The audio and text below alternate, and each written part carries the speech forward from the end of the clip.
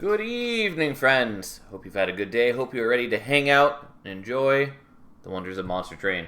We're making progress in crowns. Only 39 left to go. Getting in the last stretch. It does feel weird to say that since 39 is still a lot, but we made a lot of progress. Alright, that said, where are we starting today?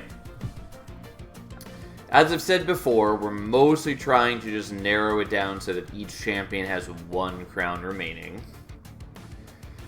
So Bolette still has one more to do then before that.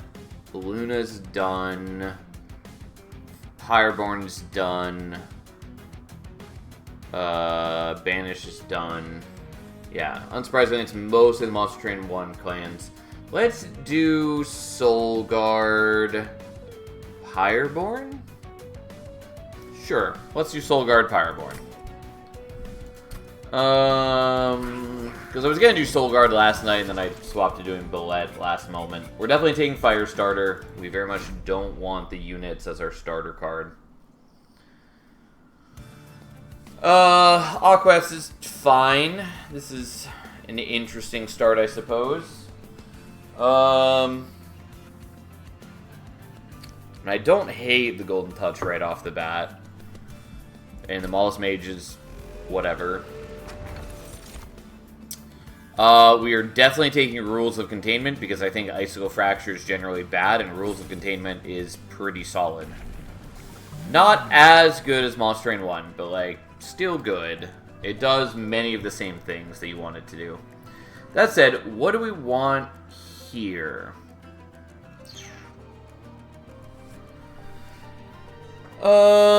Maybe Titan Channel.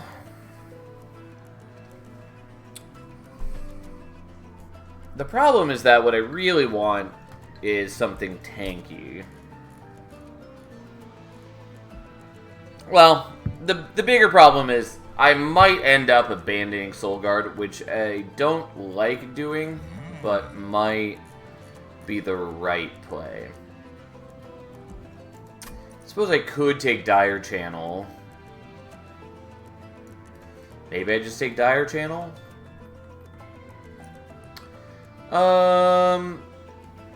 Sure, let's go Dire Channel, I guess. I still wish that Dire Channel, like, did its damage across multiple chunks so it could actually kill multiple enemies, but here we are. Okay, so, Miser's going on the bottom. We'll probably give him a Cuddle Mage later as a companion. I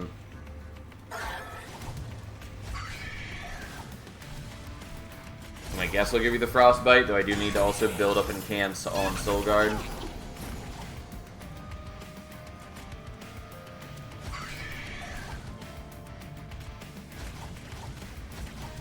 Yeah, there we go.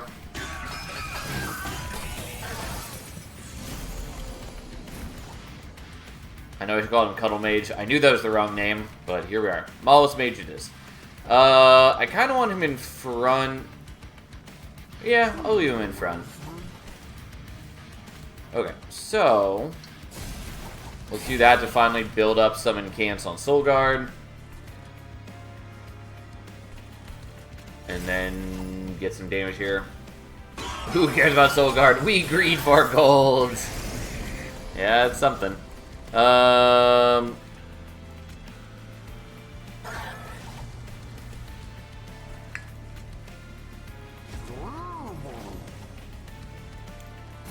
guess we're gonna do this to get a bit more damage out.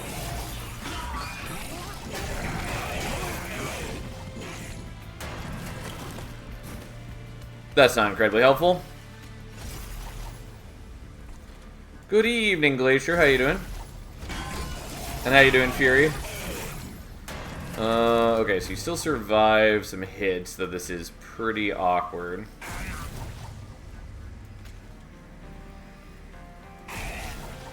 Yeah, I guess that's what we do. We are going to take some pyre damage, but, you know, it is what it is.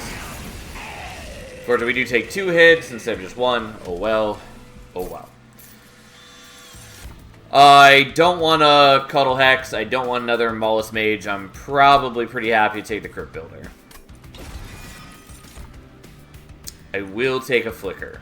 Another Golden Touch is kind of cute, but Flicker is good. I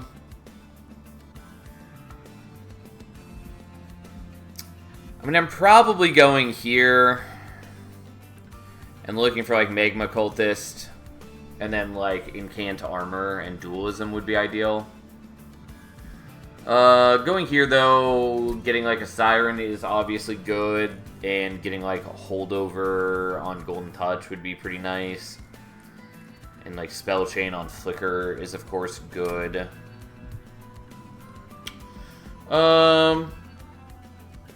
I'm gonna go here, though.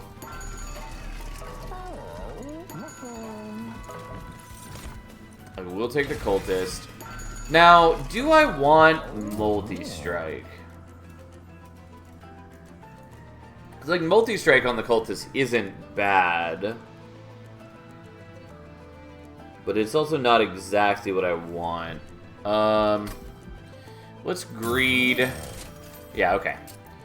Dualism, so that we have better Pyrochill application and better armor generation is that I'm pretty okay with. And then we'll just give you HP, so you're less liable to just die.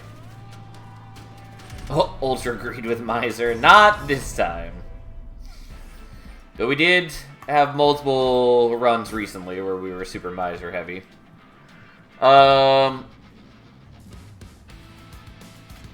I think we're just going to set up like this, and I could put Soul Guard here. Oh, I forgot that you have the Incanta Armor. We're actually going to do it like this, with a U in front.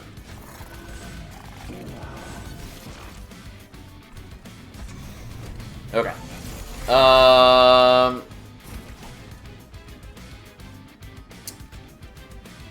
Yeah, I did kind of forget about the part where I have rules of containment.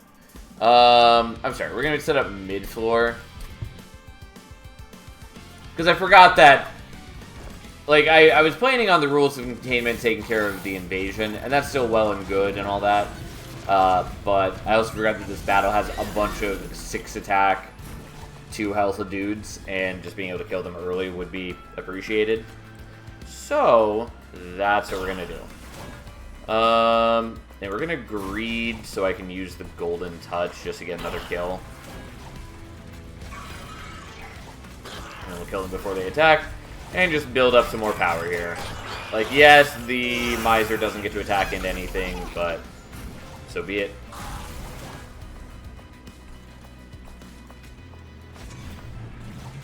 Oh, come on.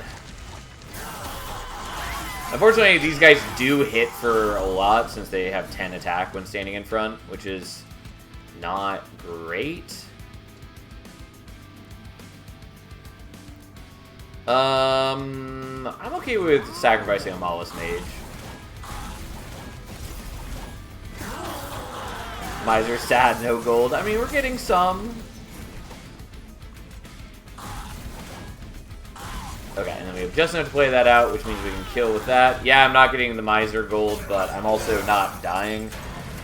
And I got up to a little higher Horde, which is what I care about. We're now even up to 5. Yeah, the responsible thing to do is play this out. Or, when it cooperates, do it differently.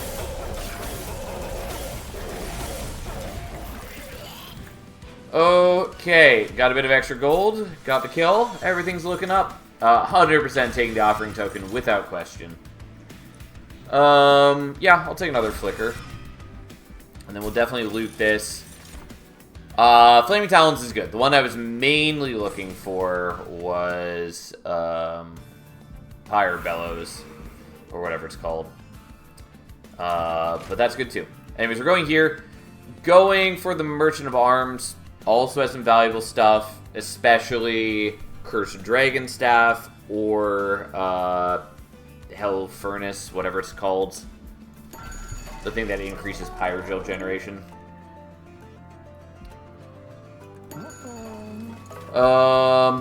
But it's all well and good. An Offering Monument is probably worth taking.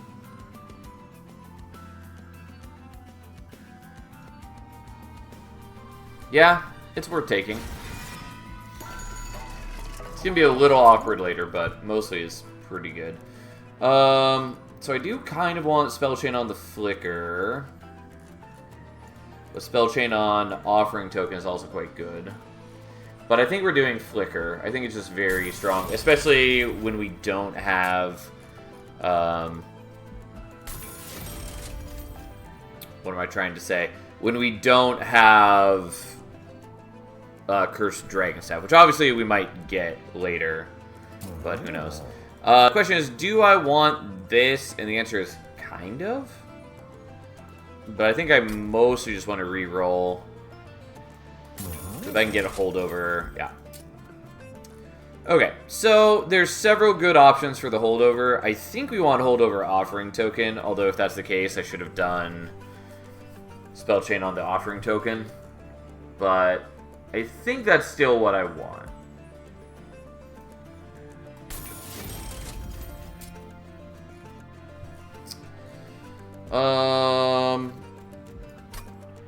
Yeah, that's good enough for now. I forget what's in the pool for this. I was considering if I wanted this for the conduit. I think the answer is no. But it is interesting. Nonetheless, we're not going to take it. No, like, it's okay. And I honestly probably should be taking Pyrocask more often. Especially when I have the Offering Monument, so I can draw through my deck very quickly.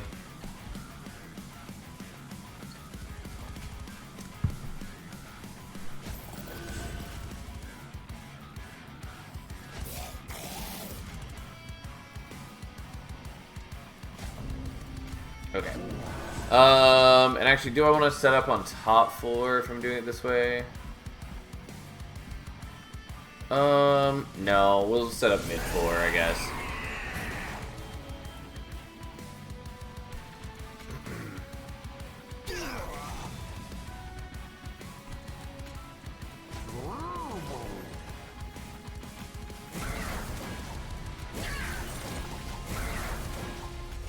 Yes, congrats, although unfortunately I then can't play these. I could use the Aquath, though. Do I want to use Aquaths?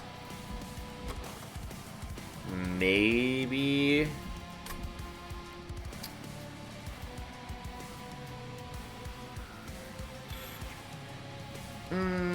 Alright, let's do it.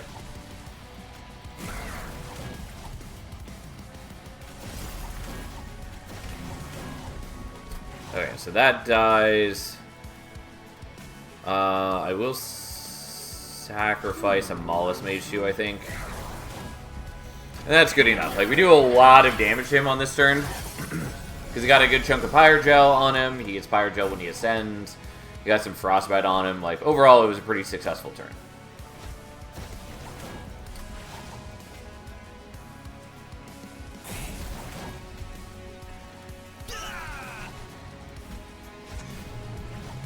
And we haven't powered up Archeon at all yet, which is nice.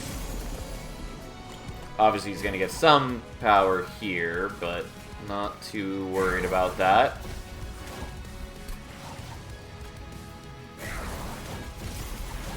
Okay. I do need to get rid of some of the foregone powers, but overall, we're in pretty solid shape already.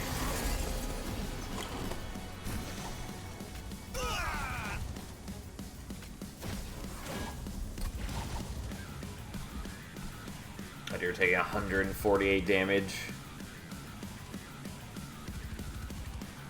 Like, I could do the fire starters on them, which wouldn't be terrible.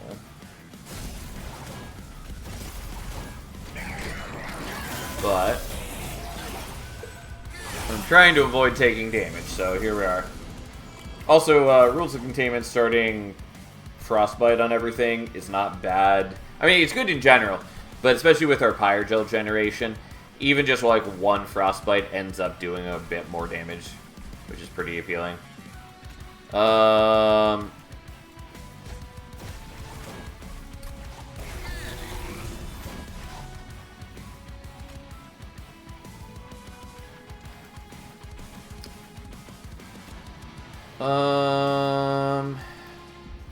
So you currently have 12 Pyrogel, so that would bring you down to that, bring you to 14 Pyrogel. And so you'd be hitting for 22, and you'd be hitting for 19.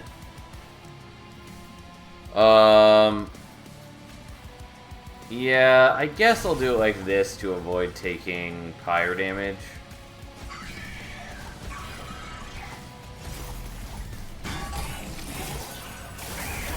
Because I wasn't going to kill Archeon this turn, even though it's close. So, I may as well just not take that damage. It also technically gives me more chances to hit the Golden Touch.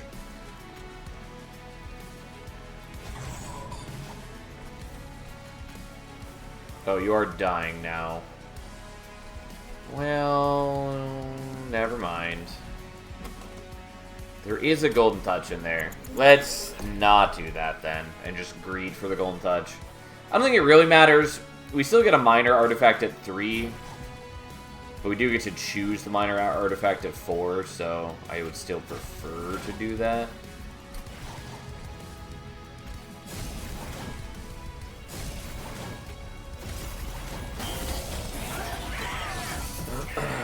And we should be guaranteed to draw it, because even if we didn't draw it, we would just get it with the offering token.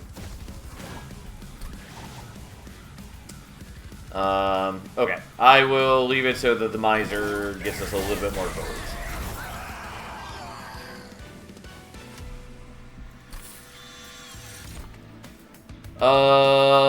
Don't think we need Soldier of Fortune, though I do like it. Devilish Details, I'm not going to take. Pyroclasm is a maybe. I'm not really generating magic power, which does nullify some of its purpose. But an explosive card with high base damage is just good. I'll take it. It's going to maybe be a struggle to make it usable, but we'll see what we can do.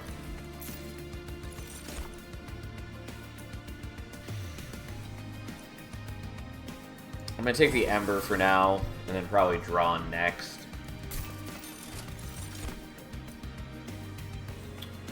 I'll do the Sharpened Teeth. It makes me a little less vulnerable to sap, though mostly we're just going to have to accept that and eat it.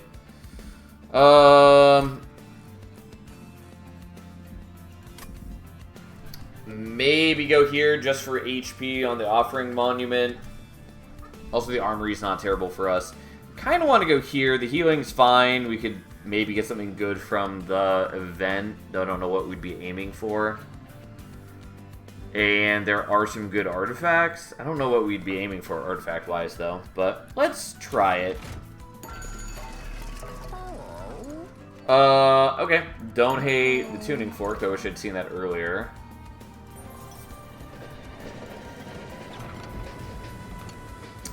I'm pretty sure we're taking Awokens.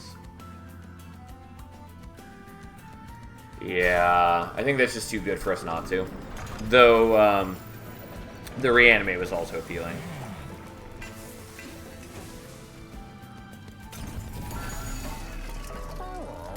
Okay, we're gonna take that.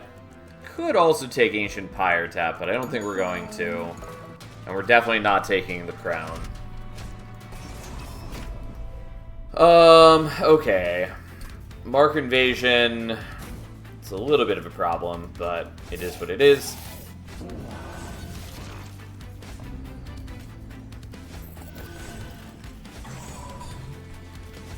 Because unfortunately, these ones have too high of HP to die.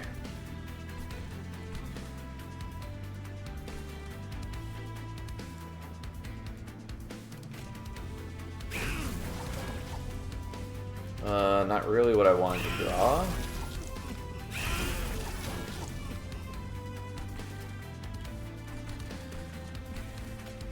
I actually wish I'd put you in front. Maybe that's worth redoing to do that.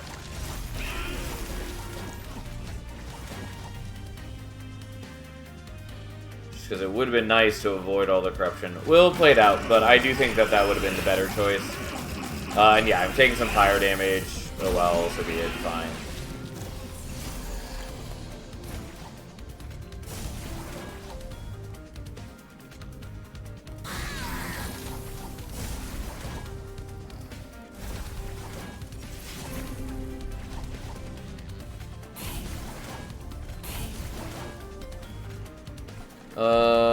Can't play that out anywhere. Alright, let's do this so I can greed for a horde. I'm definitely hoping that we would have gotten, like, the... Oh, I forgot that I had capacity here to play at the Mollusk Mage, otherwise I would have done that. Whoops. I was definitely hoping that we would get, like, oh, I don't know, double incant. Would have been nice. Yeah, that's a lot of corruption, which is unfortunate. And this boss is not the best matchup for me. I do think maybe we need to be avoiding some of the corruption buildup, because it is actually pretty bad for us.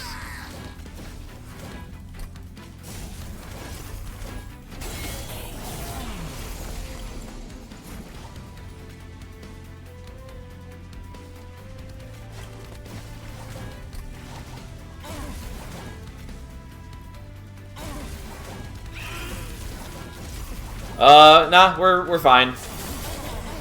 Like, yeah, we die on this floor, but even just with the frostbite alone, we're good enough.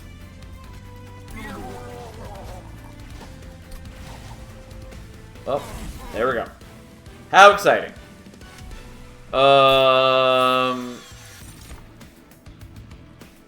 Ooh. Do I want a Guardian Stone? Kinda want a Guardian Stone. Yeah, I'm sort of okay with that, I guess. It's a bit awkward for me, but so be it. Payoff is cute. I don't think it's necessary. Mind Cage does nothing for me. Soul Smelter is appealing, but I think we're going to skip on it.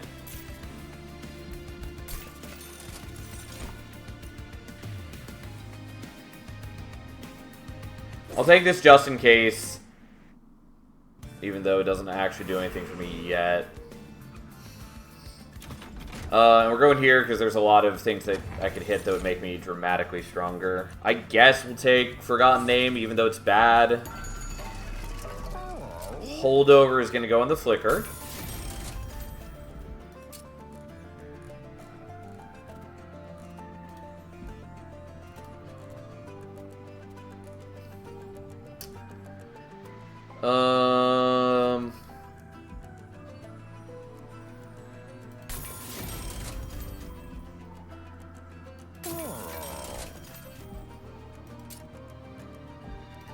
Okay, I could do the Remove Consume on the Rail Spike, and I probably should, but we're going to do it on this.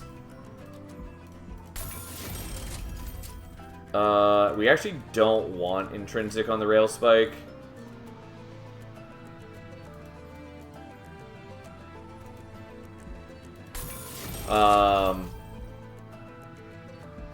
Just because with the Offering Monument, I already... like, am drawing through so much of my deck that having the Rail Spike on turn 1 is not actually doing me all that much use. I really want a second Magma Cultist, but we'll see what we can do. Overall, we're in pretty good shape right now. There are definitely a lot of things that can make me stronger than I am. Unfortunately, we are getting sapped to death here. Luckily, that has no bearing on Dire Channel. So capacity upgrade next. Maybe. I was thinking I'd probably just drop the Miser for a second Magma Cultist. And I'm probably just going to go draw next. But I need to study the map. Miser sad. I mean, true, but hey.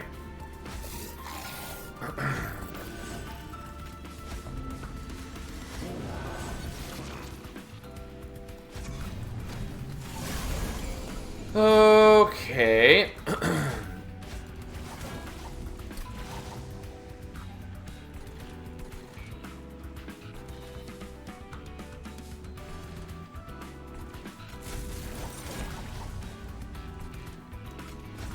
Sorry, Maul's Mage.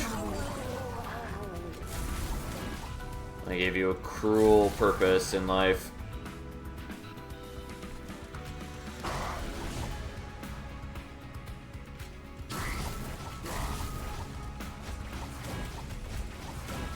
Well, fuck you too.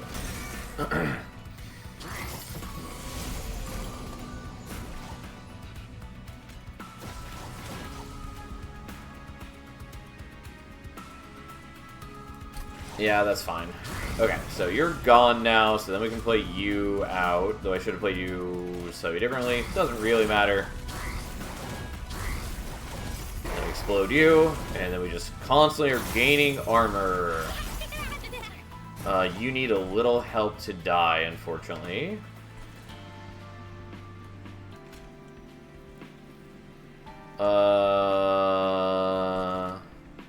I forgot that I got magic power off Forgotten Name. I wasn't expecting this to do 3 damage. But it does. Probably should have done that elsewhere, but that's okay.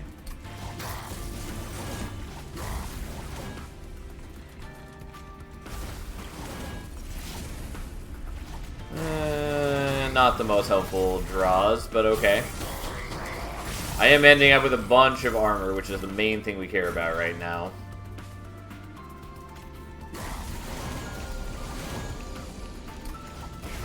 I did already forget that I was being sapped, which could have done slightly differently, but not a big deal. Anyways, we're just doing these here to build up armor. Like, I get hurt. I can kill those guys, but I mostly don't care.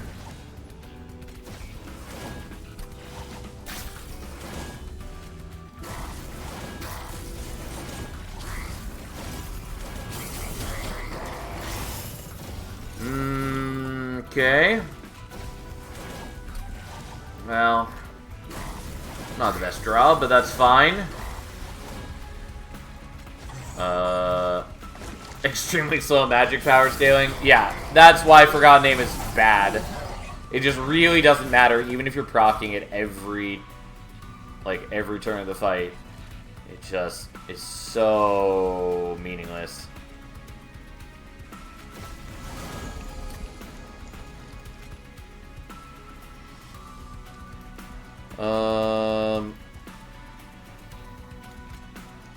That's almost enough to get the kill on you.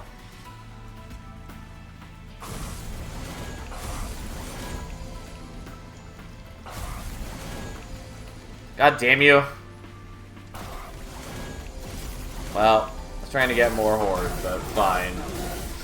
Anyways, even though my dudes aren't able to attack, Soul Guard just sits in the back and shoots him dead. Since he does a fair bit of damage, and then there's also a little bit of Pyre Gel as well. The Titan's Tooth is cute. The Guardian's Amulet is probably what I'd prefer. Even though it gives me the Calcified Ember.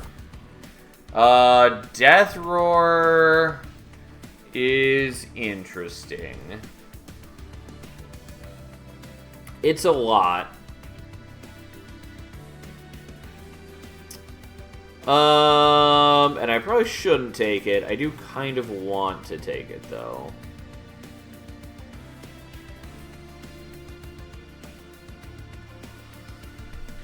Greed is nice for empty bottom 4 setup. Yeah, but I don't think I really care. Like, you're right. It's okay if I'm leaving a floor empty.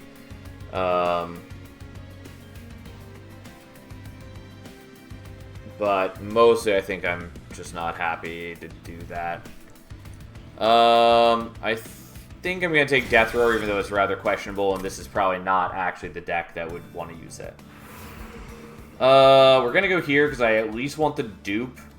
And then, I don't know. Like, there is value that could be found at either of these spots. Happily will take Spark Flint Catalyst. Sigiled Seaweed I also want. I would love to have re-rolled, but, like, those are legit good pickups for me. And then we're going to get this.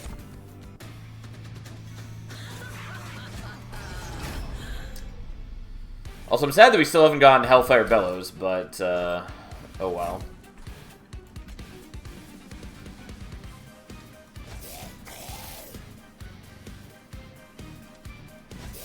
I think we still just want to be on bottom floor, maybe. Well, yeah, that's probably fine.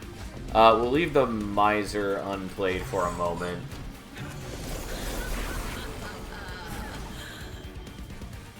Yeah, actually, you know what? Let's just set up on bottom floor. That was the original plan, and then I talked myself out of it. But I think I still do want bottom floor. I think it does just result in a better, more equitable future. Okay, so. Technically we should do this first, and I guess do the Crypt Builder.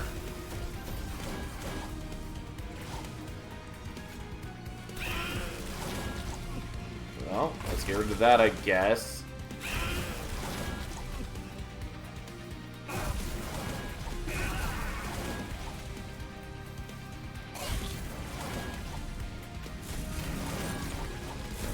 Okay, so that's gone, and now I have capacity for the Miser.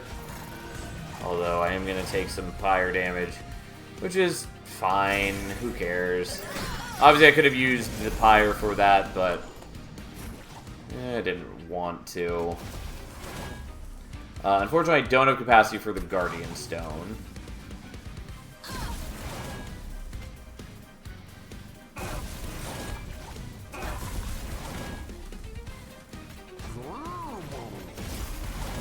But overall, we're still okay.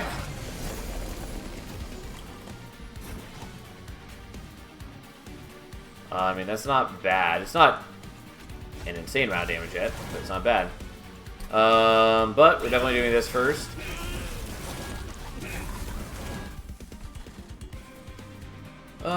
Sure. Oh, I actually should have done that next turn. Well, I've already done it. That's fine. Just it would have been nice to use it on this turn.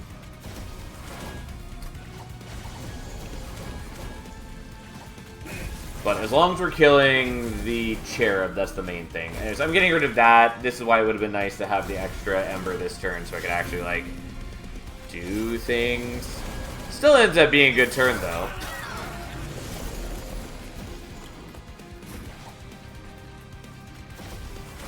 Nope. Get rid of that.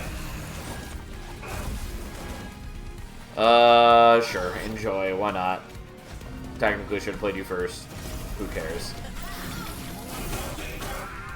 Okay. I mean, overall, our deck is strong if we can ever get, like,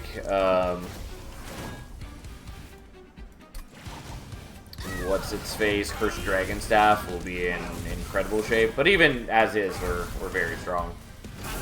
Funky setup, but I dig it. This is like my favorite thing to do with Pyreborn is run Magma Cultist heavy decks. It's just very fun and satisfying. Although it does have its pitfalls. And I really would benefit from removing a lot of cards from my deck.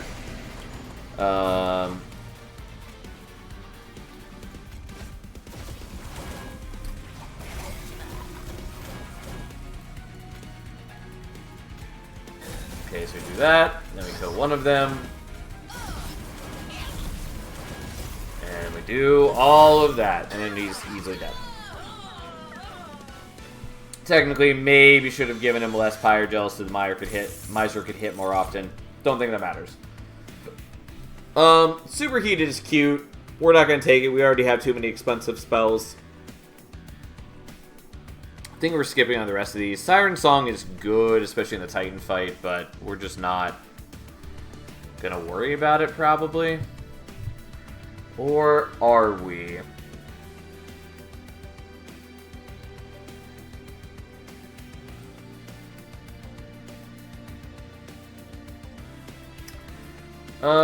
I think we're not going to.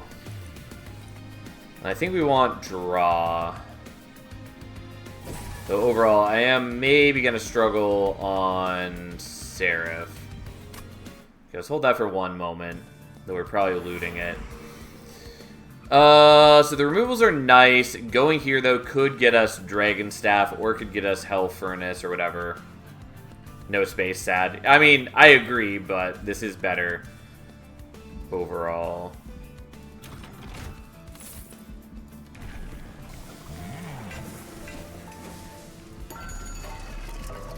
I'm not taking the Inferno Room. Spell Sanctum is interesting, but not really important. I will take the Cursed Dragon Staff.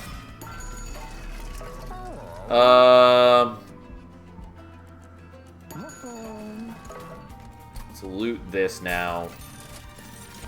Yeah, Hellfire Bellows is what we want. Absolutely. Ooh. I will take that. Is there anything that I'd actually want to merge the Cursed Dragon Staff with? I think the answer is no. Except maybe Bloodthirsty Blade. Steward's Room. Yeah, I mean, Steward's Room or Hell Furnace are the two things I was looking for. So we take Hell Furnace. And I guess I make that deployable.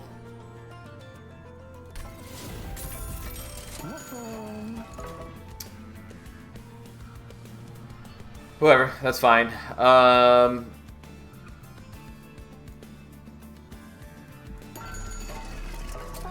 Let's remove a couple more things.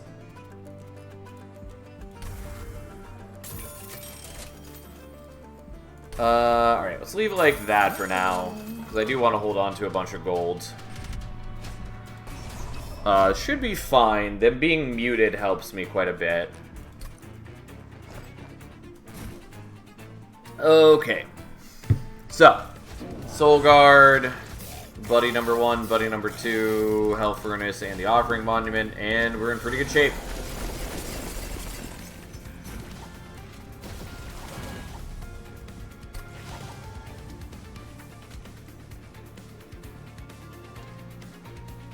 Let's do that one first.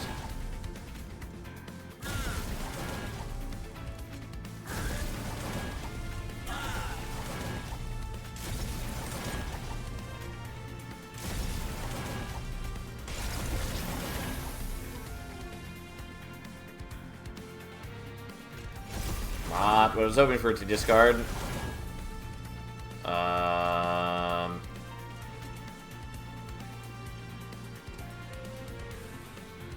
Yeah, I'll sacrifice the Guardian Stone. Like, it's nice, but it's fine to lose it. And at the moment, I'd rather have the Miser, though I think it's not going to matter since the Cursed Dragon Staff is going to start killing everything.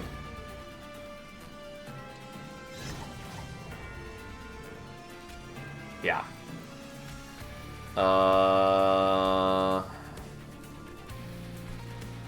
Yeah, let's play out the Maulus Mage so I don't have to draw it later. And we play that one first because it does require a target. And I still want to get as many incants as I can. Here we go.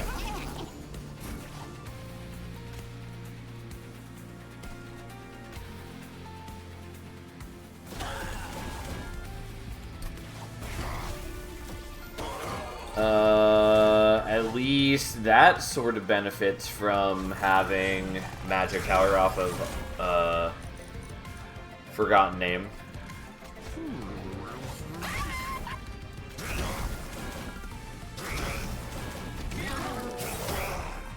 Well, I killed him before the Miser actually got to hit him, which was kind of the wrong choice, but that's okay.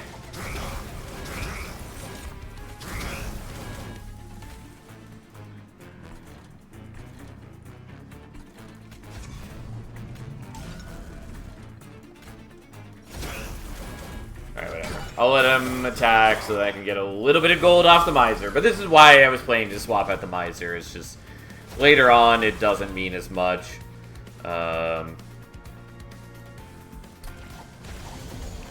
Especially in hitting the Cursed Dragon Staff, it just basically doesn't get to do anything.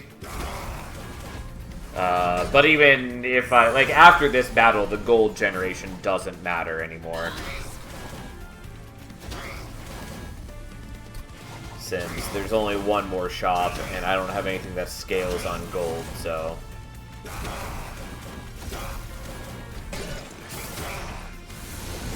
Alright, rack should be simple. Yeah, even as is, he's already going down. But I can kill you for one more horde, which is cute.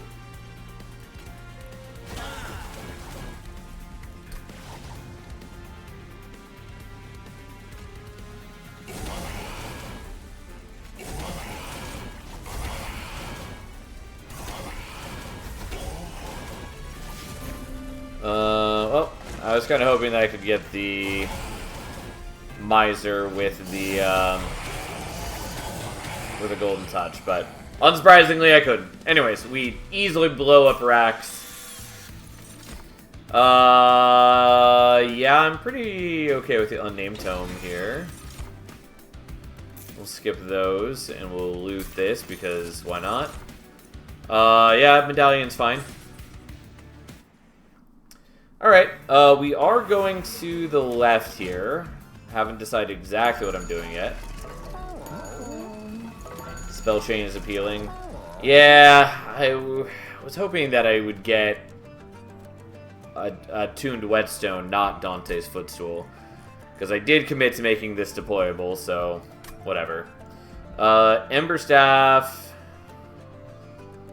is sort of dubious value, but I'll take it.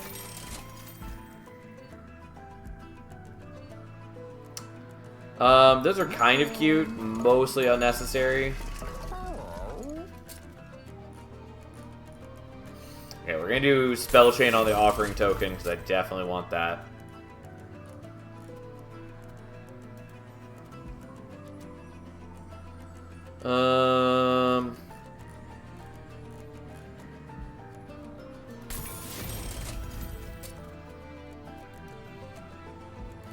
Sure, I guess. Intrinsic and Holdover. Maybe you want to do a Holdover Guardian's Amulet?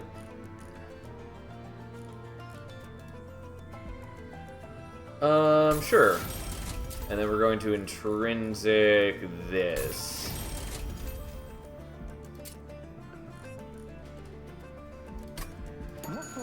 Okay.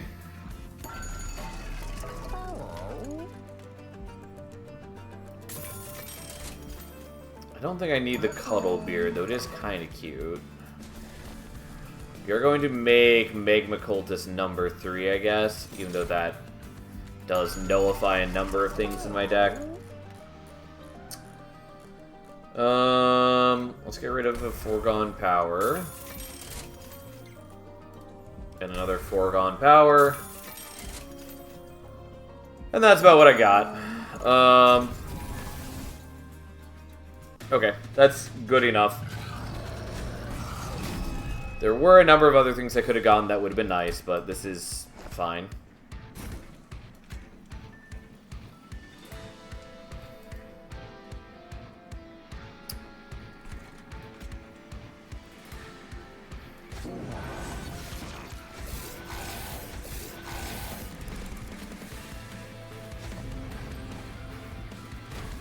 Alright, so he is spawning here, which is a little scary.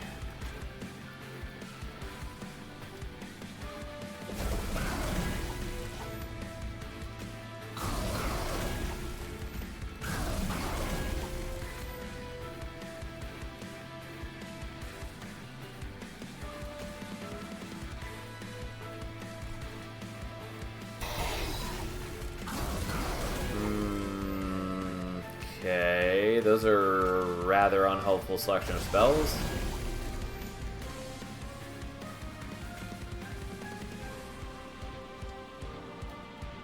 Because, like, you need way more armor to survive a hit from him.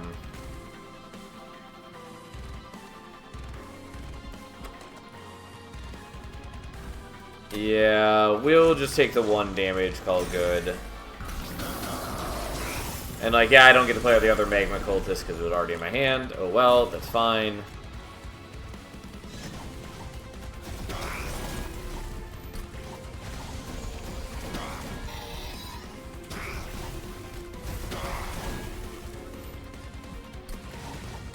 I guess we'll play you out for the time being.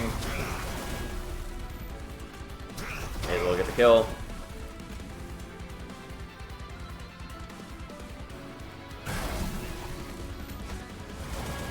And then just build up a little bit of armor, and we'll have a little bit of protection from savagery. And that's gonna be good enough. And we just absolutely nuke all the enemies, as we do. Takes so long for it to resolve all my effects.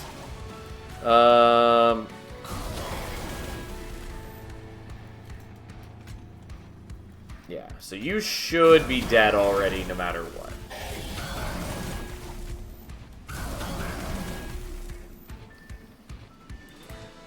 So I could make that into draw 8.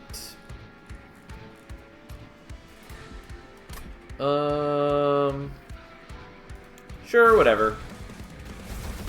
I'm liable to draw a bunch of things I can't play, unsurprisingly, but that's fine too, I suppose. Yep. Then I have the kill, and sadly I can't get the horde up to... never mind, I can get it to 3 at least, thanks to the versatile Ember Staff, so that's something. And then he's dead. Turns out Fire Gel is real good, especially when you have multiple Magma Cultists and you have Hellfire Bellows and Hell Furnace. Unfortunately, that does nothing for me. Literal nothing. I almost got out of that without taking any damage, but unfortunately did take the 1 damage from the shard.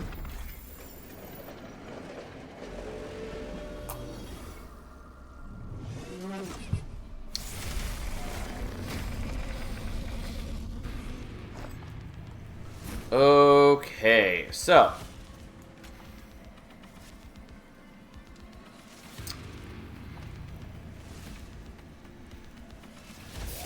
yeah, let's try it like this.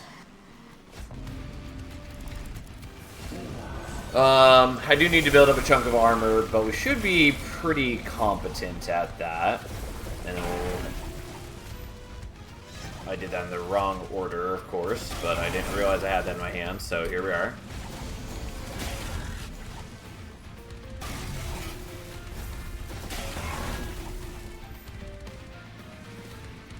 I may be okay just playing out the Curse of Entropy and doing the Crypt Builder instead. Yeah, you know what? Let's do it that way.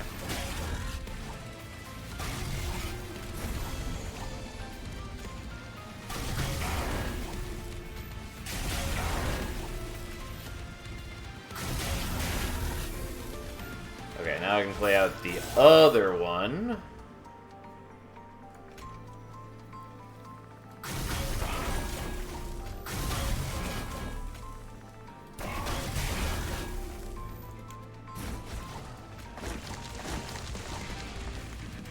Alright, now let's just get rid of some garbage from my hand. Even though it's maybe not the most exciting use of my ability, that's fine. Well, we've already, you know, basically murdered things.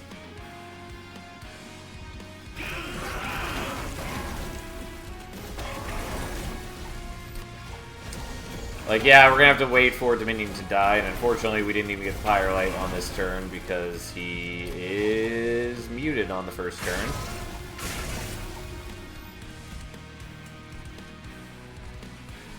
I'm still gonna do this here so I can build up armor. I just want to get Pyre Gel onto Dominion.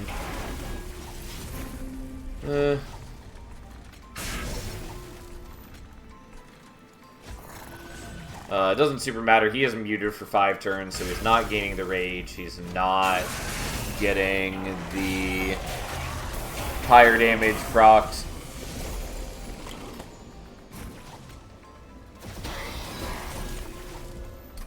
Oh, and I could be sapping him with the Guardian's Ammo, but I was trying to sap down here.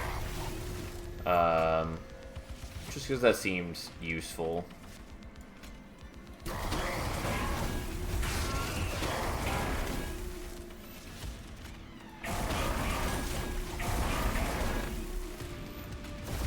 Okay, I'm gonna do it this way just so I can get more ember.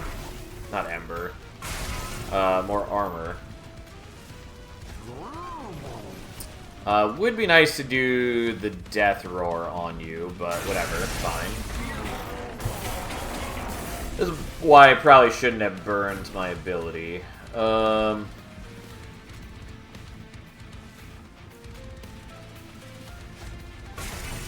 should have done this in a slightly different order where I gave you the Pyrogel first. Because I am doing damage here with the Token of a Traitor, so having the Pyrogel on first would have been a little bit of extra damage. Not a lot, but a little bit.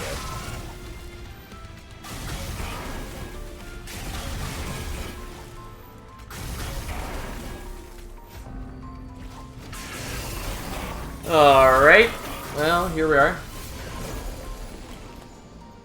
Probably could have taken no damage in this fight, but I didn't. Once again, I should have done that in a different order, but that's okay.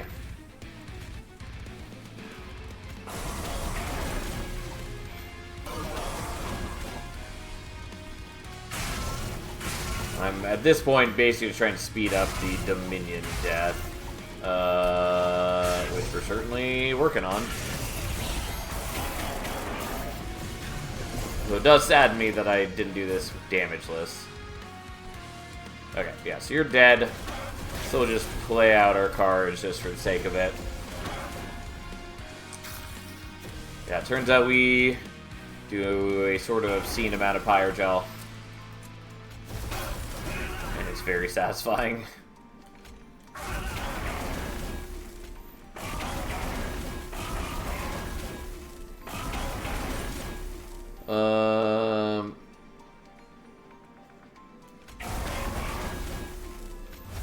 Ta-da!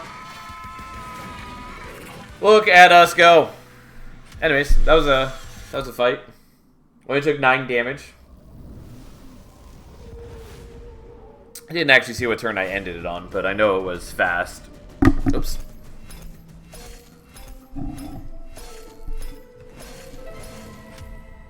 It's a bit of a shame that I basically never used the Death Roar. I thought that was likely going to happen, but I still wanted to use it. It's a very powerful spell when you do build into it.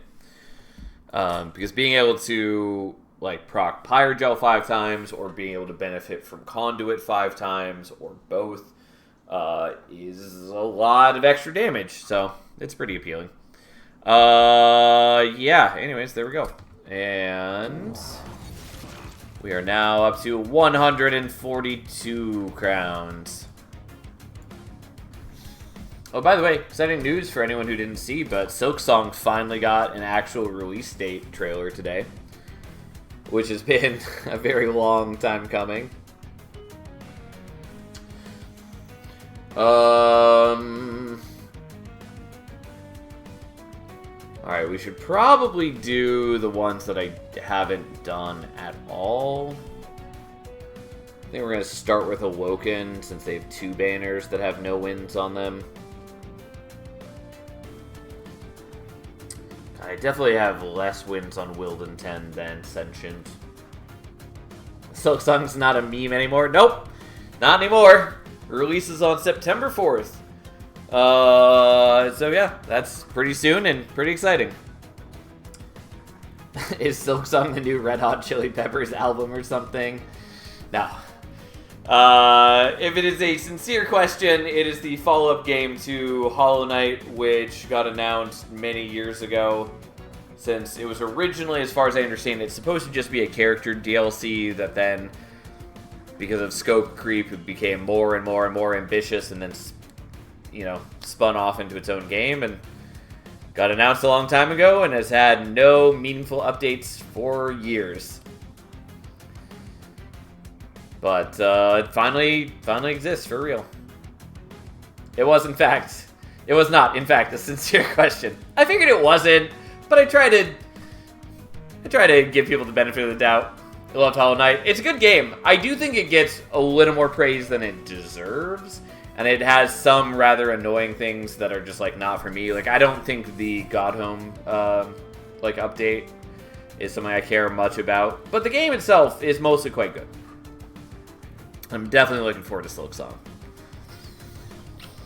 I also still kind of want to do Steel Soul mode on Hollow Knight. I've tried it a couple times, but I haven't ever beaten it. But I haven't taken it like too seriously.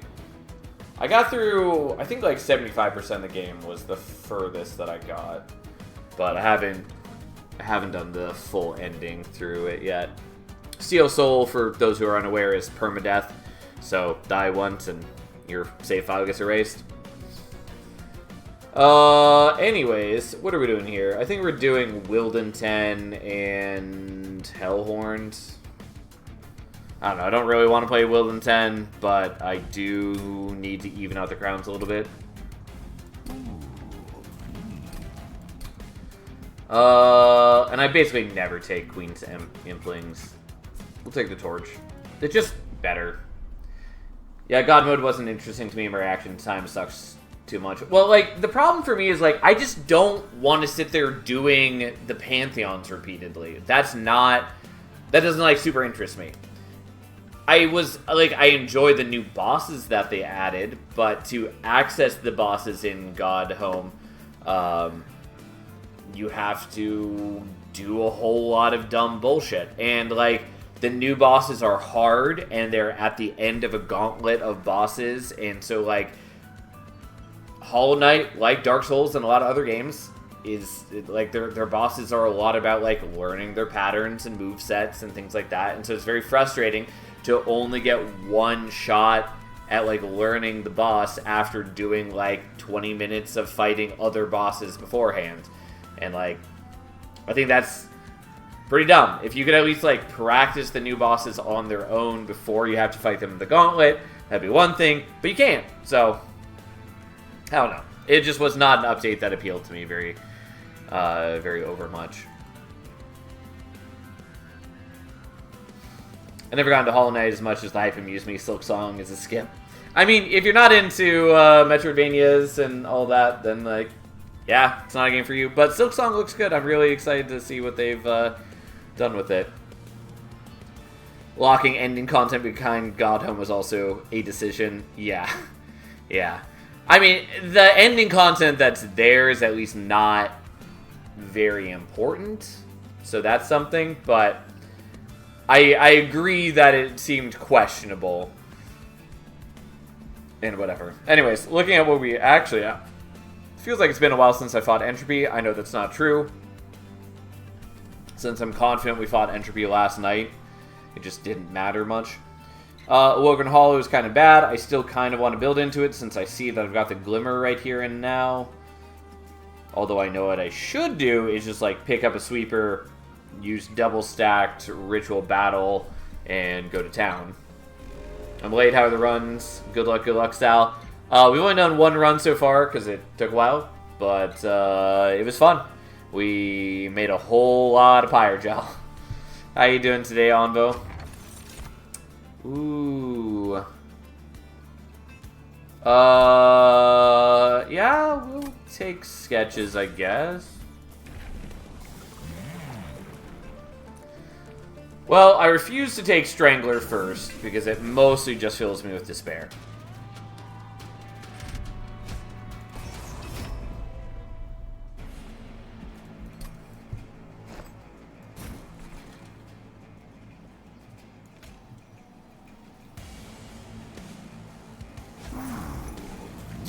Okay, well, hopefully this lines up the way that I want it to. Yeah, we got the Hollow on Wilden 10 floor.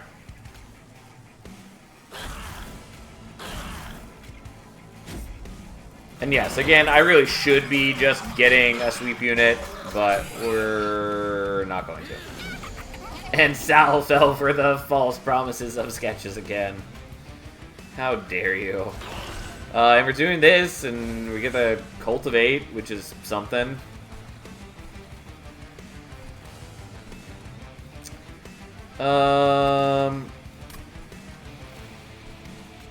Okay, we're gonna kill you, even though I kind of want the extra draw so I could maybe get into the Glimmers again faster.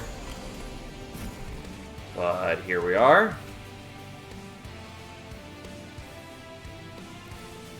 God, you're 1 damage away from killing him.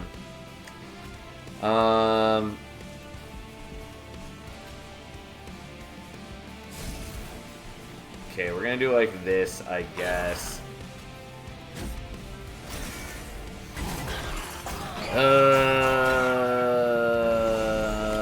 Okay.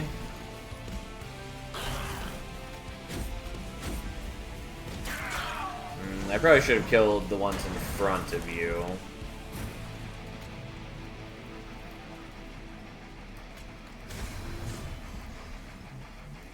Yeah, and then we're guaranteed to draw the other Glimmer right here, which lets me kill these guys, which is good. It also doesn't matter, we have to kill already. But now I feel better about it overall. And there we go. How exciting. Okay.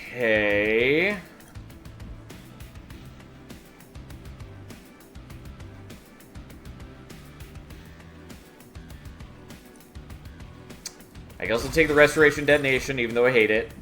We are going to skip those. And I really do want Smidgestone. But I also really want this.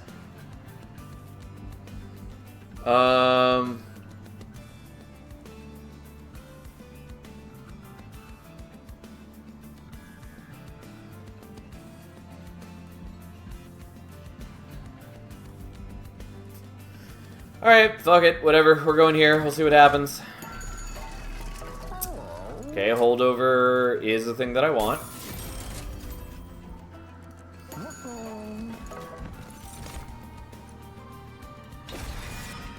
And yes, I should have taken the Animus, and I didn't because I got carried away.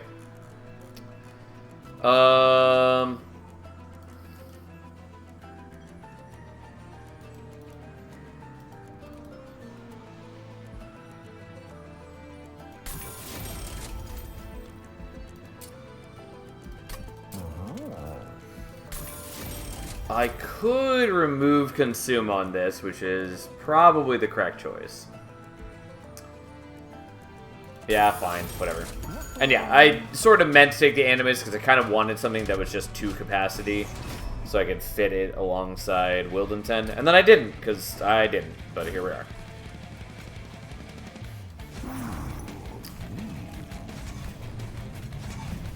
Okay. Oh, god damn it. Yeah, that's about what I expected. I'm not happy with it, but I am not surprised.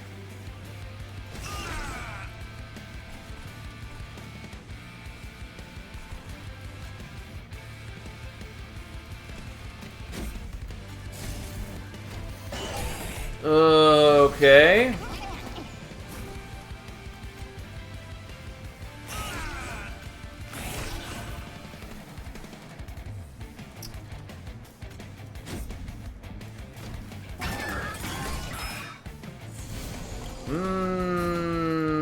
Well, we're not playing out the Calcified Ember, so here we are. I probably should have played out one of the shards. We have plenty of HP because we have Proto Heart Cage, the lame, boring pyre that it is. So it's not like a huge deal. Almost.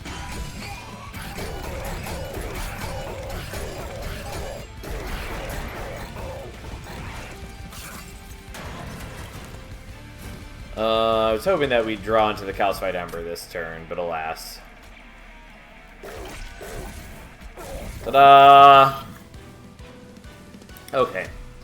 What do you got for me? I was hoping for another glimmer, but fine.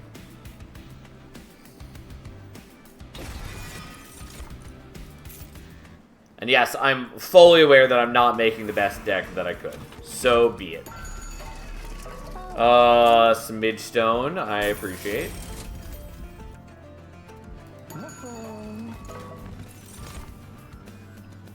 I could have transitioned to an Alpha Fiend-shaped life, but I didn't, and we all know it's not going to work very well.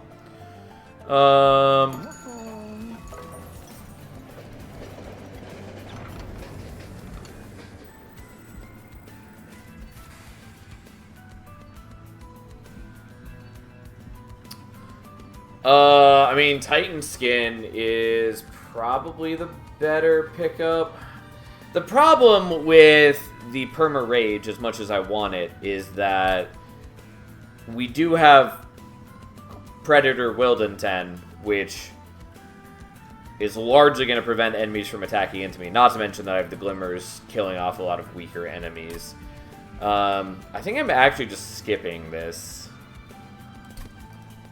which is not truly what I want, and I maybe could and should have just taken the Titan Skin, but I didn't.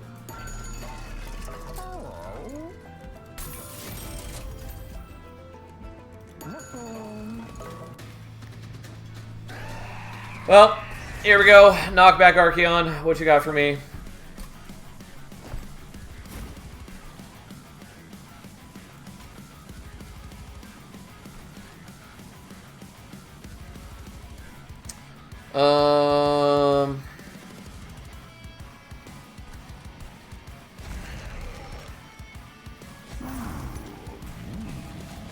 Alright, we'll hope that Sketches cooperates. Nope.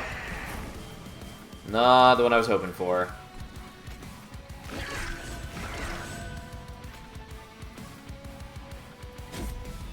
Well, so be it.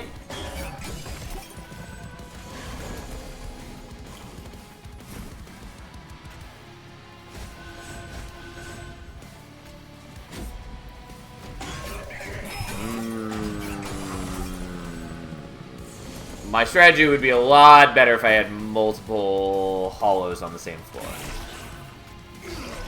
Just saying.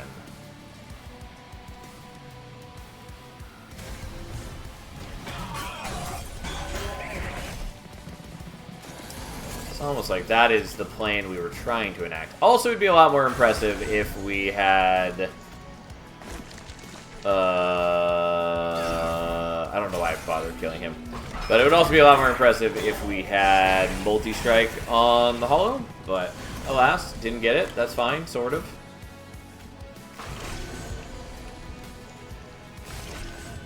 Yeah, maybe should have done that differently, but I was trying to avoid having him die. And I suspect that doesn't matter a ton. Well, whatever. I'll take the fire damage. It's fine.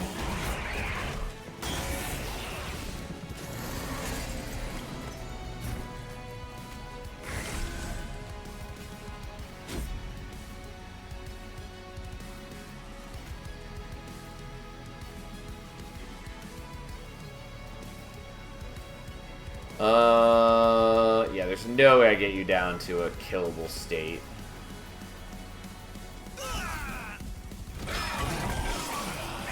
So our dude does take the damage, which is a bit unfortunate, but not that big a deal.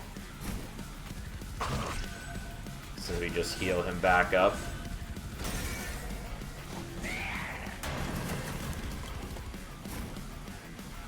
Ooh, that's bad.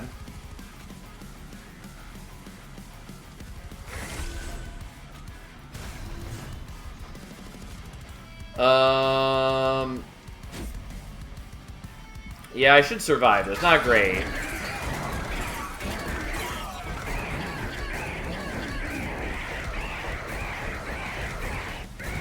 Alright, I mean, it's fine. We take 26 damage. It's not ideal, but it is survivable.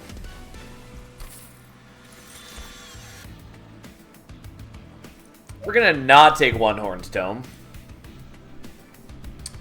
We're gonna not take the others. And we're not gonna take those. And we are going to take probably Ember. Probably Ember. Draw is also sort of a maybe. We'll take the Ember, I guess, for now. Okay, we're going here. The healing is not unwelcome, and hopefully we hit, like, sketches. Not sketches. Spell chain.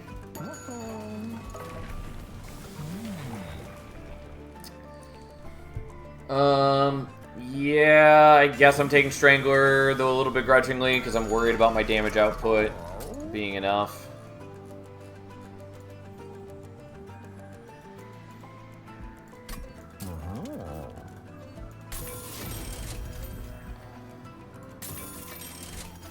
Okay, yeah, the double stack was appealing, but fine.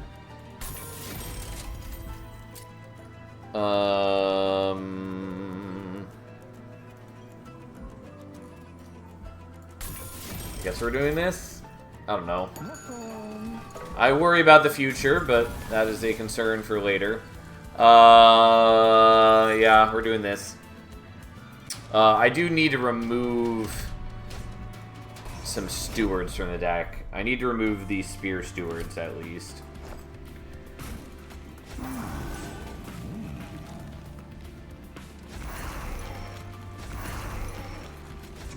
Now, hopefully we get Hollow number 3 on bottom floor, which we did. And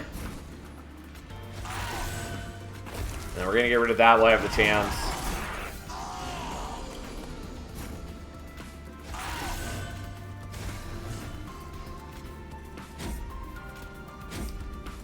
But again, like, my damage output is real shit here.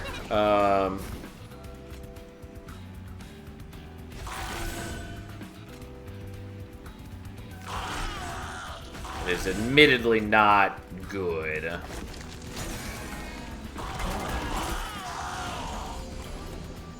Also, my defense is not great either.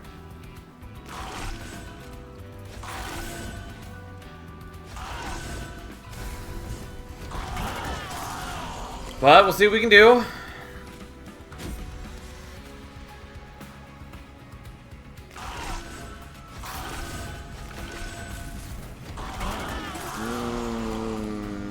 Okay.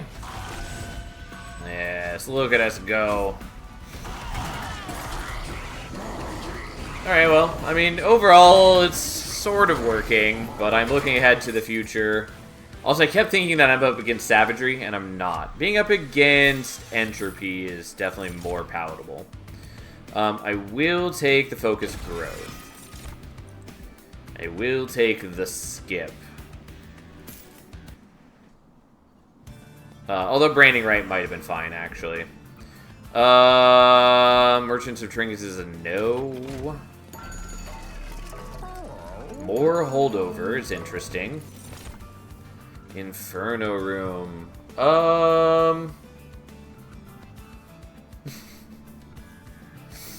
I could maybe technically take the Inferno Room and damage my... like, put it on the same floor as my own units and damage myself 50 a turn. As long as I can heal back enough. I don't think we're going to do that, but it's interesting. Enchanted Chamber is a maybe. I skip it often, but with the Glimmers, like, it would turn them into doing, you know, a lot more. And be a lot better of a healing source as well. I will try it. I don't know that that's really what we want, but fine.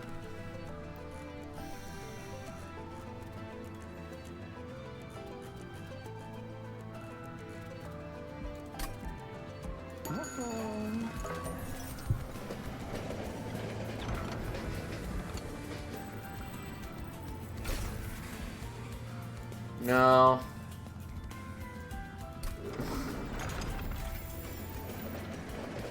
Quick Sweep Pyre of Savagery isn't jank.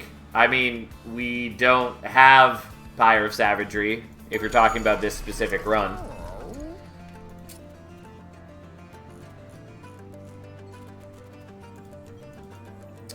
Do I want Holdover Focus Growth? probably...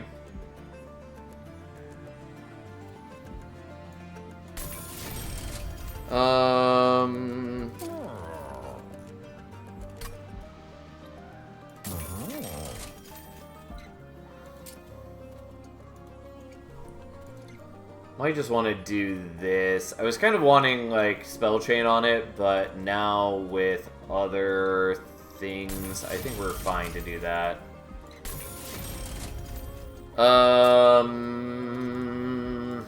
Whatever. I don't know. Who cares? I really want more Merchants of Steel, and I know I maybe shouldn't have spent all my gold here. Oh well. So be it. Also, I should have gotten rid of the... I should have gotten rid of the Spear Stewards, and I once again forgot. Well, unfortunately, so be it.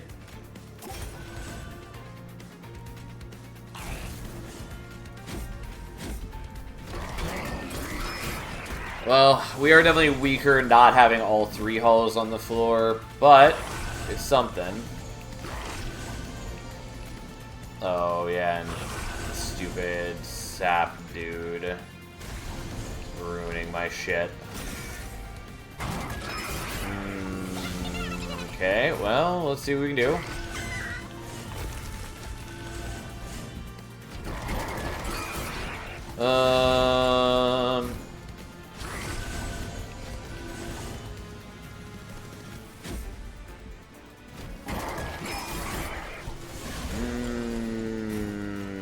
God, stupid sap dudes. I think I'm just gonna die to this boss.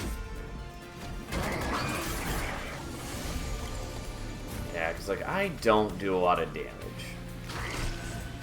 Like, you may notice that I'm barely even kicking him into the reanimate.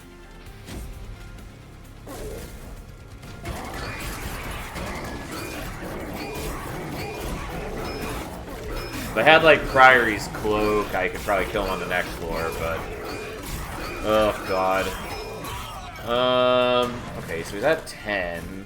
Might be doable, but probably not.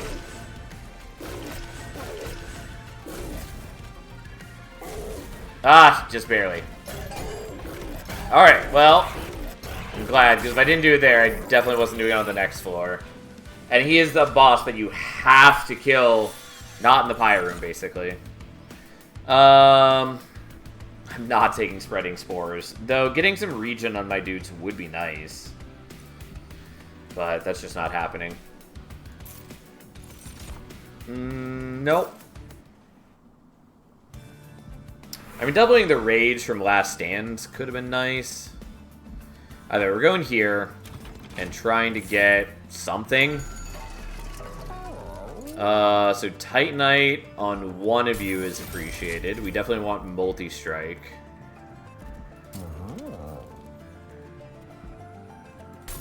I guess we'll take that. Okay. That does make us a lot stronger, kind of. It's not perfect by any means, but it does make us stronger.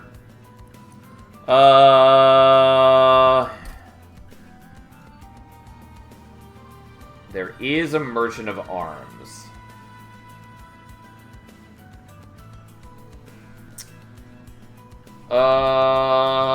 Okay. I will take Steward's Quarters, though it's a little questionable. And we are going to commit to getting rid of these now, finally. Oops, come on.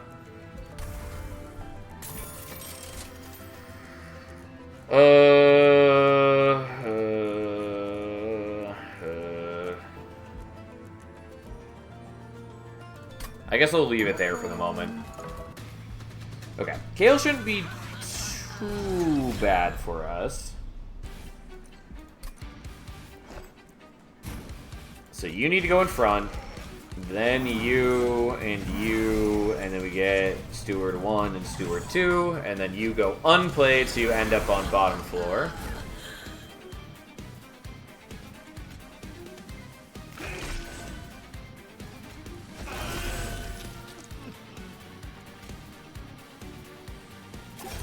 then we don't heal you because we want you to be the one that gets the buffs. You do end up with a little bit of corruption, but the, not spell chain, the Titanite does help mitigate that.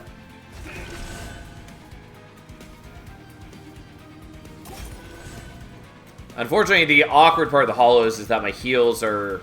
They only heal something, like one individual target, so it's going to be split across my team, which is not as helpful as one might desire. Like, if the hollows were reworked so that they, like, buff themselves and another target, I'd be way happier, but alas, that's not what they do.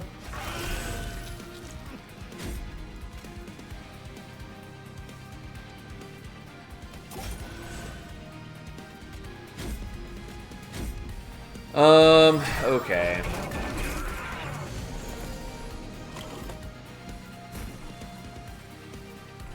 Yeah, so Steward's Quarters doesn't help now. And I might end up getting rid of it later. We'll see what I do with it. Okay, just for good measure, we'll give you a bunch of rage.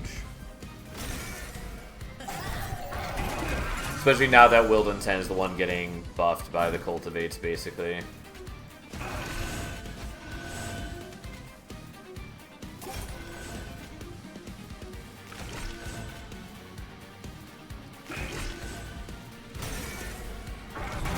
Okay.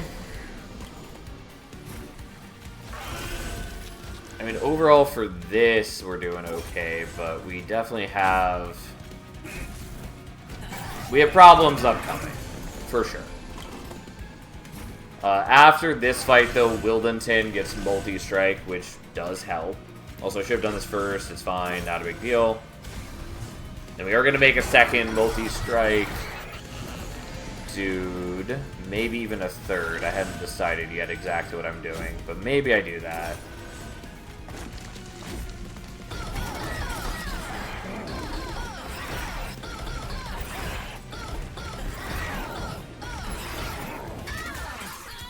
Okay, so before we make decisions, we got to look at the map. I will take an Unleash the Wildwood, that's fine. Though the Dark Deal also would have been pretty good, and maybe should have taken that instead. So I can potentially do 2 more dupes, though I wouldn't visit the Merchant of Arms if I did that, which is actually probably fine. Yeah, I probably just want to pivot to doing that, actually. Maybe.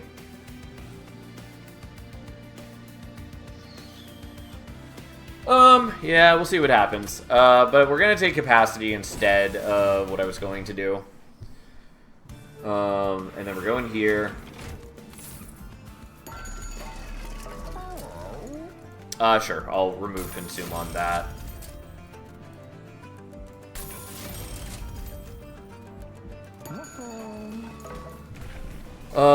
Predator 2, so we get multi-strike on him. We are going to make another hollow. I also kind of would like to make another glimmer, but it is what it is. And I have 6 deployment ember.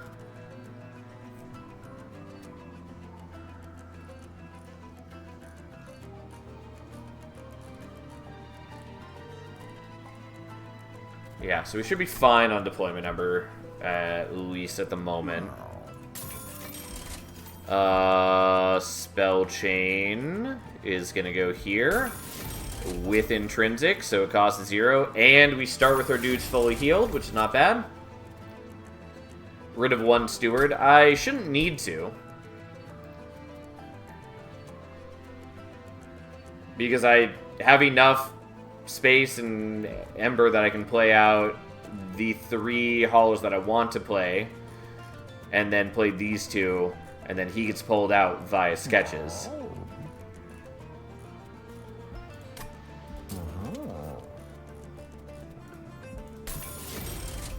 Yeah, I wanted to make sure that I wasn't miscounting, but I was like, I looked over this multiple times already. It should be fine.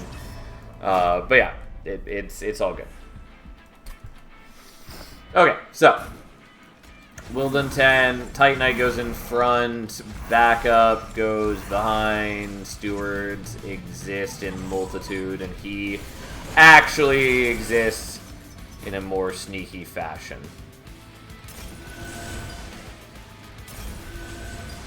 Not Heart Pact, you're mixing two names. This is Heart Cage. Heart of the Pact is the one that gives extra draw. Oh, I did this in the wrong order. Whoops. Let's do this real quick. Because unfortunately, Restoration Detonation doesn't do anything if your guys aren't actually getting healed. Unfortunately, we're not quite strong enough to kill these guys currently.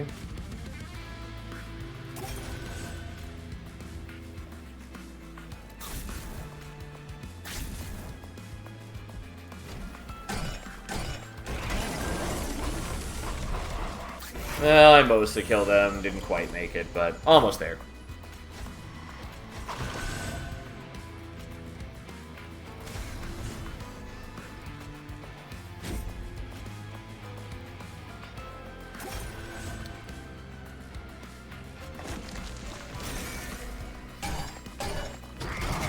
Yeah, Pyre Savagery has no metal on it. It's just a fully contained or fully exposed like heart with spears and all that, stabbing it. Anyways, we had to do that if we wanted to hit the collector. Should have done that first. Oh well, that's fine. Okay. My deck is still a bit of a mess, but we at least do somewhat better scaling, and we have, you know, decent healing. Seward's Quarters is worthless to us. I do wish that I didn't actually need to shoot him. That's fine. But we're doing a pretty good job of keeping up with all the enemies, which is more than I normally expect with this sort of shenanigans. I maybe want to start buffing one of the backliners. Just because Wildenton is dangerously up front for when the boss spawns. Which he's there because he has sweep, and so I want him to be killing enemies before my other dudes are attacking into them. I think with this sweeping from the glimmers as well, it doesn't actually matter as much, but hey.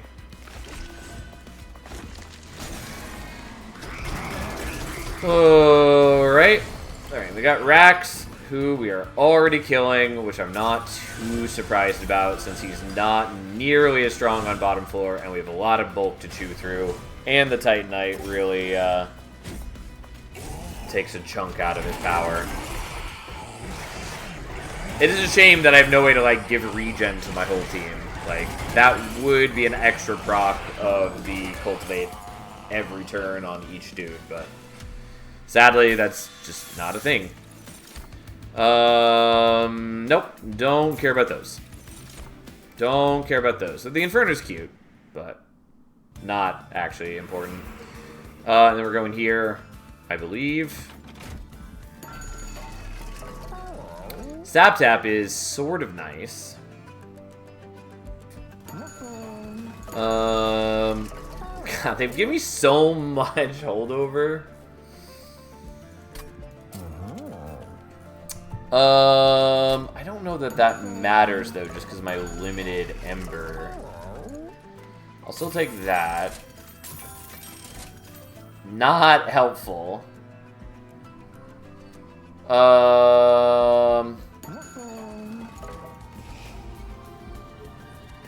And I could use Dante's Footstool to pull out Enchanted Chamber, so I think that's what we're going to do.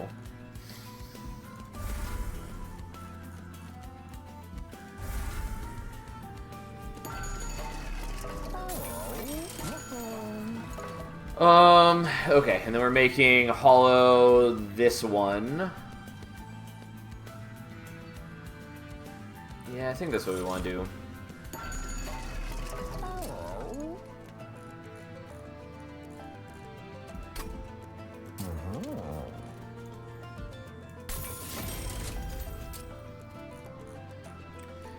I think we're just going to remove a torch. And then 0 cost that, I guess. And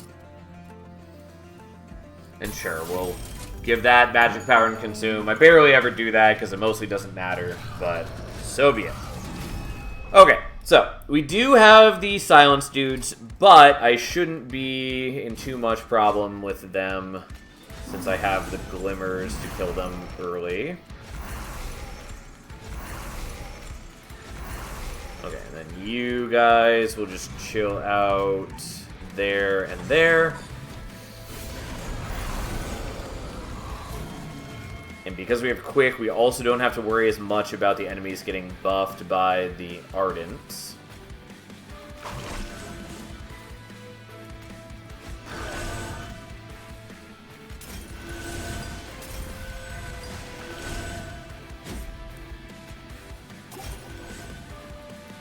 It's weird that Wilden's the one getting the buff.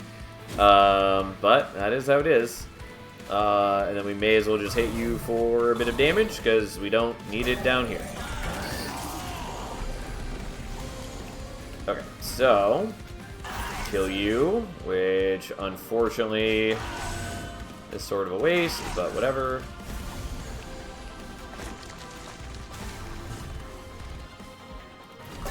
I was like kind of meant to play out the focus growth there, but I think the rage was more important since the sap is actually fucking with me.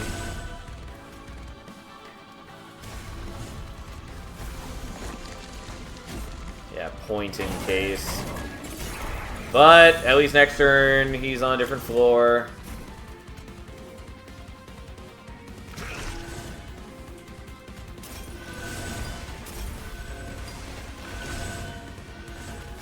I can sort of offset the problems of the sap. It is worrisome to a degree, but we're sort of outpacing it, kind of.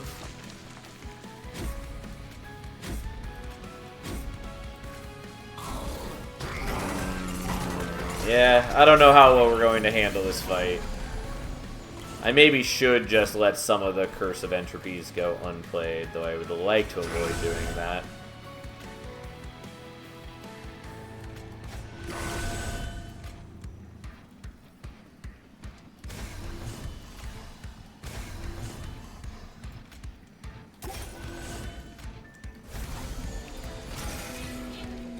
We'll see.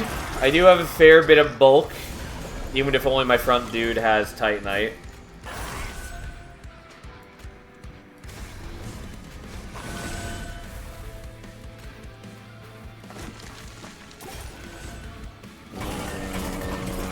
Okay, so how are we looking now that we're on Relentless? Yeah, that's about what I thought, but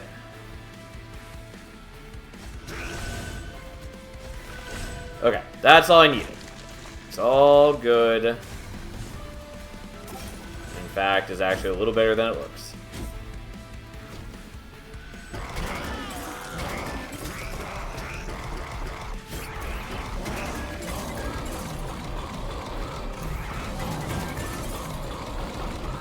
But I am somewhat susceptible to the sap.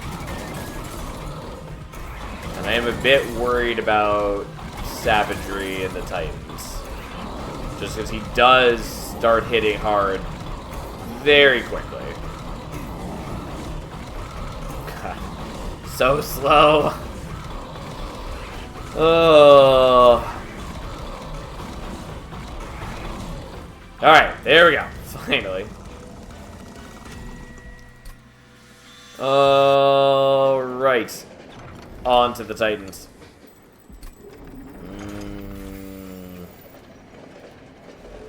Probably would have been nice to have taken the last stand that I passed on earlier, since I do get to do a decent amount of rage with the ritual battles, but I didn't know. I didn't know at the time. I think we still want to set up like this. It might be worth it to have a little bit more of a buffer before Wilden 10, but we'll see what happens. Okay, so you get that first, then we heal to full.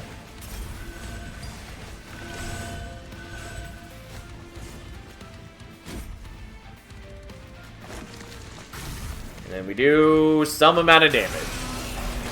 At least with Wilden 10 Sweep, we're always doing a little bit of damage to Entropy as well. These are some weird looking Awoken units. Fair enough.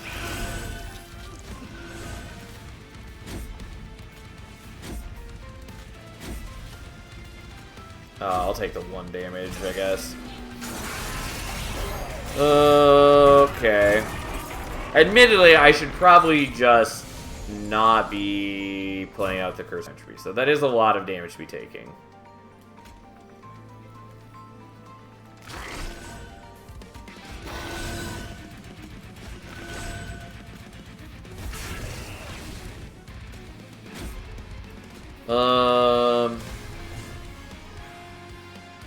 Yeah, I'll take the damage, I guess.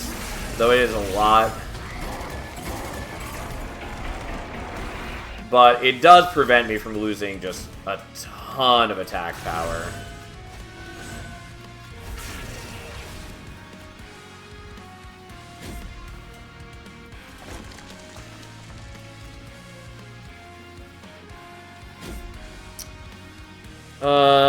Yeah, same, I'll avoid doing that.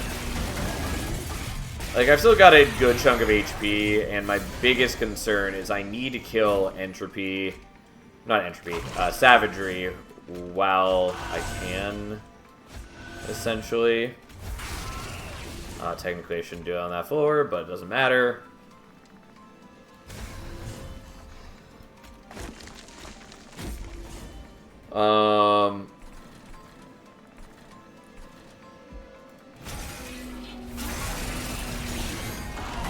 There's a lot of damage we're taking each round, though.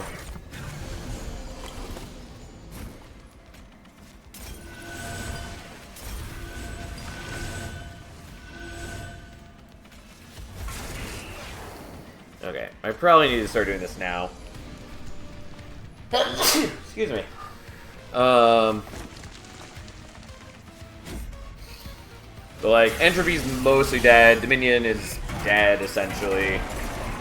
It's just Savagery that I am mostly concerned about here.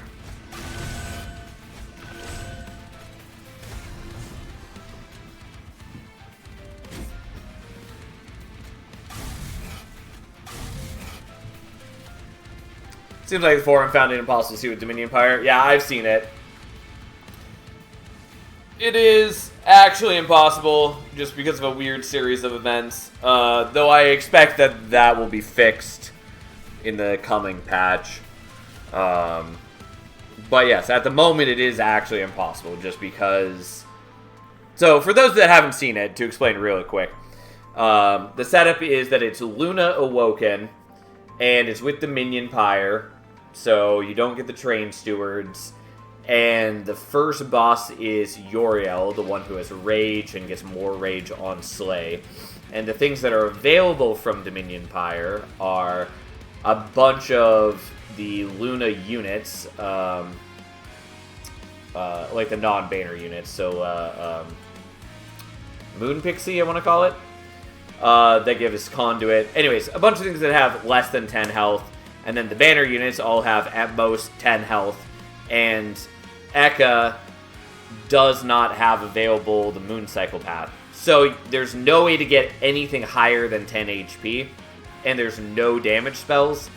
And so there's no way to get the boss to have less than 10 attack. And so it one-shots every unit that you have, which then makes sure that it one-shots the next unit. Anyways, so it's just this weird series of events where you end up with... You can stack like 30 plus regen on a unit, but it doesn't matter because none of them survives a hit. If you could just get the boss down to 9 attack, or any unit up to like 11 HP, or like 12 HP, whatever, so that it survives one single hit, it'd be fine, because you have enough regen that you could just regen tank the boss and kill them. but having exactly 10 HP means you die. So, yeah, it's a weird series of low rolls that do result in misery. But yeah, so I do believe that one is actually impossible, but I am pretty confident that that will be resolved in the coming patch. Doesn't mean anything right now, of course, but mostly just I think it's not going to be an issue soon. May as well play this because there's no reason not to. The sap does cause problems.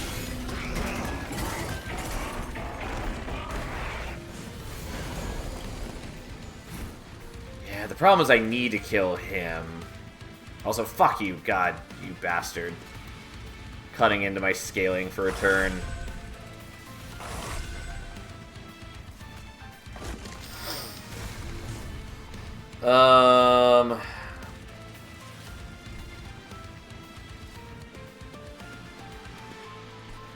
The problem is I just don't think I kill Savagery. I think I have to avoid playing that.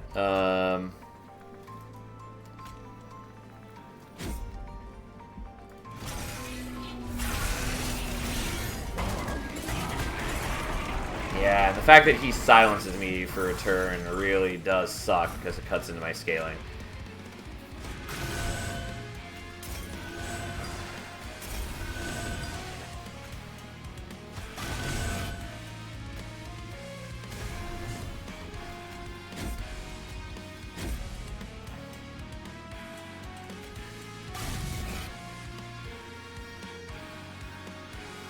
We're not that far away, and especially if I had gone the scaling the last turn, that would help.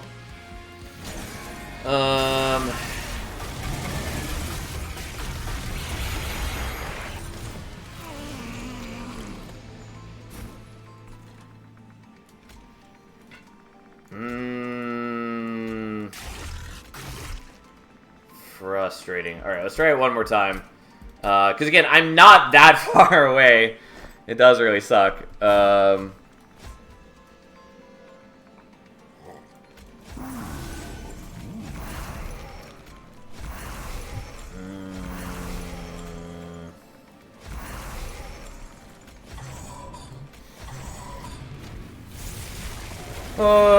man.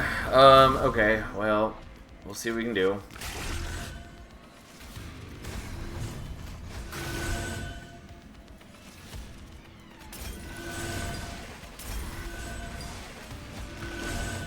But this is the problem of using Awoken Hollows.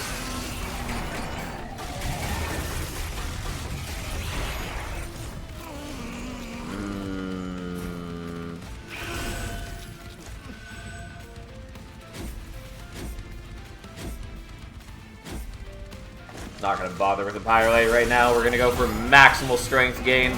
Obviously, I do need to be playing with the Pyrolites, otherwise I will die in a different way. But I think I need to be maximizing my power in some other ways.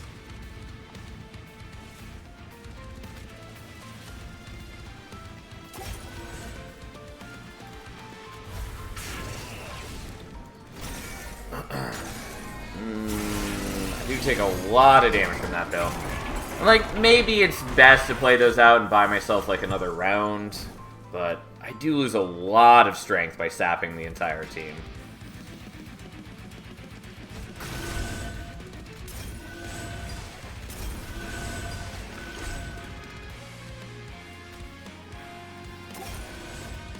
Part of the problem is, like, again, once we reach, like, this level of health, I start like buffing the ones that I don't care about. But hey,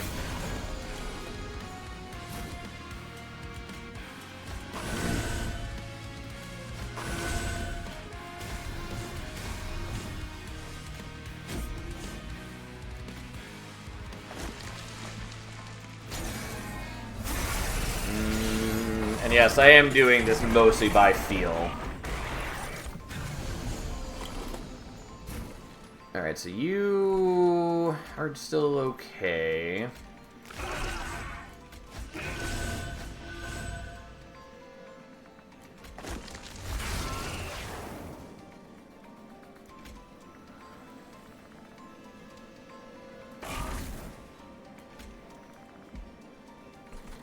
Yeah,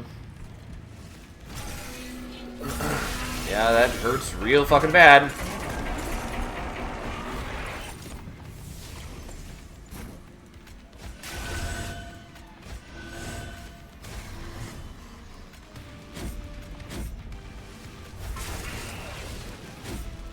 But we might have it, because I think we just need to get essentially one more cycle. And I should be able to survive that.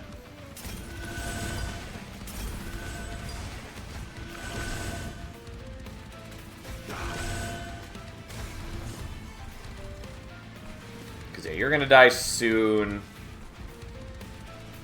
I do need to play these out. Otherwise, I'm going to take too much damage. Which does cut into my power quite a bit, but probably still going to do enough to kill him.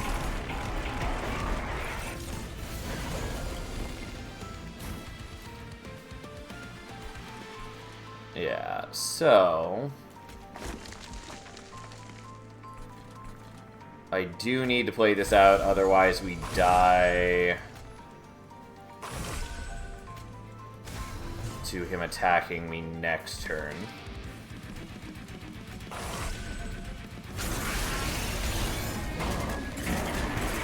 I need to be at above 3 HP, otherwise Dominion just kills me.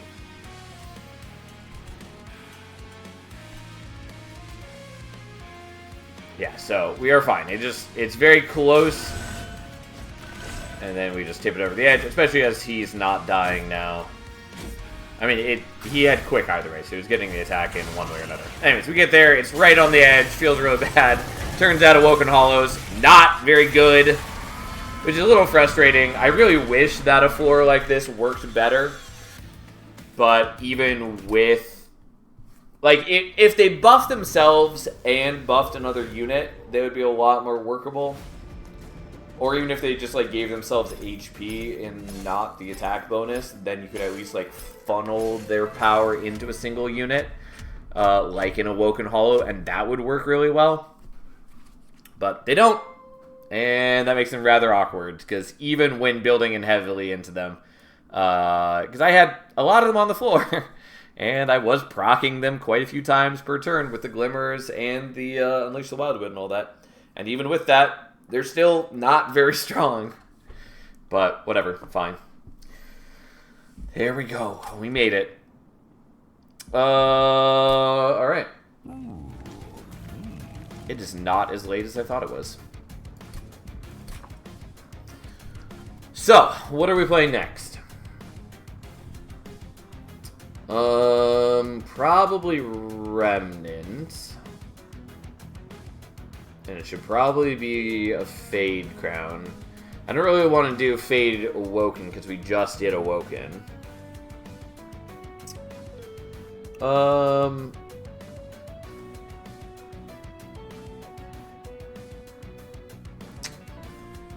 don't know, maybe Fade Under Legion. That's not my favorite pairing by any means, but maybe.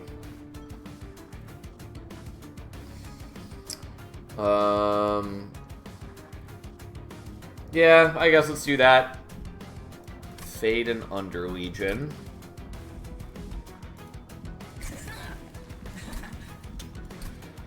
Okay, I think we want the Spore Touch. Yeah, I think that's what we want. And Spire of Dominion doesn't matter, which also makes Fade harder to use, but okay. See what we get. Yeah, I think we're building Crushing Demise .deck. Hey Sal, working on that logbook. You know it, Hearts. How you been? Haven't seen you in a bit. The problem with Crushing Demise .deck is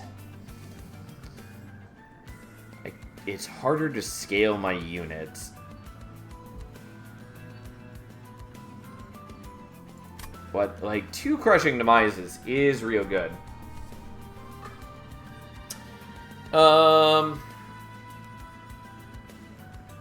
I could also take the Mortal Entrapment. Don't think we want that. I think we do just want Crushing Demise. Alright, fine.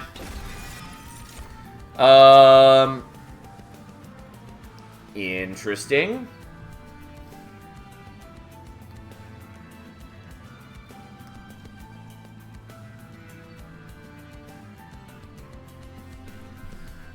Maybe the wax caps? I was leaning towards the cheery death cap.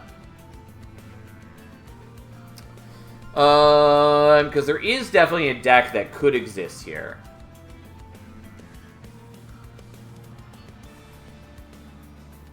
I'm not exactly sure what we want. Maybe I just want double wax cap. It's a bit strange, though.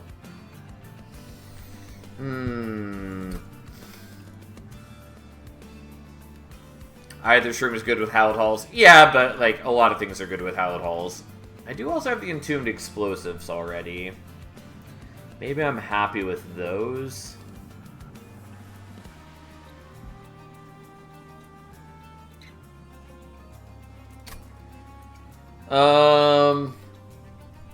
It's kind of a mess is what it is. Just trying to imagine what deck I want to build, and there's a lot of different ways I can take some of this.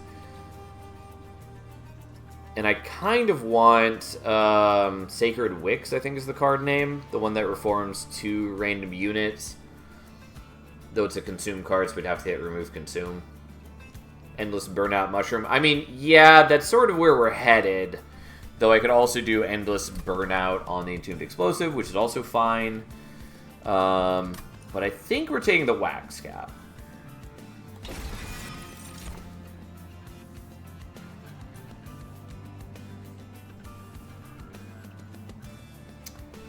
Fine, I'll take another Baron. And then I guess I'll take the Spore Launchers.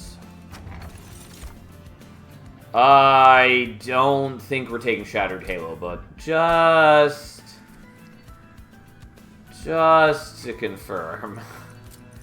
Yeah, I know it's not all spells. There are some units that could be in here. Shattered Halo is a shortcut to Hallowed Halls, sort of. And, like, there are a bunch of good things in the rare pool for, like, Underlegion, but they're really kind of skewed and weird.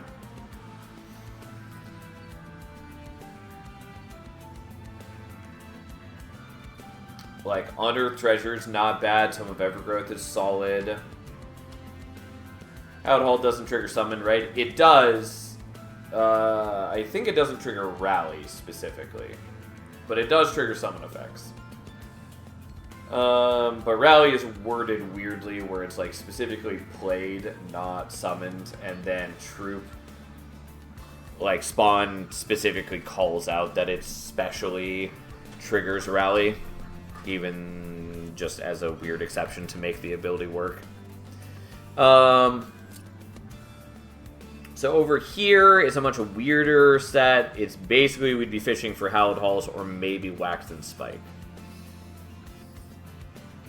Trigger a bunch of Shroom with Hallowed Halls is a promising jank spec. Yeah, kind of.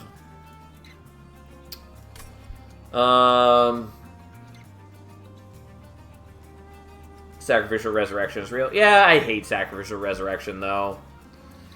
Okay, so I have a very weird deck already. And I think what we're going to do is we're all just going to accept that I'm going to maybe throw the run by taking Shattered Halo and fishing for Hallowed Halls. Because I'm pretty sure we all want to see the Hallowed Halls deck with non-banner units. Sacrificial Resurrection dumps characters to the consume pile where they can be picked up by Reform. Yeah, I'm aware, but it's a very awkward card. If you could, like, I've ranted about this before. If you could choose which cards get, it would help if I could spell Sacrificial, correct.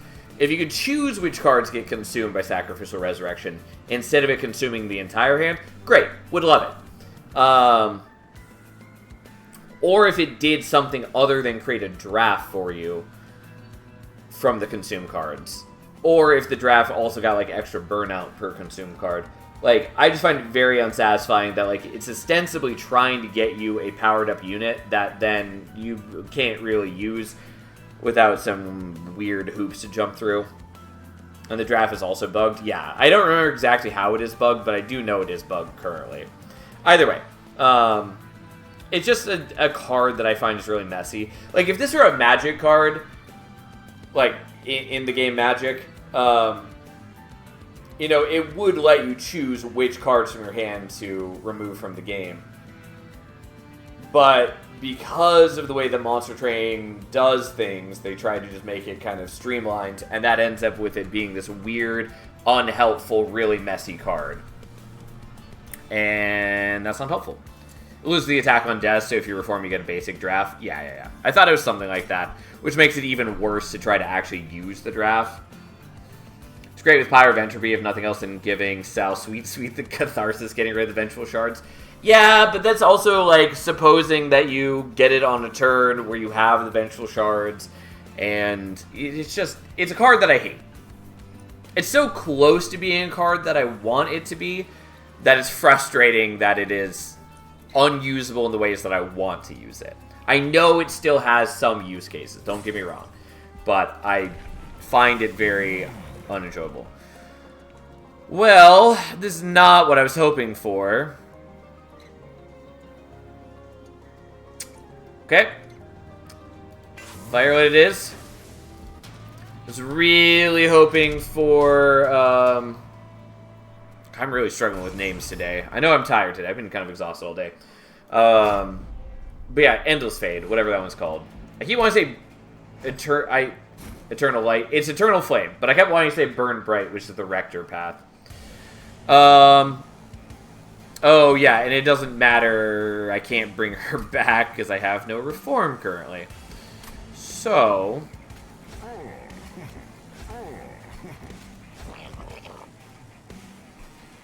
which does make Fade actually a liability.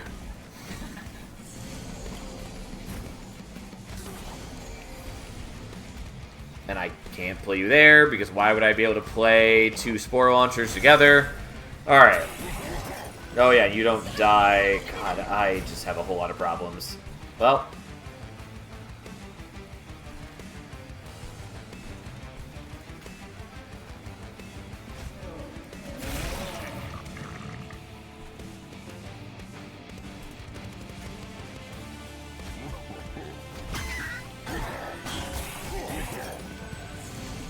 I wish Burn Bright got something for Burning Brighter. What?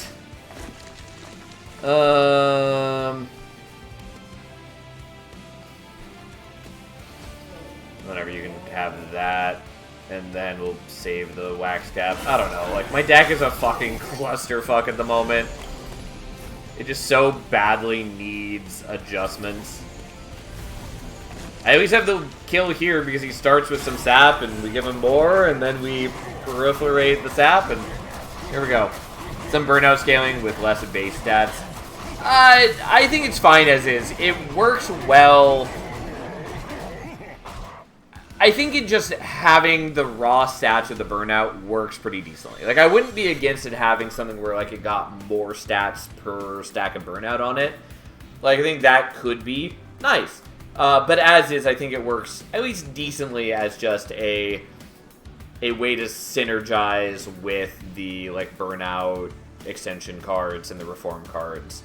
And if you did make it scale with burnout, it would be harder to use it with, like, the reform cards. I think that would be a little bit of a shame. Because I do like that it does synergize with both of those aspects of the clan, rather than just one of them. It's not bad, it just would be so thematic. I mean, don't get me wrong, I am, like, the #1 proponent of having more complex champion paths. I basically don't want any just flat basic things. But clearly some of the devs disagree with me.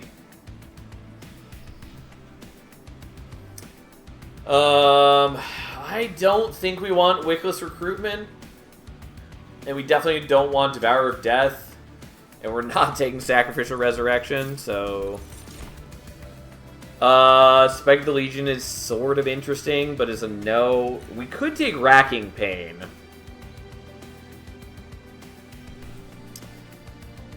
Yeah,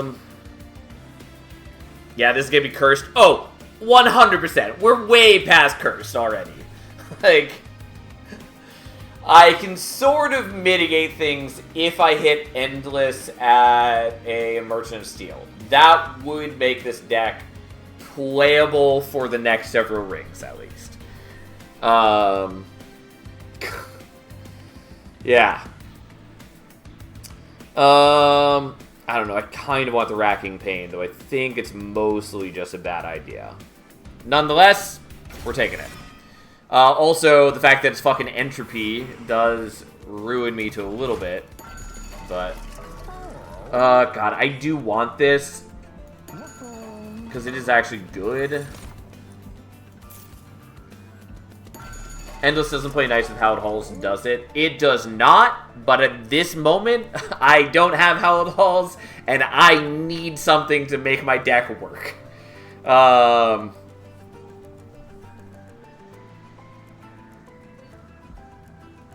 Yeah, I think I have to skip the Smidge Stone.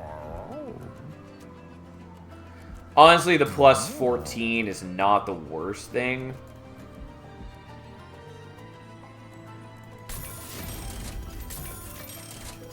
Fuck. Well, so be it.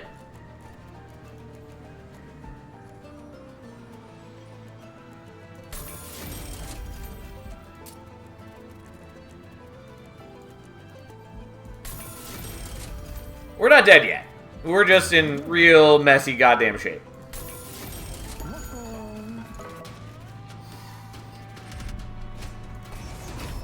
But we've got things. Unfortunately, again, like Fate is actually a detriment to us right now. Which is a problem. Speaking of unwinnable seed, this is not an unwinnable seed. This is a curse we have inflicted upon ourselves. Like, let's be very clear about things.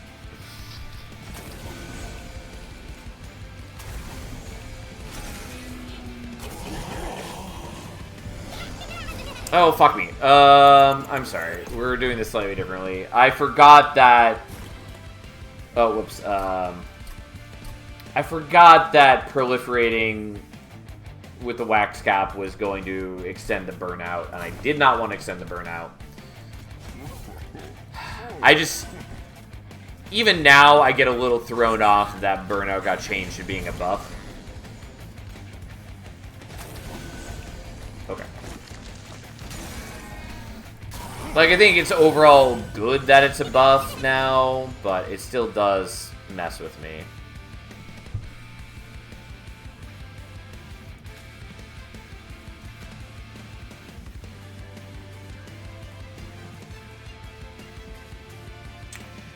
Unfortunately, because of the minus Ember, I can't, like, play the Spore Launcher and then the Entombed Explosive. Okay, well, then we're going for the backup plan where we do this. And we just accept that we didn't get the thing that I wanted.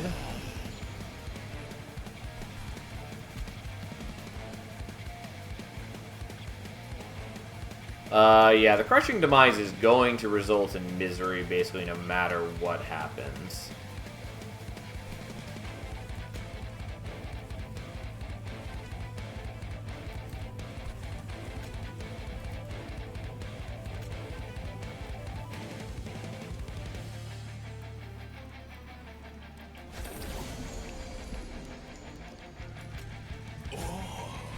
Alright, we'll do that even though we're not helping out bottom floor, but this way take less fire damage, which is something.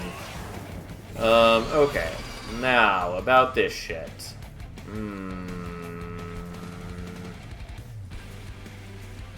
Definitely not as helpful as one would desire it to be.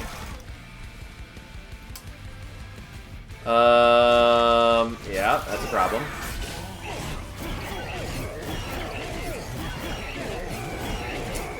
Yeah, I probably need to set up differently. Like, I probably need to not be on bottom floor. I was definitely greeting for that.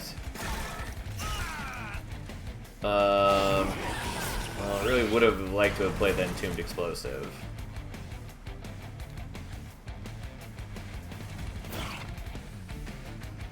Let's try this where I'm not on bottom floor.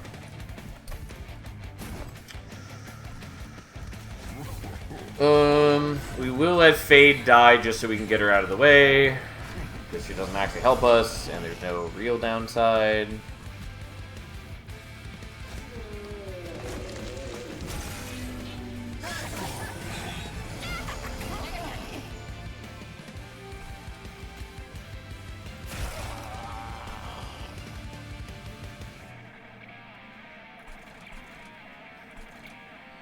Yeah, the minus Ember is really kind of an issue. And if I had any way to reform, that would be really appreciated.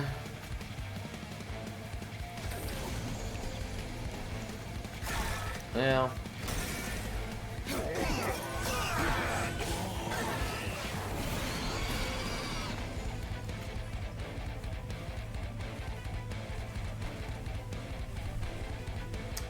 Like, I can play the Spore Launcher up here, but then I don't have enough capacity to also play out like the Wax Cap. Yeah, that's not the one I was hoping to hit. I'll be quite clear.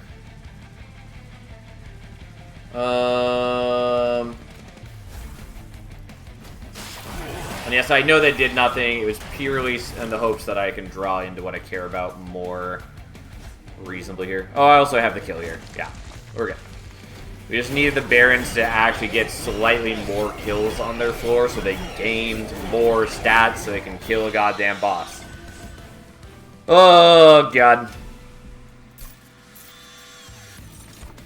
That is not how it halls. There is a Formless Child, which I hate to admit might be the right choice. Intent on Death is also sort of an option. The problem with Formless Child is it still also needs, like, Endless to be useful. We're just going to take the Intent on Death, I guess, and we're going to cry and skip here, I guess. I don't know. And I don't have enough gold because I didn't get the Collector.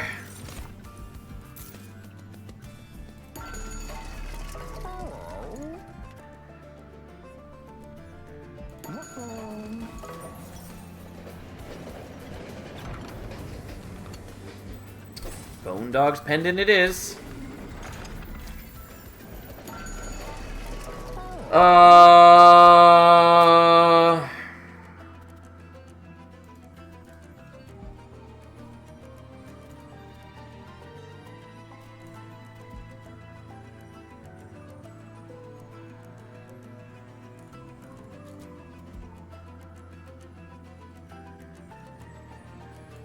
Let's try it.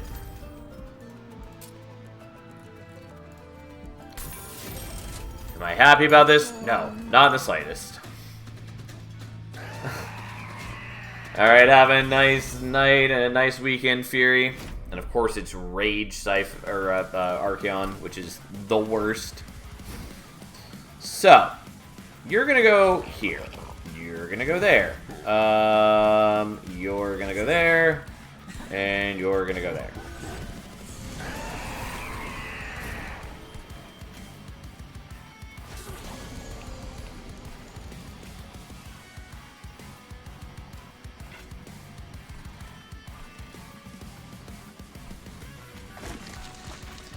Could do that. Don't think that actually helps me in any way, shape, or form, unless I want to get rid of the Intent on Death.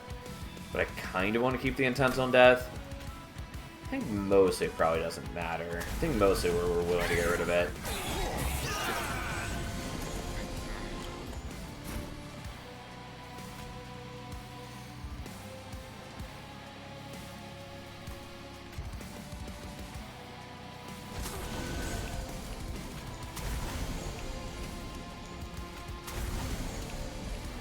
Okay, He is going to get a bunch of rage, but the sap sort of mitigates that. And I have some blockers. Also, I did kind of neglect the fact that I gave you a bunch of burnout, which I was kind of trying to avoid. But hey, here we are.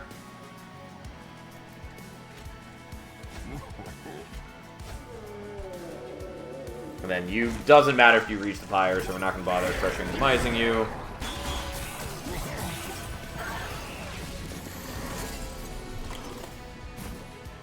Well, this is a clusterfuck if I've ever seen one.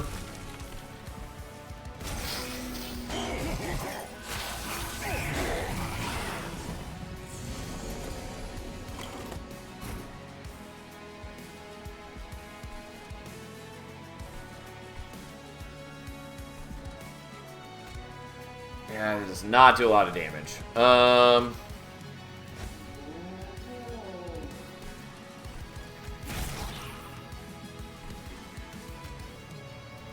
But we'll do some damage to you.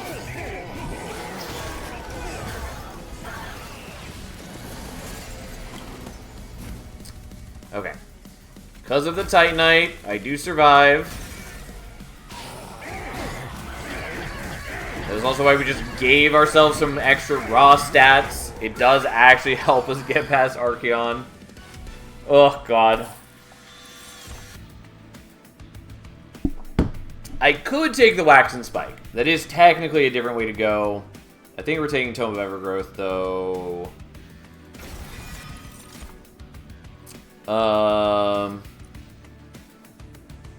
Could take the Cluster Kernel. It's probably what I should do. But it's not what I am going to do. I'm going to take Capacity, even though I should probably take Ember.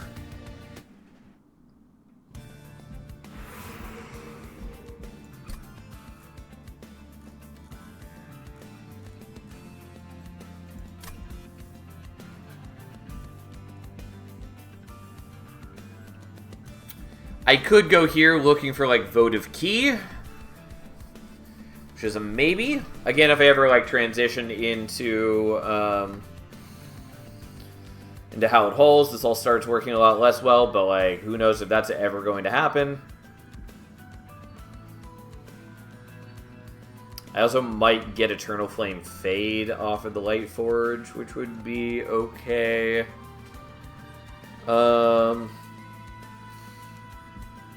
Since it would fuel my harvest and my rally a little better. Colonel was okay with the harvest too. Yeah, and I thought about it, but I already have just like a lot of units that I'm having trouble playing out and stuff. And it's another 2 Ember unit as well, which is part of the issue.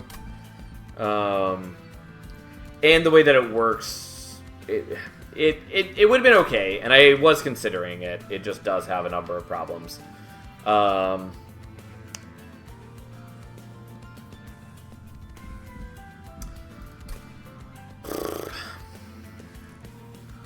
Okay, we're gonna go here, I guess.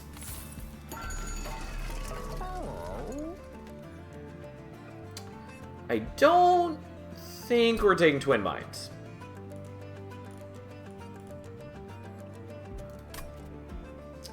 I don't have any equipment yet. And Mold Braces is sort of interesting, but I think is a no. Okay.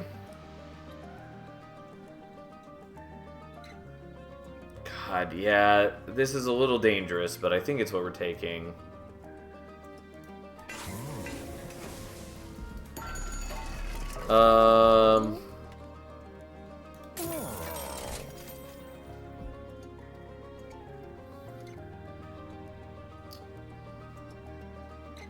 Yeah, we'll take that, I guess.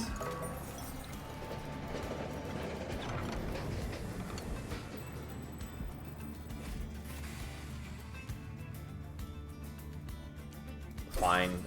I don't know. Probably should have taken Gross Michelle, but I didn't.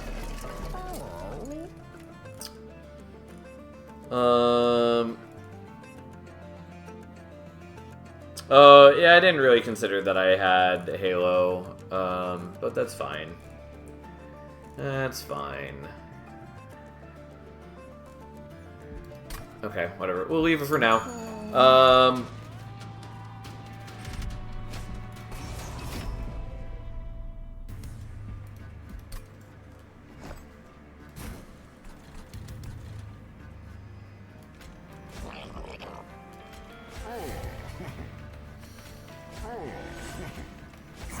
Okay, it's a little dangerous to do this, but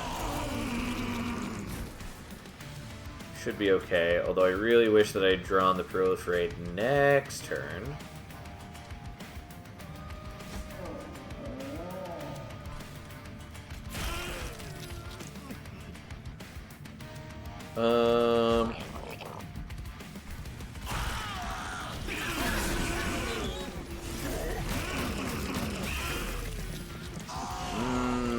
Okay. So, you now exist. And we can do that. So now we have burnout on our dudes.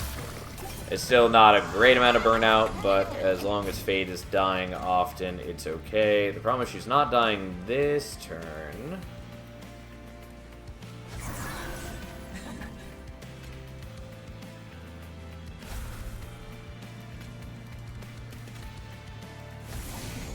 But I can kill her that way to get around that.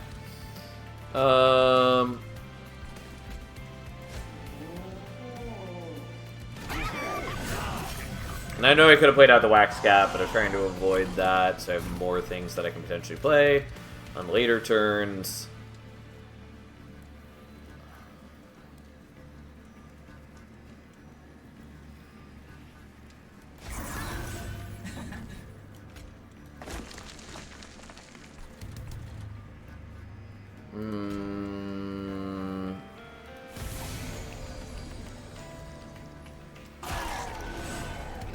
Although if I do that, then you won't kill Fade. I may have made mistakes, that's fine. We'll leave it be for the time being. I'm probably just concerned that I don't want my guys to run out of burnout. Also, I don't remember what boss we're up against.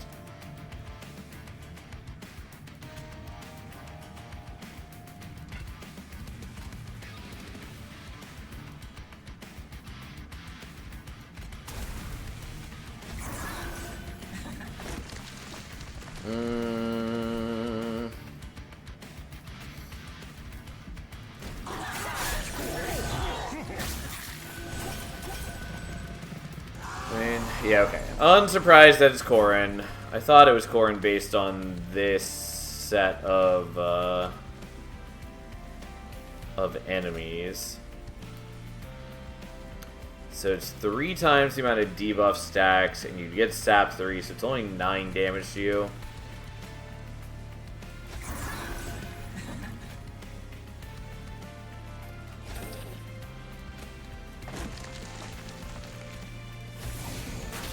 Weirdly, I'm gonna kill there, I guess.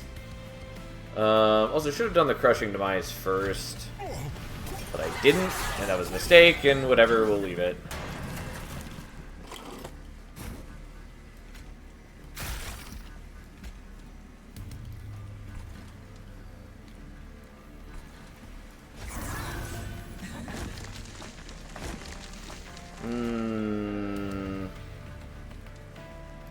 Yeah, fuck it. We'll do it like this.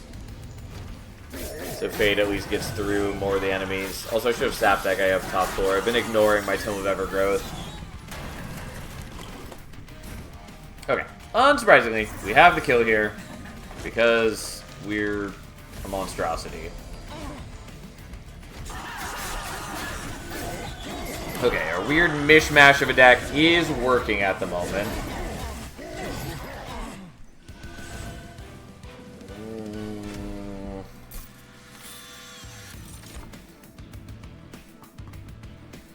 I'll take the Remnant Impact, I guess. I'll skip on those. And we're gonna go here. Endless I will take. The problems are that the Wax Cap does make it harder for Fade to get murdered, but I think I'm probably pretty okay with just doing this anyways. and maybe we just don't use Fade, and then we live a sap-focused existence. Like, it's not bad by any means. That's probably what we want.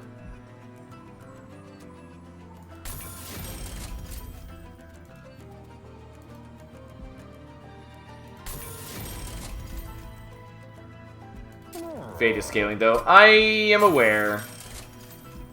But so be it.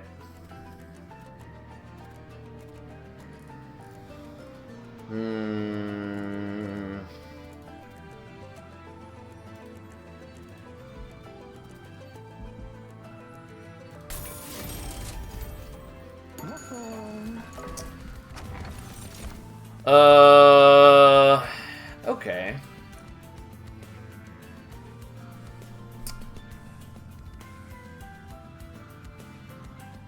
Claw is scaling? What?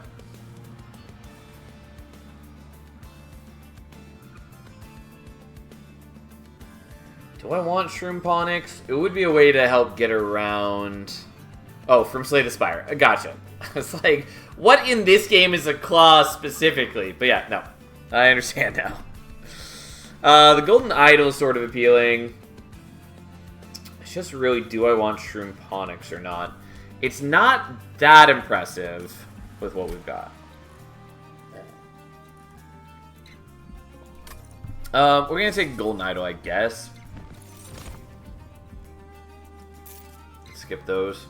Gold doesn't solve your burnout problem. Eh, that's fine.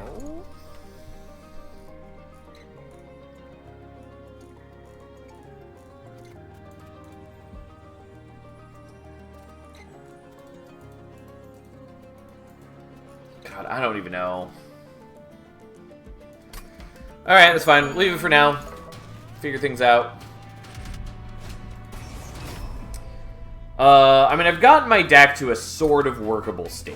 It is a mess, though. Also, I maybe should have Smidge Stoned you. I thought about it, and then I didn't do it, and it's fine.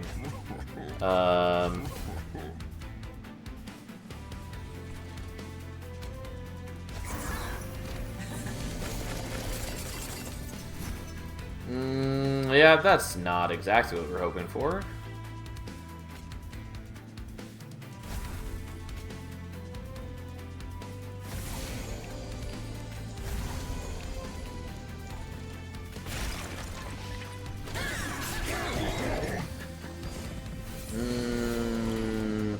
Okay.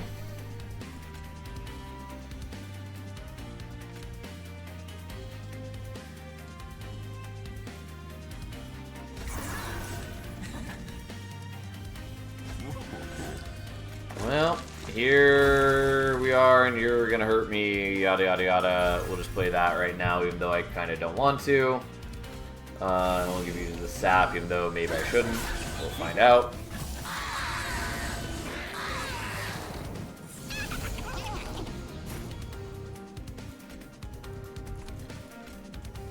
Okay, I need you to keep dying. Kind of. And I don't have more capacity here now, which is a little bit of a shame.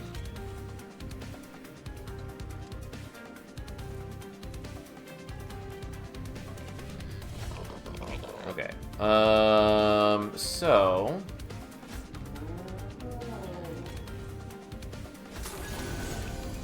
That's enough that we get the kill. Then we do this, although I should have also sapped you first if I was going to, although I... Well, it's fine. I should have done that first. Right now, it was not a helpful choice, but hey. Alright.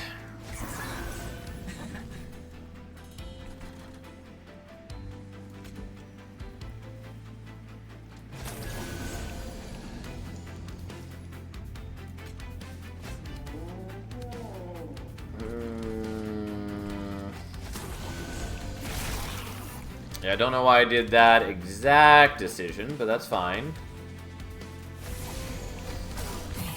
I mean, more or less, we're sort of doing okay. Could be better in a number of ways, but we're sort of managing. You go there.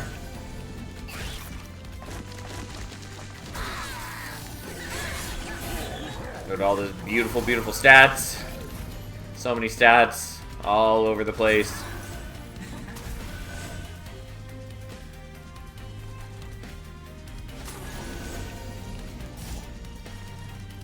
Yeah.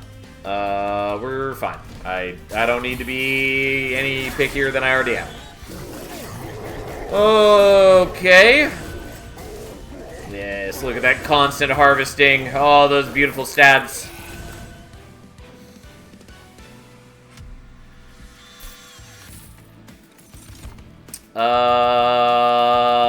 Do I want a remnant max? Not really.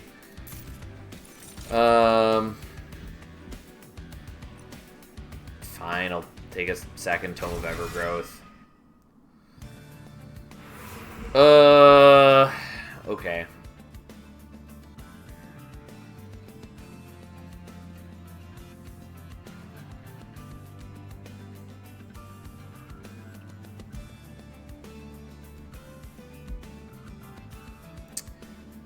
Let's go here.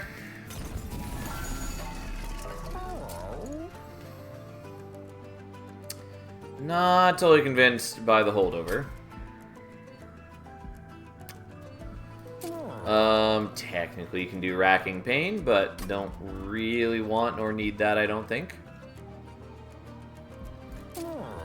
Although I could use this as a dumb way to get around the... you know what? Fine. We're doing it. It's a very dumb way to get around the silence enemies, kind of. Okay. So, Intrinsic. Also, was Permafrost one of the options? If it was, I definitely spaced out. I actually would have taken it for the Remnant Pack, kind of. But...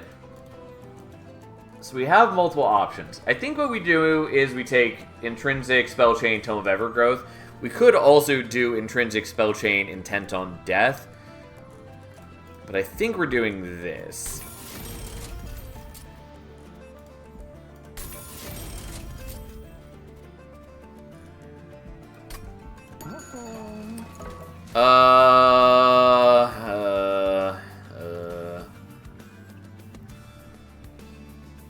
Holdover Crushing Demise is good if you leave floor 1 open. Yeah, I know, but like I kind of want enemies to be on the floor so I can kill them to get stats on the Barons. I know that I don't have to be doing that. So I should have just done other things than what I've done, but here we are. So I might want to make Spore Launcher number 2.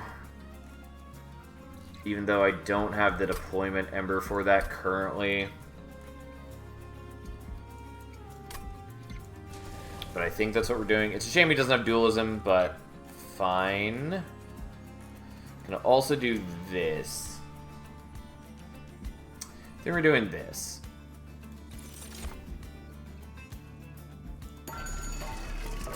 And I am gonna commit to getting rid of the Entombed Explosives now.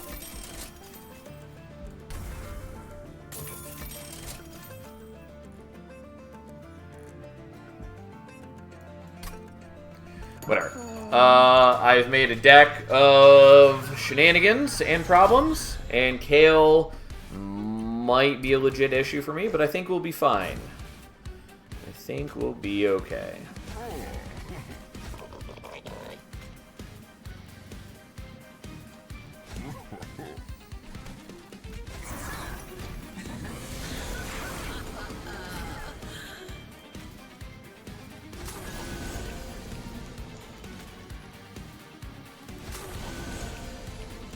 Okay, so you can also have Endless now.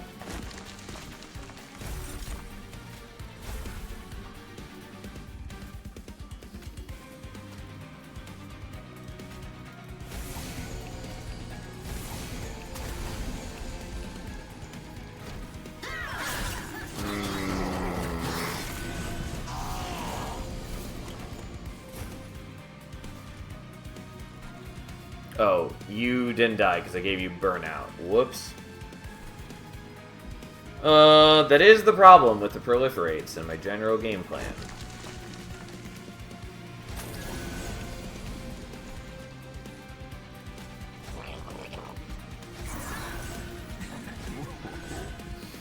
Well, here we are.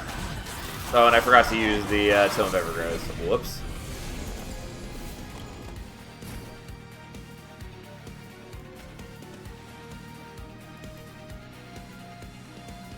The self-griefing is entertaining, at least.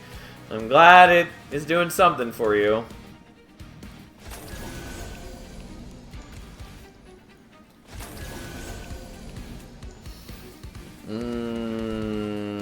Okay.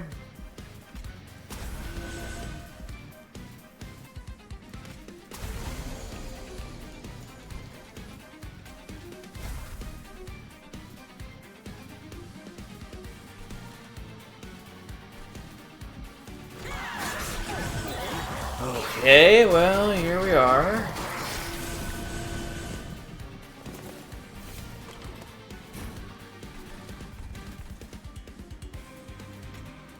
Nope, that is not what we wanted to draw.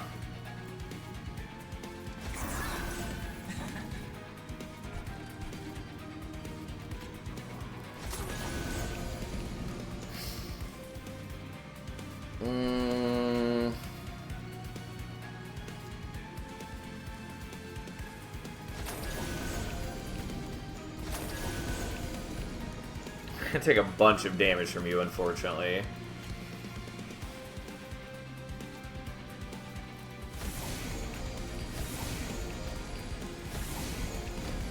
I don't know, man. I don't have a good game plan. God, that just fucking murders me. Oh, and you didn't die because I extended your burnout. Yeah. Yeah, we have problems in plentitude. That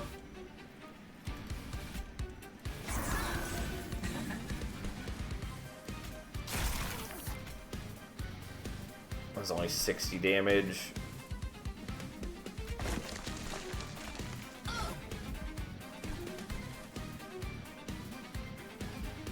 Well.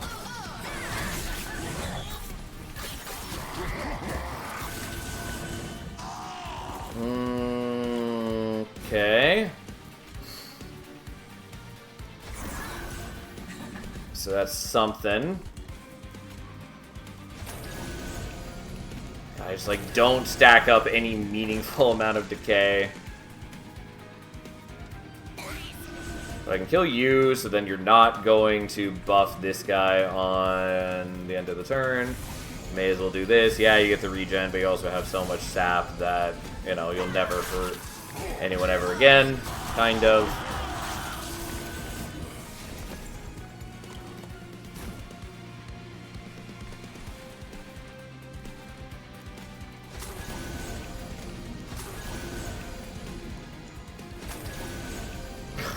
I just do no damage. But that's okay, I guess.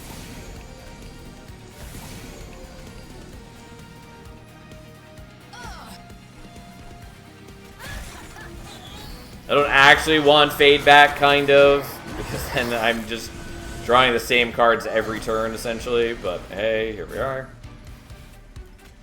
Yeah, so that one enemy I let through did kind of fuck me real bad, but other than that, we're sort of doing okay.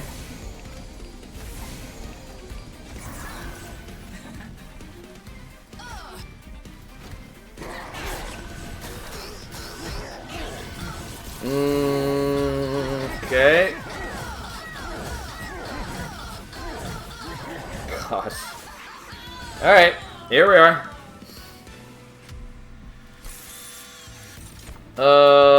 Nope. We're taking the draw, because with as many endless and holdover things as I have, I really would appreciate something better than that. We're going here, even though I do kind of need the healing. By kind of, I mean I do need the healing, unfortunately. But hey, there's multi-strike, which helps.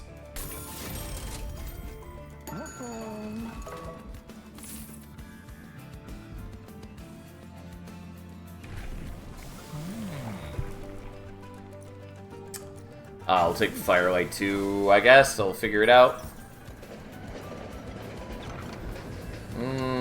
not helpful. Smidge the other spore. Yeah, I'm considering it. I'm just about to count up my current situation.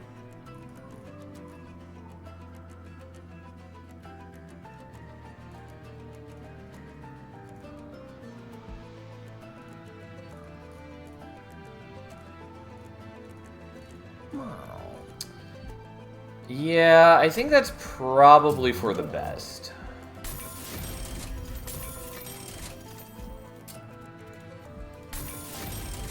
It's not perfect, but it does help quite a bit. Also, I'm going to get rid of this and its buddy, because mostly they're just causing me issues. And I should get rid of one of the barons now, yada yada yada, yada yada yada. Well, that fucker is a problem. But we'll see what we can do.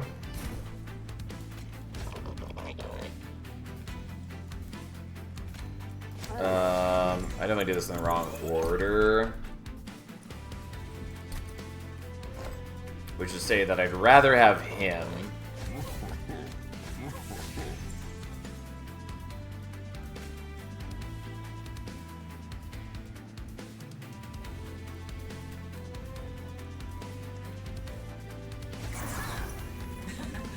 I don't know if I actually want Fade there, but for the time being...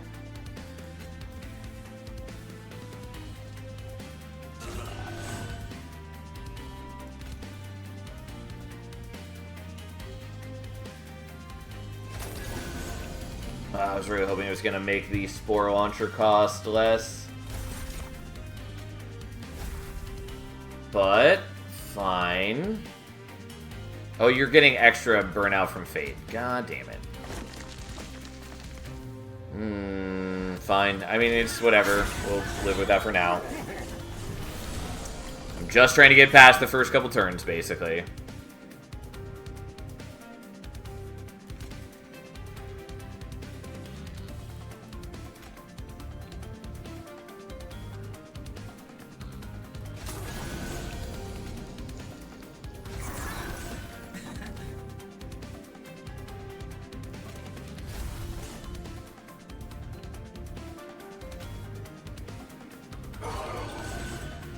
Okay, you can go there.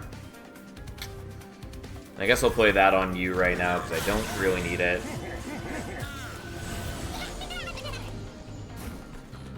Okay, so...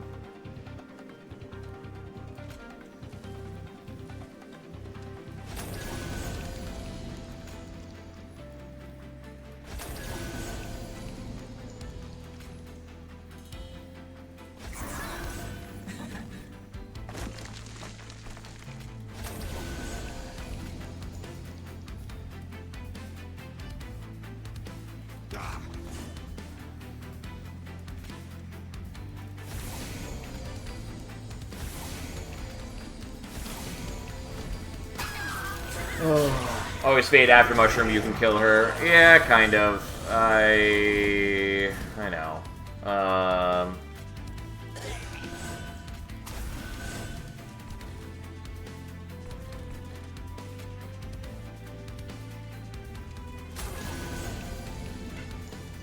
No, I messed that up. Oh well. I definitely did this in not the right way, but so be it.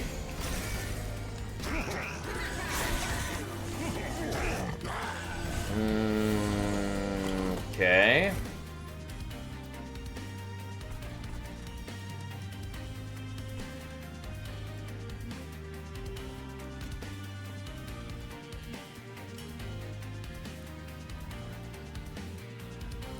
Yeah, do I actually need the other Spore Launcher at this moment? I think the answer is still yes, I want to.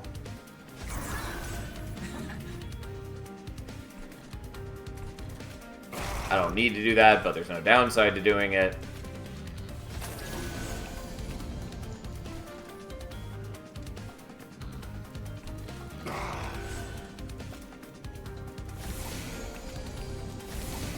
And then we'll just make sure you have enough sap, that you're not a problem. Okay.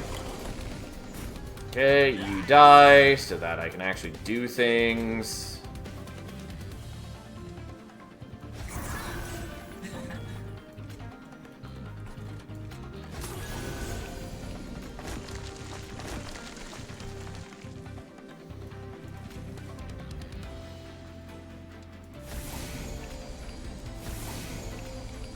Oh, whoops. Except this way, the Spore Launcher in the back is dying because I need Fade to die, and I didn't realize for some reason that I was causing that to be an issue. So let's do the correct way.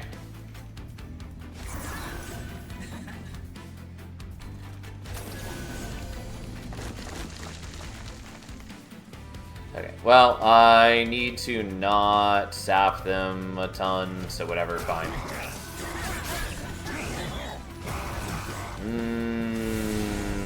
Hey, look, it's Rax.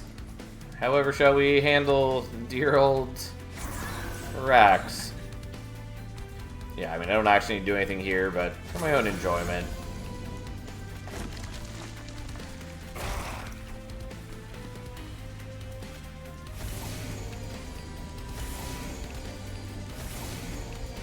Okay. Look at us go. We have a mess of a deck that's kind of working. I mean, like, the Barons are getting a ton of stats between Fade and just the general harvest. Like, it is going okay. I also maybe want to swap out one of the Spore Launchers for another Baron. That is way too late for the Halidals. We'll take the Wax and Spike, though.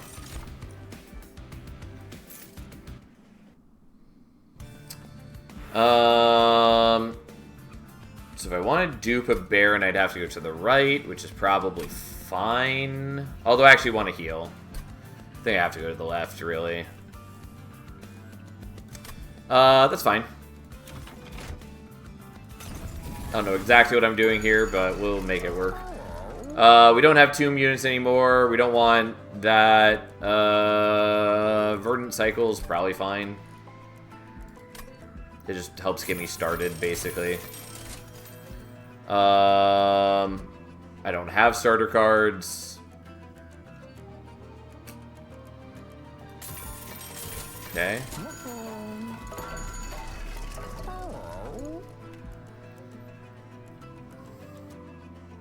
I mean, Fight Club is sort of fine, mostly inconsequential, but it does cost me very little to utilize.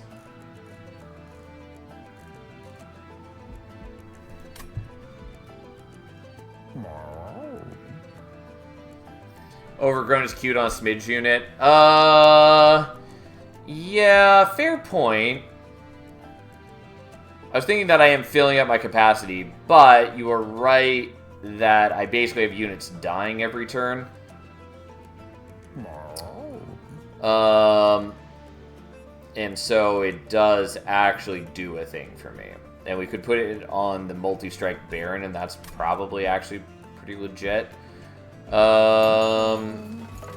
Of note, I am going to remove you. And maybe a Crushing Demise, maybe not.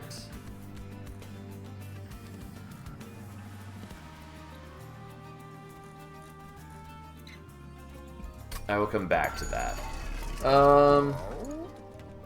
Yeah, I'm okay with taking the Overgrowth. Do I want Fight Club? I think I'll be okay without it.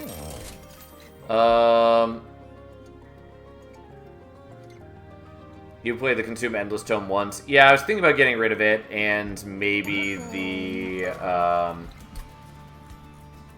Wax Cap. But I think we're just getting rid of the Endless Tome. I was just waiting to see what else was on offer. This is largely meaningless, but I'm gonna do it.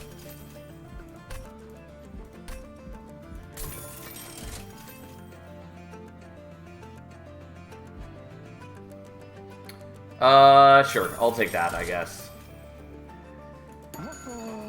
It's a little awkward, but that's fine.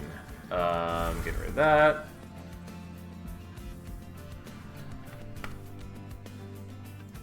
Here we go.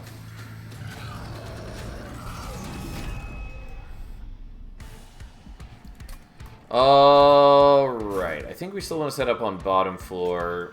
Maybe, probably, kind of. It might be an issue setting on bottom floor, though. I think maybe we just want to do mid floor, actually. So we do want you. We want you, and you. And Fade goes there.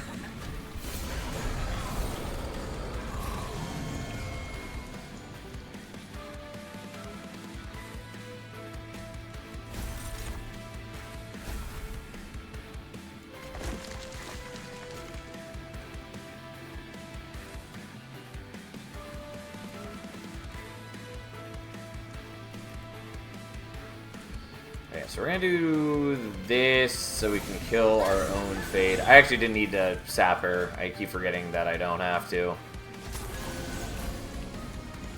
I also forgot that I was gonna draw her here, which is interesting.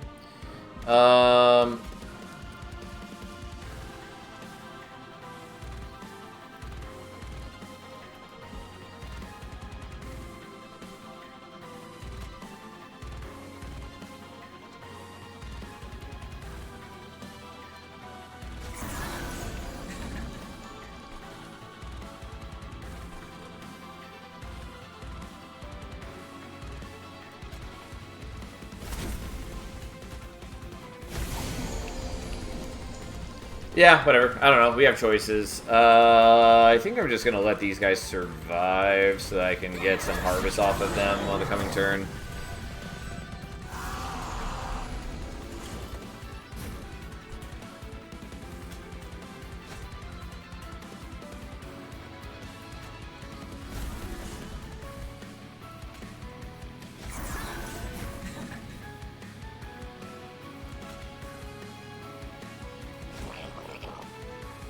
Okay. So that's a thing. We'll just kill you preemptively. And here we go. Making the armor 3 cost is not a good idea. I did it specifically because I have Flicker's Liquor and I'm often playing out units each turn. And I think that's fine.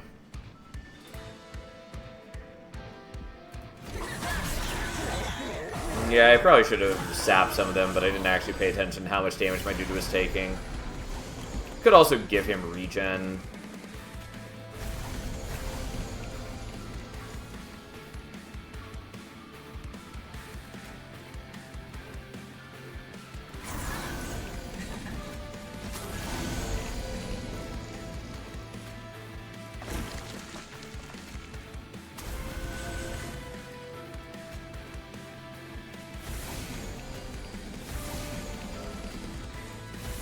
Yeah, I know you're healing because you got a bunch of regen now. Who cares? Whatever, fine. Technically, this backliner surviving, I don't super care.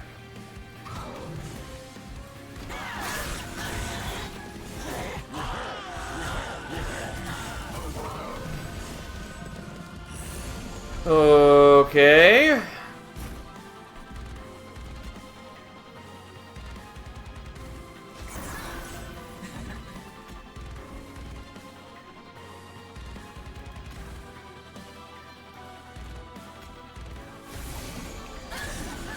We're gonna do that, so then we can play out you and you.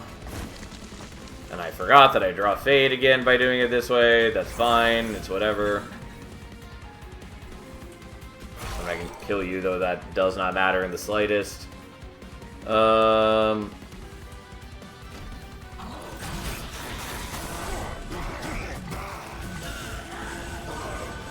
let's look at all those beautiful stats. Stats upon stats upon stats. Okay, so let's get you killed. So then I can get you back again. It does mean that the wax cap isn't dying, but well, fine, so be it. Actually, probably don't need to play you out, but I've done so anyways. You can't stop me. It's not like I really have other things that need to be drawing with my deck anyways, so...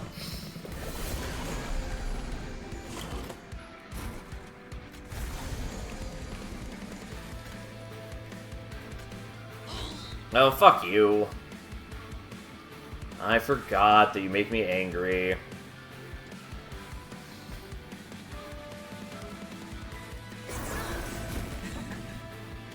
Well, that's annoying, but fine. Because I forgot that he has Titan skin from the guy, and so I'm not doing enough damage. Had I realized, I would have hit him last turn with it, so then I could have killed him this turn by playing it a second time. I didn't. It's fine. It's whatever. We'll make do.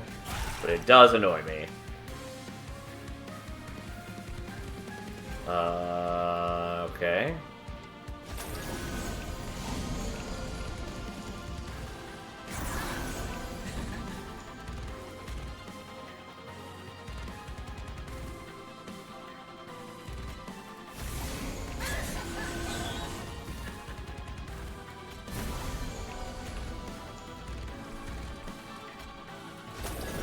Have you kill there, that's fine. You're not dying, but whatever.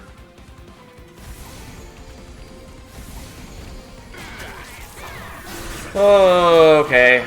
I'm generating way more sap than is actually useful for me. And I do kind of wish that I had taken the... Yeah, once again, you're here, which is a problem.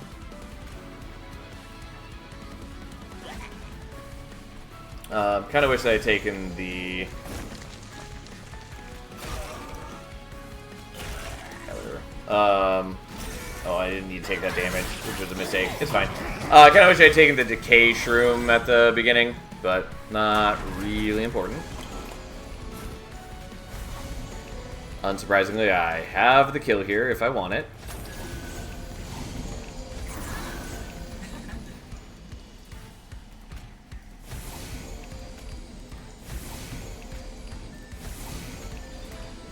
Yeah, it doesn't actually do all that much damage. Whatever, enjoy, who cares. They don't actually hurt us because they don't get to the Pyro Room. And we slowly beat them dead. I mean, like, we have decent attack power. Just not, like, crazy attack power. And despite Spore Launcher being a good unit, we're not actually utilizing its rally all that well because it is scaled with the expectation that you're spawning fungi. Which, as much as I like the troop and fungi mechanic, I do think it's a bit of a shame that it's harder to utilize the rally units without it. Because they're all scaled with the expectation that you're spawning, like, 4+ things a turn. Which makes them much weaker when you're just playing out, like, a mushroom or fade every turn. But hey, here we are. So... I think we're just sitting up on bottom floor. Why would we not? Doesn't matter the order we play these out. We do want the dualism one, and then Fade goes there. Unfortunately, it does become harder and harder for my mushroom friend to die with Fade around. But, hey...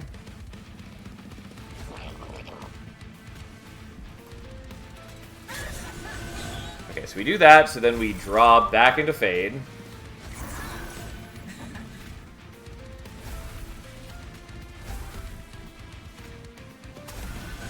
Oh, I did kind of want the Grow Room.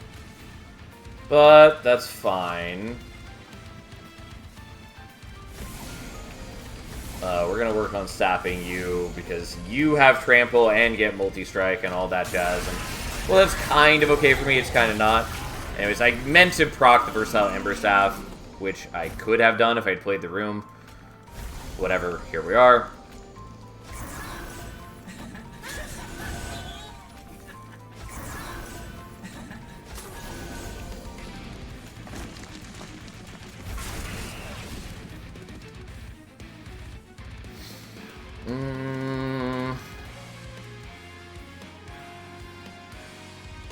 Yeah, we'll leave it like this because we do want Fade to die, even though it could sap you a bunch.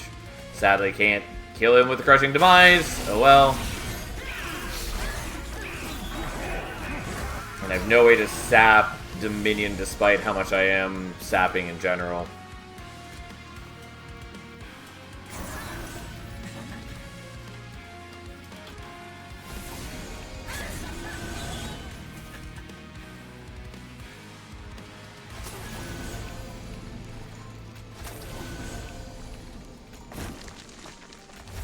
And yes, I do realize that I put myself in a position where I am not utilizing Fade well. But I'm at least preventing the savagery damage return. So that's not the worst thing I could be doing.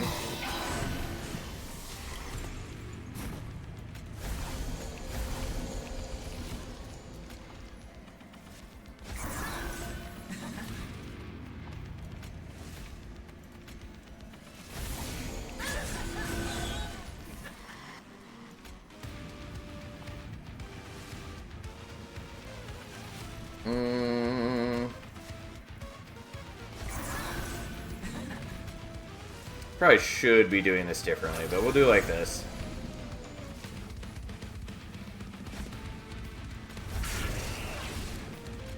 We'll continue just sapping you because...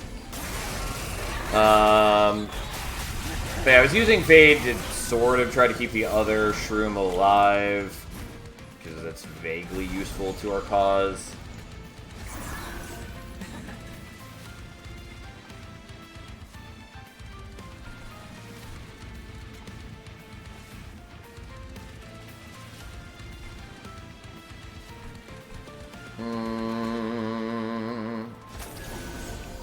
I can also do like that. I don't like drawing into their Vengeful Shard.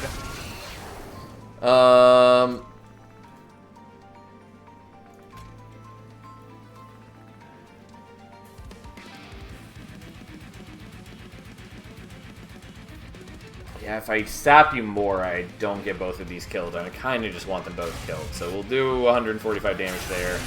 That's fine. Like, I should win this. It's gonna take a little while, but like, we're not losing anything.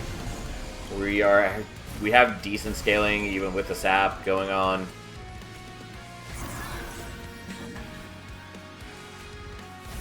Feels a little weird that I'm not really using my Tomes of Evergrowth, but hey, here we are.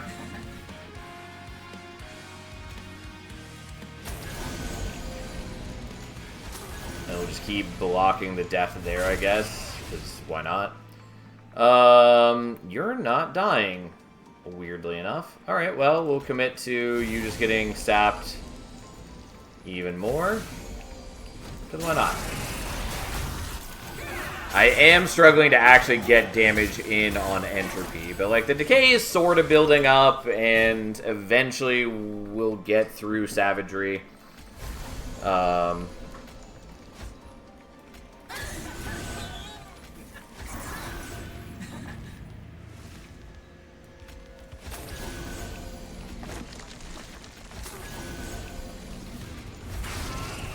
Oh, you're finally burning out? Well, that's a bit of a shame, but okay.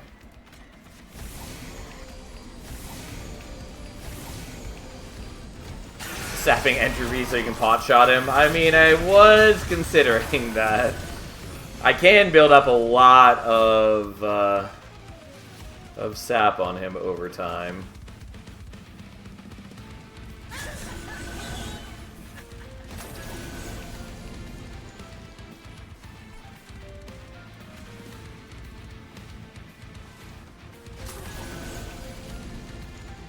Oh, whoops.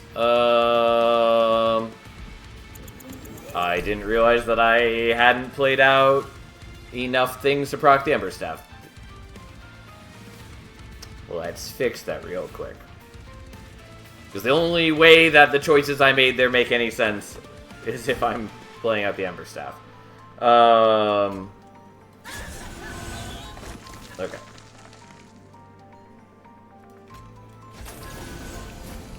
There we go. Okay. us, and then we try to prevent savagery damage. You're dying, whatever. We are not killing you, but I'm pretty confident that doesn't matter. I'm just going to keep building up some sap on entropy and maybe do some damage to him later. I am taking meaningful damage from Dominion just because it takes me a long time to win this fight, but that's okay. Unfortunately, you are a problem.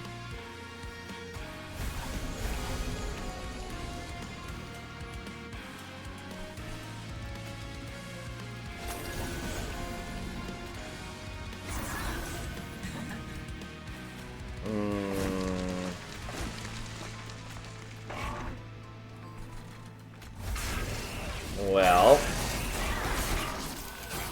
unfortunately, Fade's not dying, but that's okay. Stupid Herald. But we can take care of the Herald. That's not an issue.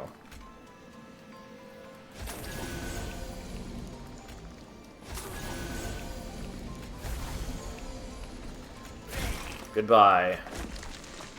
Have a bunch more sap.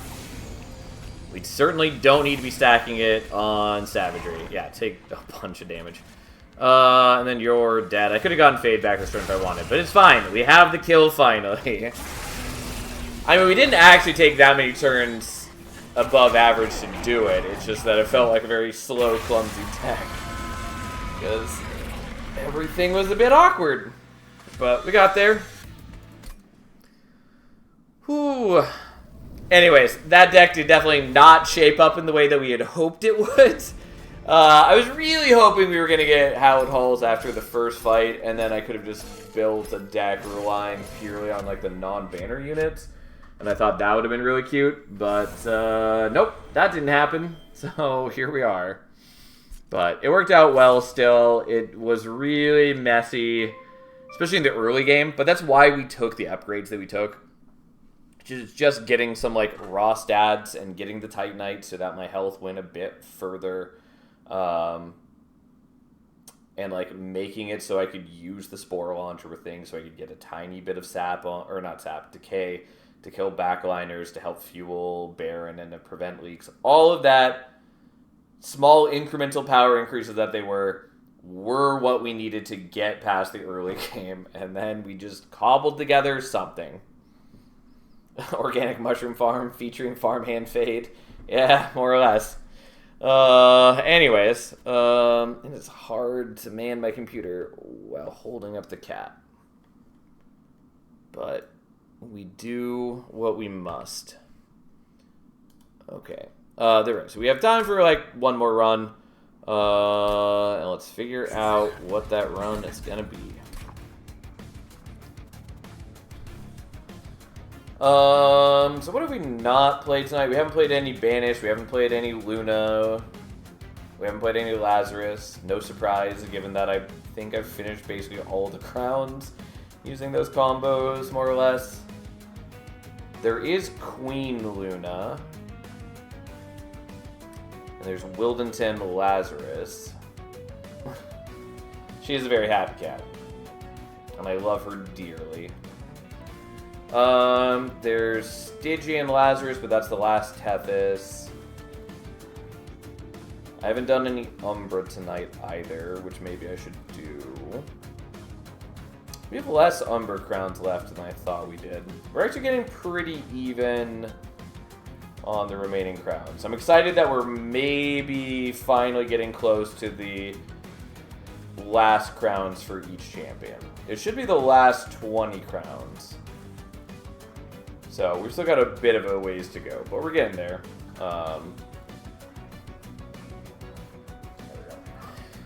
Okay, what are we doing? Maybe Queen Luna, though that's not a combo I love by any means. Or it's Umbra and something.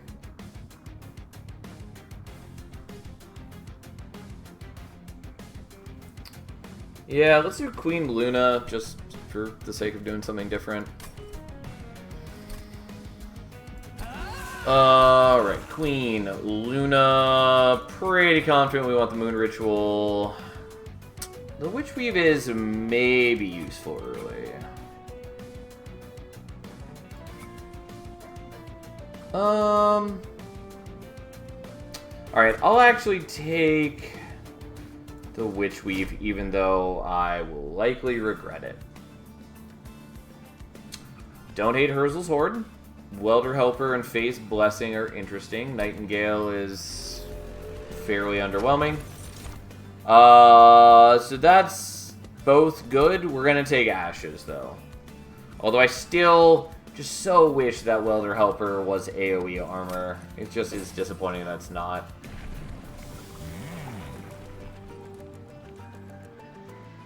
Okay, well, we're going to Imparade so we can maybe transition into Imperialist and do, like, fledgling imps.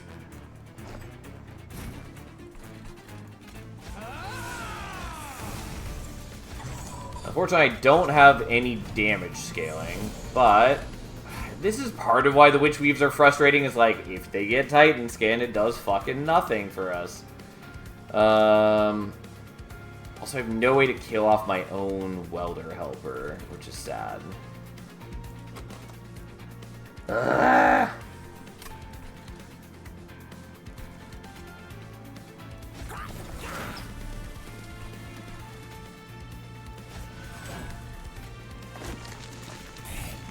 Yeah, fucking worthless ass Witch Weaves. I can at least kill that, which is part of why we took them, but still frustrating.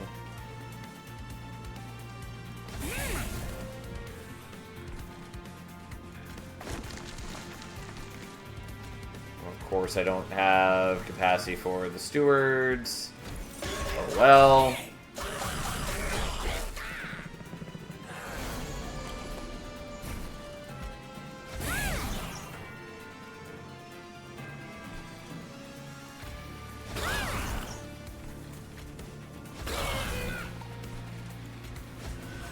Alright, well,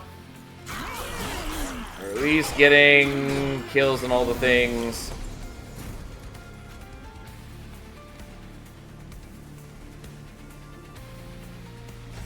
And I guess we'll do that now.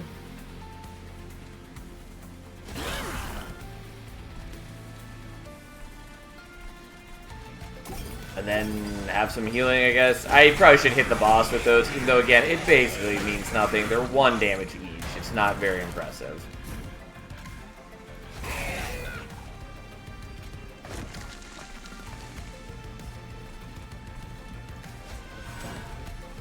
Oh, no, it's not even 1 damage because of the Titan Skin. Yeah, fuck me. I mean, it doesn't matter. Witch Weaves are terrible. I'm always disappointed in taking them.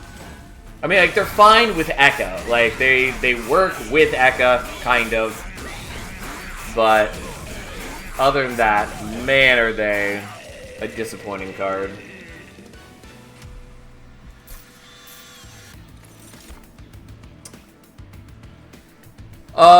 Yeah, I think we want the Ritual Battle.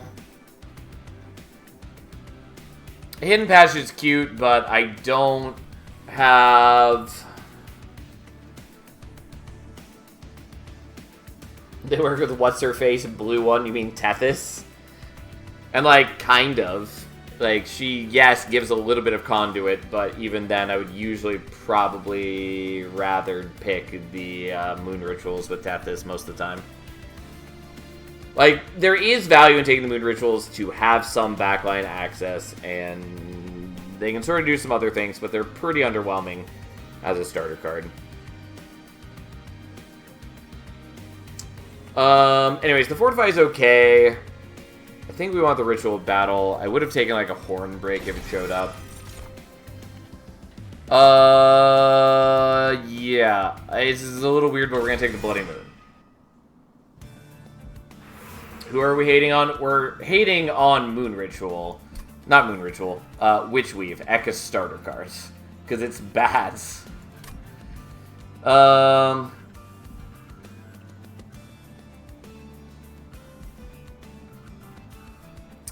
Okay, so what do I want to do?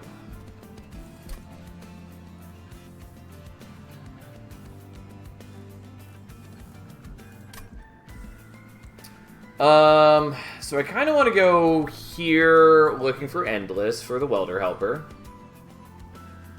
Could be worse, could be the +1 conduit thing. If you're talking about Moon Ritual, I generally prefer Moon Ritual to Witch Weave. Because Moon Ritual at least gives you phase control, whereas Witch Weaves largely often are doing nothing at all for you.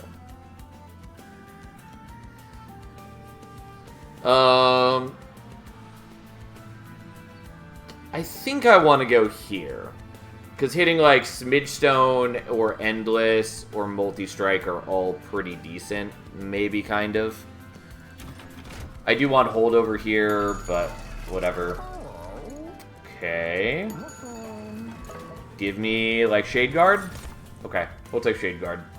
I don't have any phase control. That's fine. It at least is some built-in scaling. I will take that.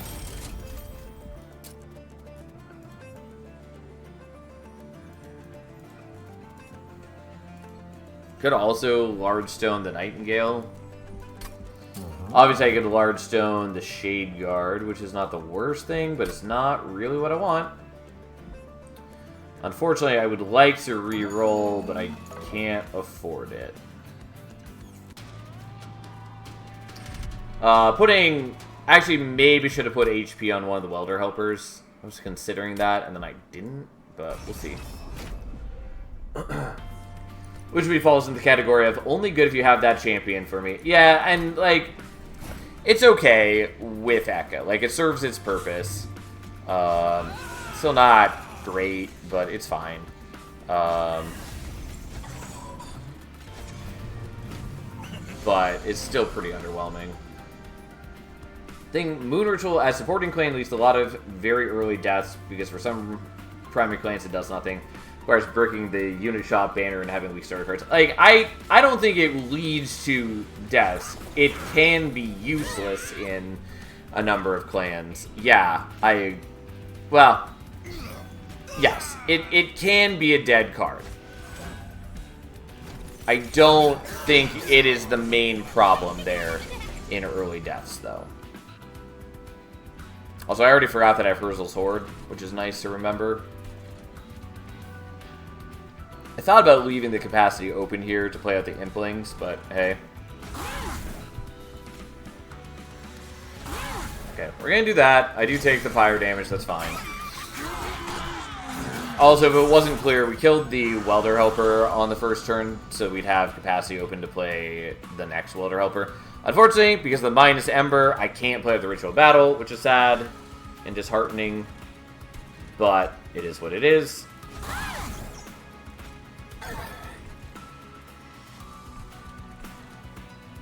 Then I have no capacity for those things. I could play out a Spear Steward top floor, but I think we don't want to.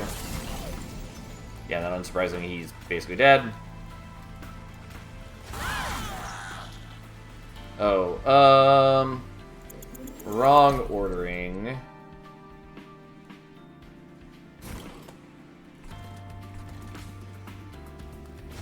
So what we want to do is that, and probably that. Yeah, that's fine. And then you were gonna die in the spikes, who cares? That's fine. If I really cared about that, I would have given you the large stone, and I didn't give you the large stone, so. Okay, so that's taken care of. We kill that. My mouse acts up. And then you free up space.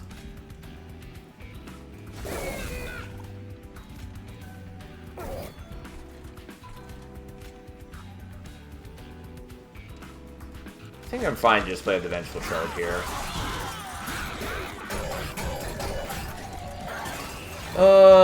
You do have a decent chunk of spikes, but I have a decent chunk of HP, so it works out.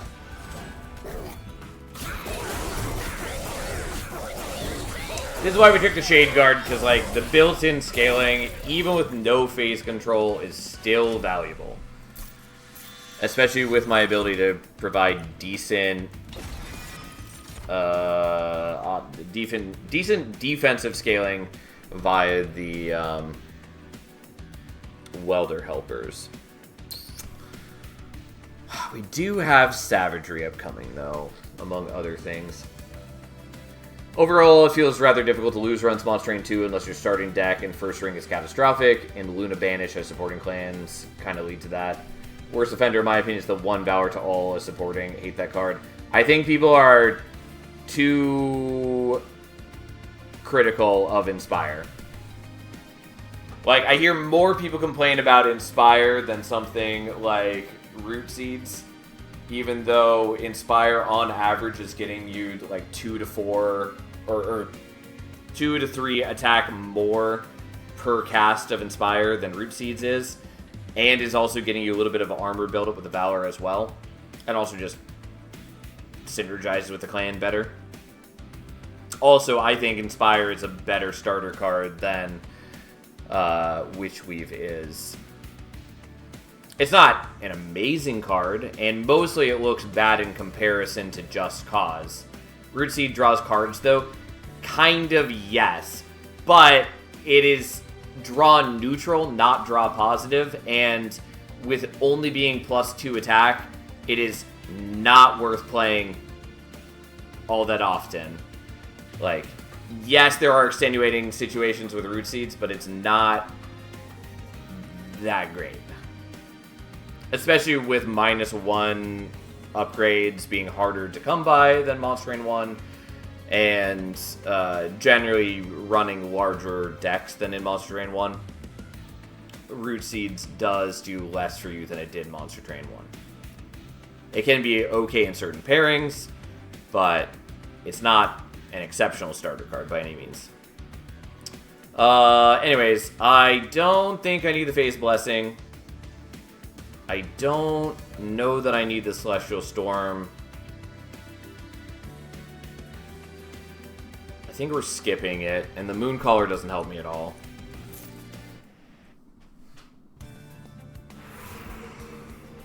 Come on, Cat, you are in the way. So, we do want Merchant of Steel. I do want Merchant of Arms for a number of reasons. Like, I would like to get Swift Steel Dagger for Queen, though that is presupposing that we are going to see Imperialist at some point, so we could turn her Imp Toss into a quick tossing situation. But we definitely want to go here looking for, like, Endless and Multi-Strike, mainly. True, Root Seeds got nerfed by not getting buffed compared to Monster Train 1, if that makes sense. Yeah, I know what you mean. I definitely think that they could... Yeah, this is exactly what we wanted. I definitely think that they could stand to be giving off more attack than they do, and they would not be overpowered. Okay, now we have choices.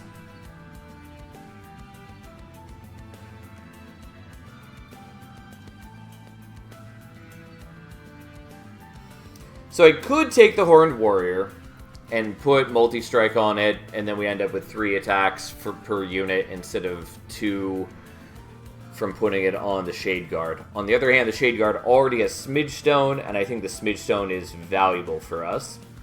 So we're probably just going to stick with the Shade Guard. Also, the higher stats are kind of nice, especially if I whiff on other things that I want. Yeah, pretty confident that's what's happening here. Now for the second part of this, am I putting Endless on the Fledgling Imp or on the Welder Helper? I think we want it on the Fledgling Imp, because I think the damage scaling is more important to me. The problem with this plan is that So I can already get guaranteed Fledgling Imps just by taking Queen to Imp Parade 2. Because at rank 2, she generates a Fledgling Imp every turn. And so maybe the armor is more valuable to me. But I think I want this. And like, we can also just go for more Merchants of Steel over time. Although I might want to go for the dupe here. Yeah, we don't get more Merchants of Steel in very pleasing ways. Nonetheless, I think we're just going to do this. Also, we can, like, chump block with him. And if we do hit Imperialist and Quick, then, you know, we'll be able to mitigate a lot of incoming damage anyways. Regardless, we're doing that. And I don't have enough to reroll for Dualism. I could take the somewhat weird play of putting Conduit on him so that while he's on the floor, the Phase Blessings are more valuable. But, I don't know.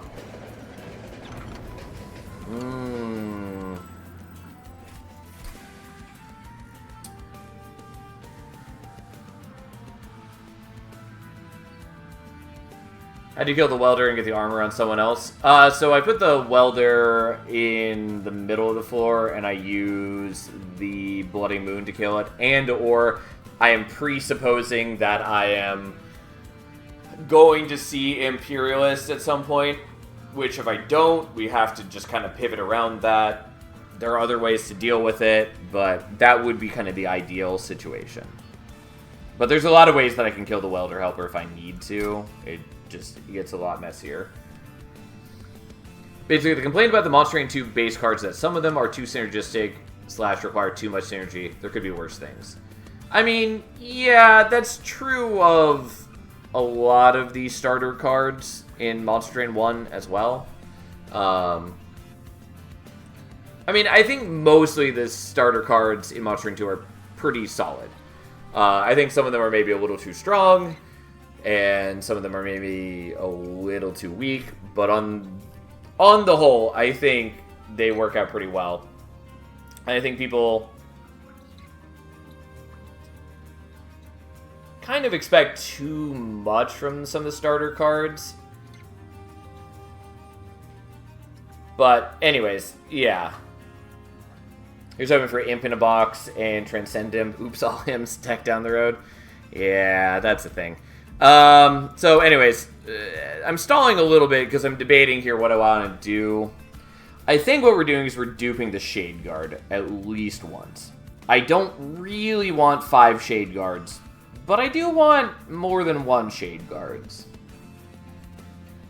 And I'm probably taking capacity from the boss, and I do have Kurzel's Horde, and so I have 8 Ember already for deployment, which means I could play up to 4 Shade Guards with impunity. And so having like 3 Shade Guards and Queen would still leave me 2 slots open for Imps, and like that's not bad. So I think we're doing this, even though it is a little shenanigans. I definitely don't need that many Shade Guards, though.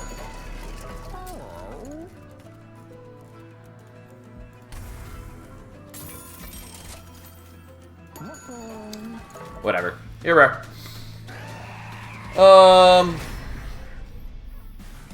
And then Pyre Hunter is not a huge deal. It is not the best option for us, but it's not a huge deal. Okay. So, you're there.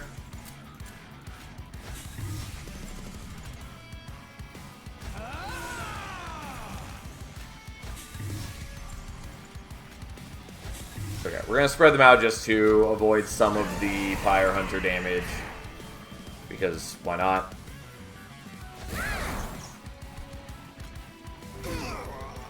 Oh boy, Witchweave's doing some real work for us. How exciting.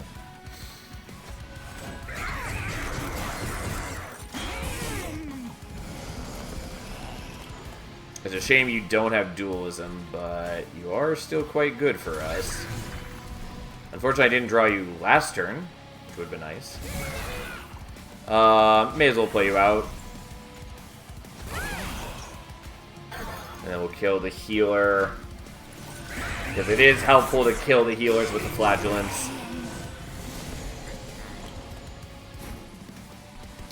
Okay, unfortunately, can't use the welder helper as much as I would like.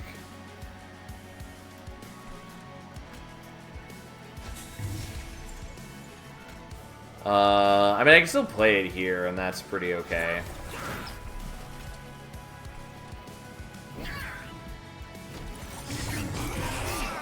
But, hey.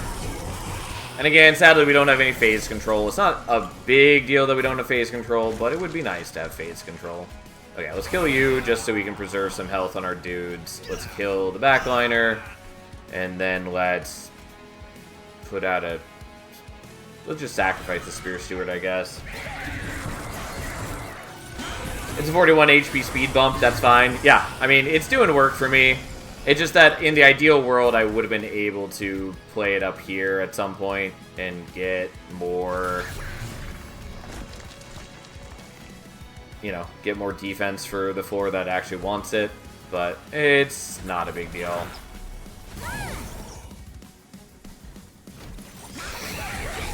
Especially since the Shade Guards have built-in HP scaling, even if I'm not utilizing it to the best degree possible. It's doing okay. Also, I could have played out another Shade Guard here, which is probably better. Doesn't matter. We have the kill. We're pretty confident that was going to be the case. Ta-da!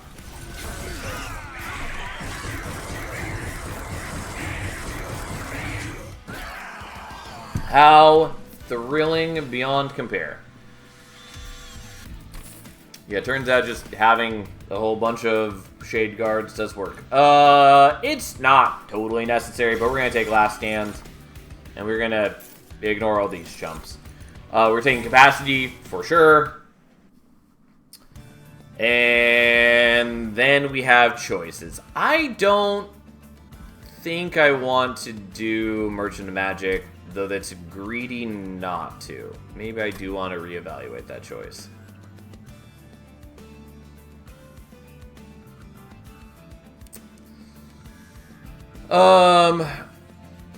Guarding the shit out of that shade, it's true. Okay, so the safer and probably better play is to go the Merchant of Magic. Because if I whiff on Imperialist, I can look for, like, Holdover Bloody Moon, which is pretty decent for me. It also becomes Ember positive because the Imps cost 0 to play, thanks to Imp Parade. Which is not bad. I can also do things with Last Stand to make it more playable, which is pretty good. And admittedly, that's probably basically what I should do. I kind of want to go here, though, just to see what the Alcove gets us, and to see if we can get, like, Queen's Tail. Hey, Salamander. Well, almost done with all clans. At this rate, you'll finish before the update. I'm hoping I do. I don't think I'm going to make it, but we don't know exactly when the update comes, so who knows. But I'm doing 3 or 4 a night on average, so we're making progress, but there's not that many days left before the end of the month. And they're probably doing it either end of this month or sometime next month if it's going to be quarter 3. So I think it says quarter 3 at least. Anyways, I think I probably should go Merchant of Magic. I think this is just pretty greedy, but I would like Queen's Tail. It doesn't matter too much, though. Like, I've already got Ashes of the Fallen, which was the high roll. There are still other decent high rolls. Like Resonant Shard and Railhammer's kind of good. And I still somehow haven't seen Emblem of the Exiles. It drives me crazy that I played this game for so many hours and it's still not in my logbook. I didn't have any problems finding it during the beta, but somehow during live it is the one artifact that I've still never seen after hundreds of hours. It got exiled. Yeah. There are other good artifacts I could see too. That's the one that gives 15 HP to front unit, right? Yes, correct. Like, Guild Marker could be good. Most of the rest of these don't matter too much to me, actually. Alright, fine. Here we are. It's so good, I'm surprised it hasn't shown up yet. Yeah, I mean, it is solid. It's definitely a lot better than it was in Monster Train 1. Okay. I mean, that's already a pretty solid thing. And there's no Imperialist. Okay. Well, let's at least get more fledgling imps. That goes there. Oops. That goes there. There's the holdover. I would like the intrinsic, but I can't afford it, so hey. I am going to take the Swift Steel Dagger, because it might be relevant later.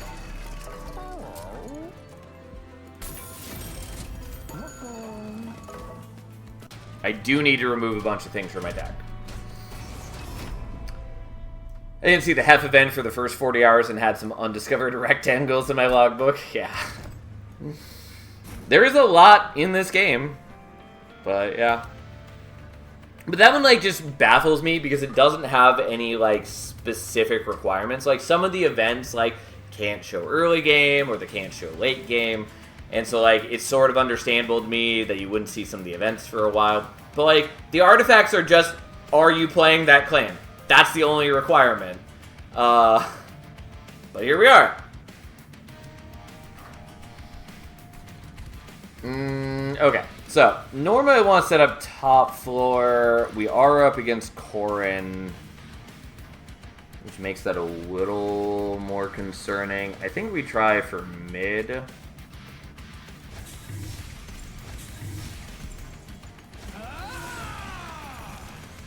We do want one of these down here to kill some of the corruption guys.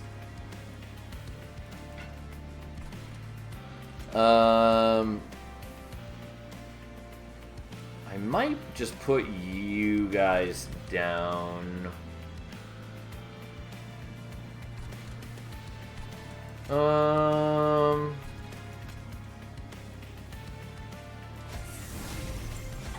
I don't think the events are unlockables. I think maybe for the crossover ones, like Balatro, I think maybe that you might have to wait a couple runs before you encounter them. But I think those are the only ones. Unfortunately, the Last Stand does nothing for us. You'll go there, I guess, and who cares?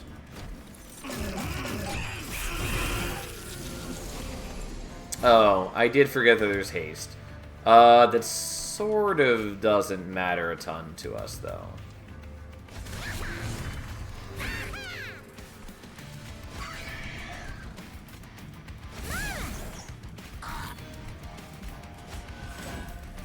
The good doggo at least brought me Hef's hammer a couple times, which was good of it. I did forget that Truffles, that is even in Truffles' pool, which is interesting.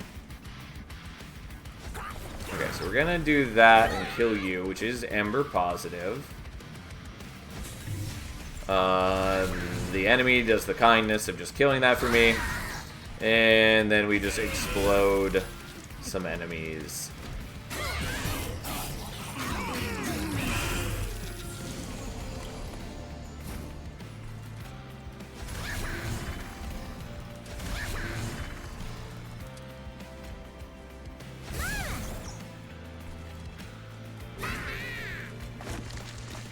Good way of the ritual battle, that's fine. I also still need to kill these guys, but I'm not too worried about that. Also, Corrin will come out soon, which means that she'll pull... I actually don't know if Corrin is male or female. I keep meaning to look that up, and I keep forgetting. That's fine, we'll kill those.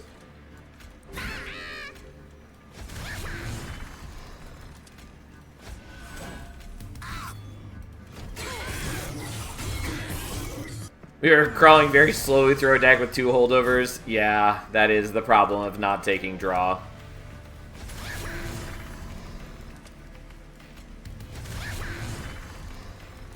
Okay, let's finish you off. May as well kill you. And then you die before getting to do anything. Every time Truffles gives you a Void Armor, the gesture carries some hidden meaning.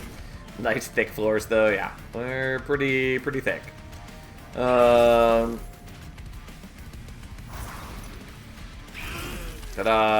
I mean, we super just have this. Enjoy it. Why not? Okay. Goodbye, Corrin. Shade Guard's doing some work.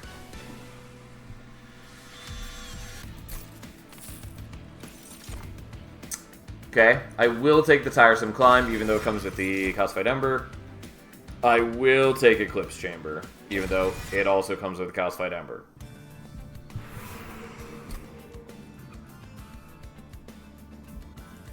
It's not absolutely necessary, but it is certainly nice.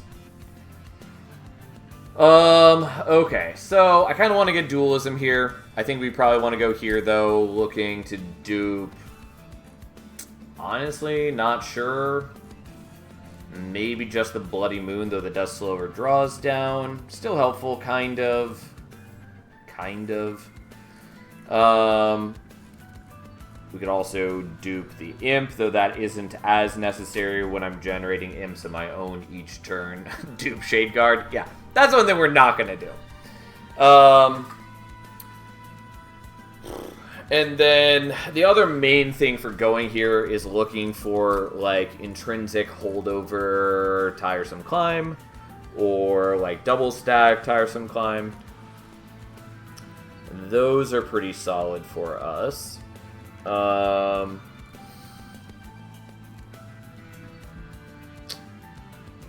Don't stop until you have 7 Shade Guards on each floor. I mean, I have lived that life. Not on live, but... The removals are actually appealing. And an artifact is potentially good. But, like, there's a lot I can do with the removals. I think I'm actually going here. Even though Merchant of Magic is fairly nice. But we're going here.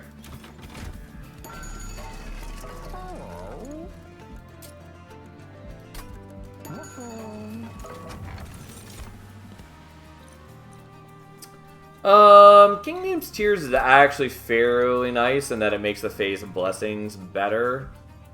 It also means that the Witch Weaves heal for 10. They still only damage for 1, but they do heal for 10, which is, like, sort of interesting.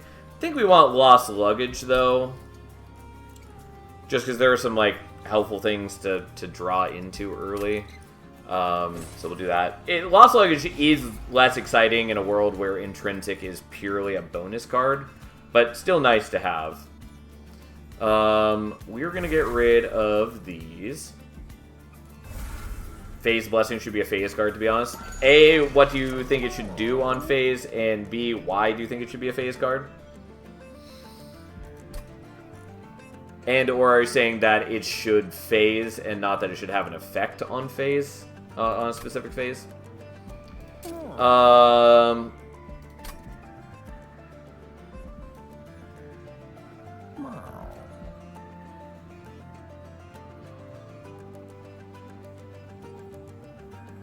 Oh, Phase Blessing, you just because of the way that it sounds. No, absolutely should not be a phase card.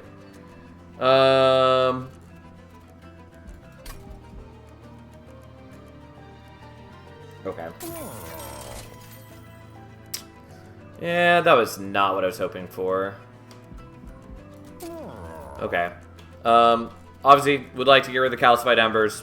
So be it. We might be able to get those out just during normal gameplay. I am instead going to get rid of some Witch Weaves. Because my deck has a lot of garbage I don't care in the slightest about. But, here we are. The Titan Skin I'm not too worried about. And the Sap we're also pretty insulated from. I wasn't paying attention. Is this the Reform boss? Or Reanimate boss? I think it is.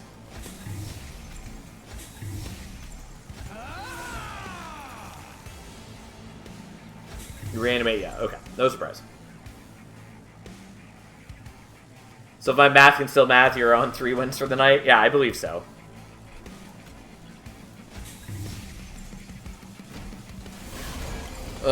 Which is not, like, unusual.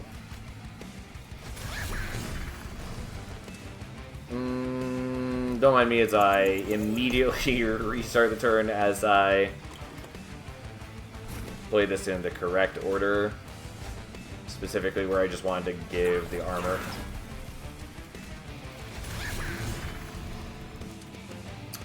I don't think the Swift Steel Dagger is too important, but we're still gonna do it.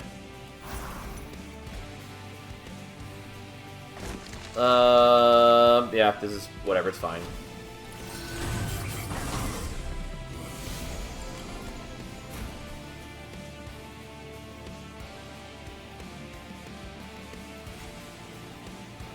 Well.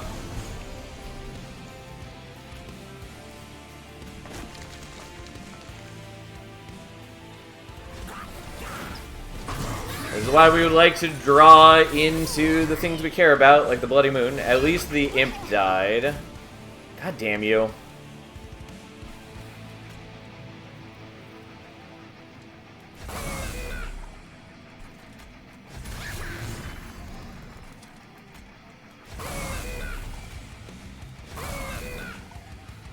Great. Cool. Well, don't get the Collector. That brings me great, unknowable despair.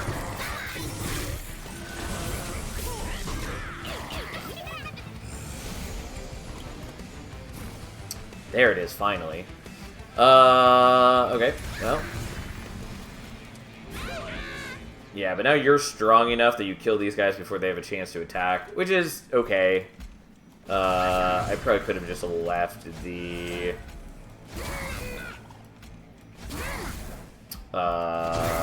welder helper there and done other better things, but here we are.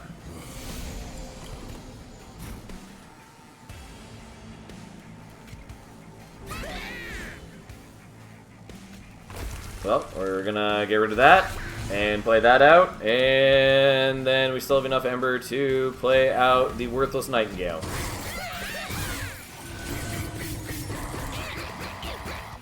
God, my stupid army of imps.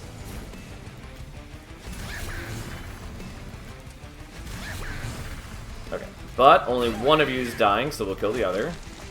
And then just get rid of the rest and play out whatever else is in my hand.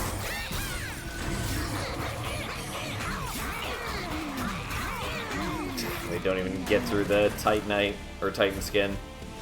Either it's fine. We 100% have the kill here. Not even a problem. As our Shade Guards are hitting for, you know, 350 damage each, basically. And we have more than enough attacks to get through the Reanimate. Easy. The Impish Scholar's kind of cute, but I don't actually have any Consume cards, so we'll take another Tiresome Climb. We are not gonna worry about those.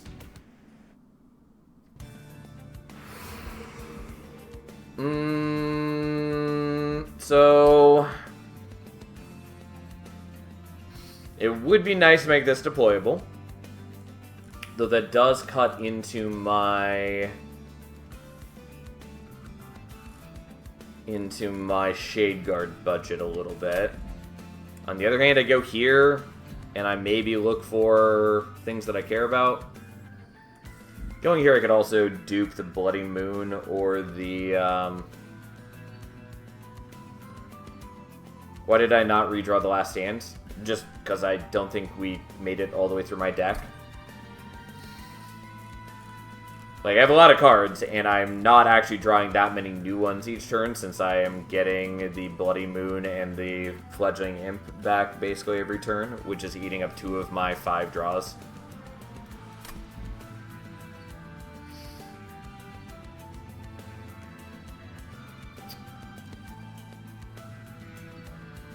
I think we're gonna go here. Duping the Fledgling Imp is not bad, though, and just, like, getting the gold is good. I could, like, make it deployable, but we're gonna go here. We'll see what we get. The health is fine. Versatile Ember Staff is actually pretty decent. And then I'm punished for my greed. I knew this was possible, because these are definitely more what I wanted. Because Dante's Footstool would let me grab the Eclipse Chamber for free, and Resonant Shard is just very good. Like, 100% it's a thing we would have enjoyed. Oh well, too bad. That's fine. I knew that was possible, but Alas. Okay, on this one, we're definitely setting up on bottom floor.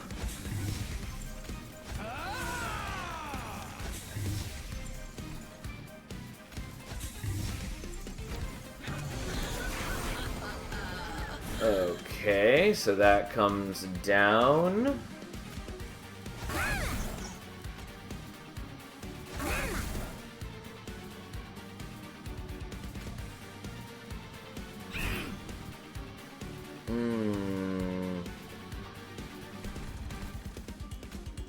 Well, I do want you to die, so I guess we're playing that there. I kind of want to play this here just so that we can avoid getting a corruption on the Shade Guard, but I mostly think that's not going to matter.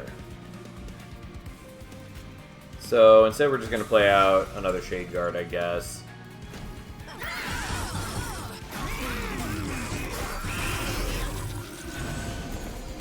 Like, he can handle having a little bit.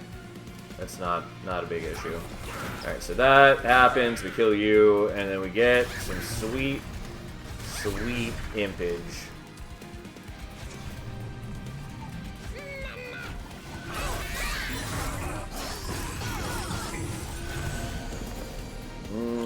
Okay.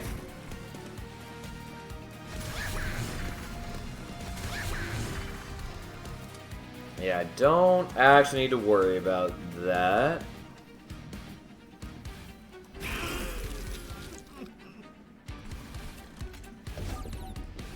And then we'll just have another Shade Guard, because why not? He's still getting a little bit of extra corruption, but like, it's fine. He's gaining HP every turn, so it does even out.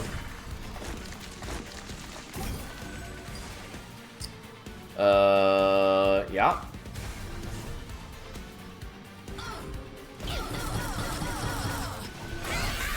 It's a shame we didn't get Resonant Shard, because if we did, all that rage would be doing just so much more for us. But alas. Okay, we're gonna kill you. And then we get to play that out. And then I guess we're doing this just for the sake of it, though now we don't have one of the imps dying. It's fine, I'm not really worried about it.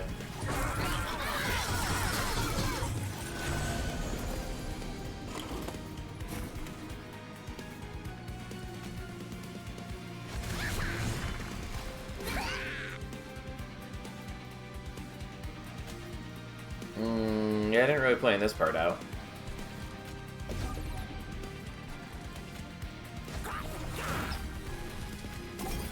It's fine. Not a big deal.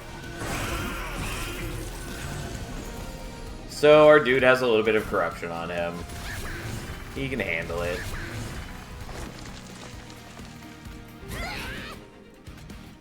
If I had planned that better... Well, it's fine. I could have... None of it matters. Our dudes are very strong, so what if all of my imps aren't quite dying on the same turn? Oh no! Our imp is dying, however will we manage?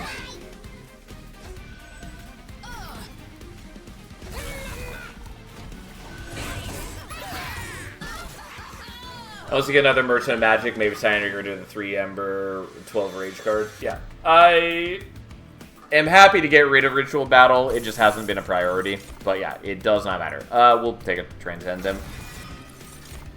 Now, I think we're taking Draw. Ember also useful, Capacity sort of useful, mostly not useful. That's it. I will be back in one moment, and we'll do the rest of the run.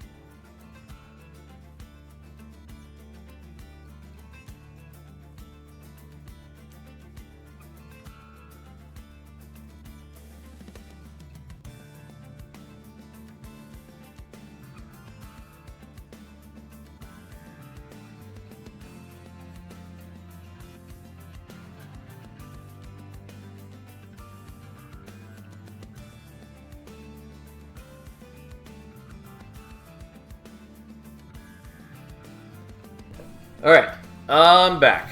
So, what are we doing with this new information? So, we might hit Imperialist, which is sort of helpful. A lot less necessary now, but still might be what we want to do.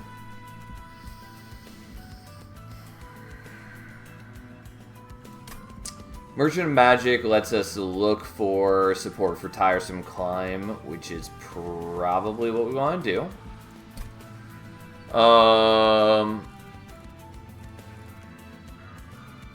Merchant of Steel basically lets us do... It lets us look for Dualism and or for Endless, which is helpful, but I think just going for the Tiresome Climb is the more helpful thing right now. So that's what we're going to do.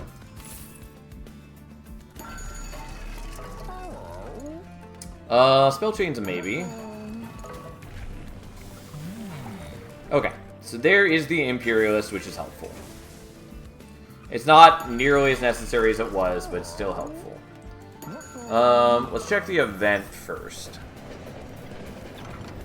No.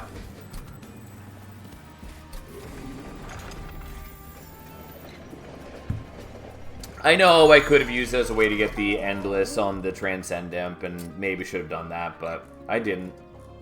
What we are going to do, I think, is just make this -2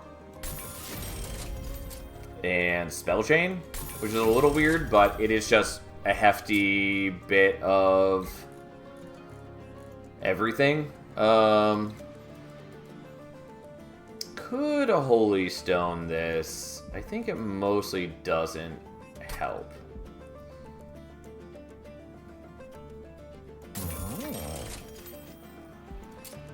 Well, we got Holdover. We got -1. That's good enough for me. I was hoping for Intrinsic, but that's okay. And I guess I'll do this because I'm probably not going to get rid of it, so I may as well just make it a little more playable. And let's get rid of a Witch Weave and see what we can do.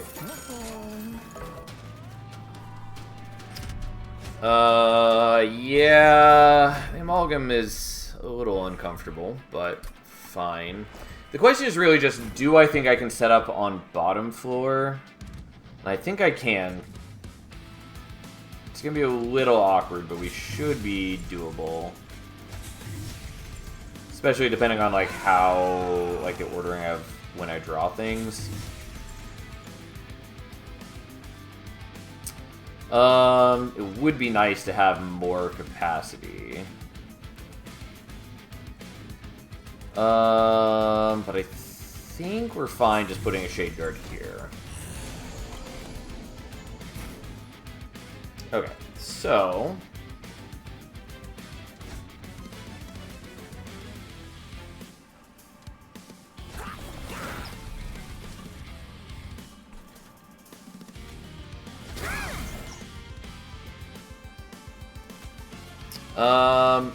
yeah, I guess we'll give that to you, so then you're gonna toss them quick. Unfortunately, we don't have enough to do anything about the Gladiator, basically. But that's fine, we'll put you there. And take a little bit of damage. Mostly, it's just a shame that we didn't get the Fledgling Imp last turn, because then we could have done a lot more with that. But that's fine. Because now we just absolutely obliterate those things.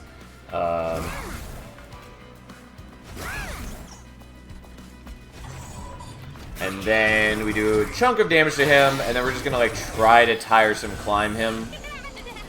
Yeah.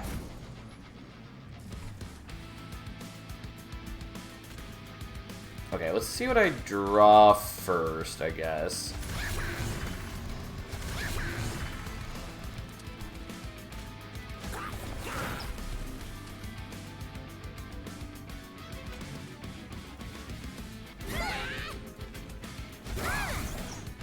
Yeah, which is say I don't actually draw because I don't actually proc the versatile Ember stuff. Anyways, take a little bit of damage, but we mitigated most of it. It's fine. I was more or less expecting that when I set up on bottom floor, so it's okay.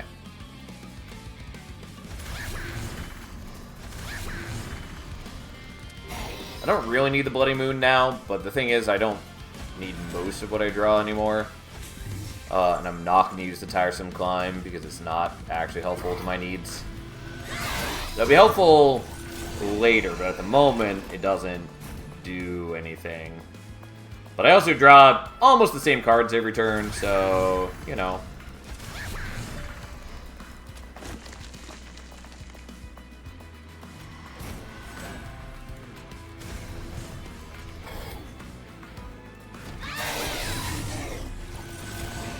Like, I no longer have chump blockers for the Shade Guard, which is a little sad, but it also doesn't really matter.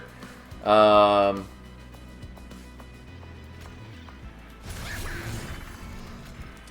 whoops. Well, wait on the Transcendent one more turn, because I absolutely fucked that up a little bit. But that's okay.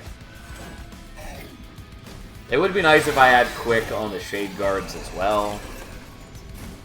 And if I wasn't worried about the sweep dudes, I just wouldn't be utilizing the, that looks very silly. Technically we made her a lot stronger because of that. It doesn't really matter. But anyways, if I wasn't worried about the sweep enemies, I wouldn't be using the Swift Steel Dagger on Queen so that we could be chump blocking with the imps. But overall, it's not a big deal. And if we do get Endless on the Transcend Imp, which I always want to call Queen Imp, if we do get that, then it does mean that we're generating a bunch of armor every turn thanks to the Welder Helpers. Yeah, I don't really need to dupe. I don't really need to heal. I think we do just go here looking for, like, Endless and or Dualism.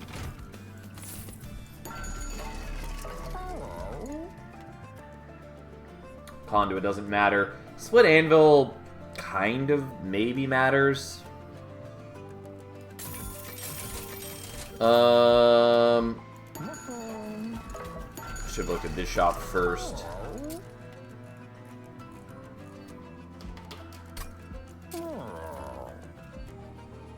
Yeah, because if I hit Dualism at this point, it's going on the Transcendent. So let's just give you the HP. Alright, well, we got Endless, which was the more important thing.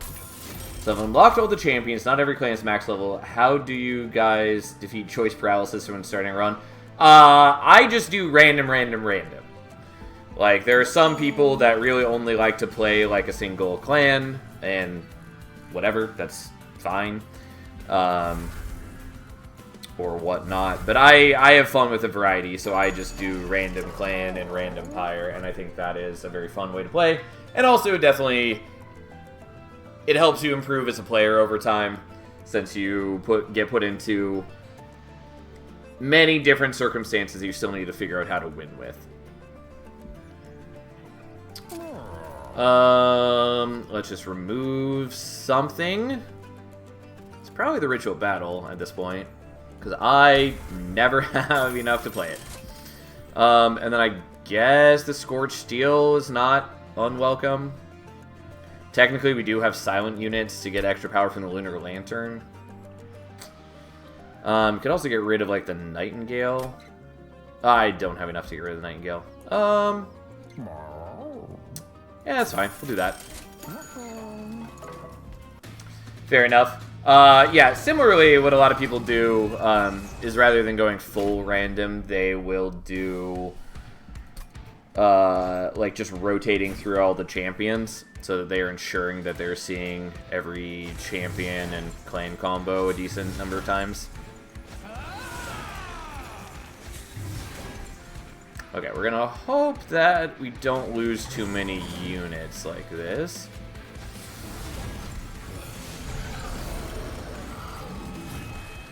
Okay, so we don't have the Swift Steel Dagger. which means that is how we mitigate our problems.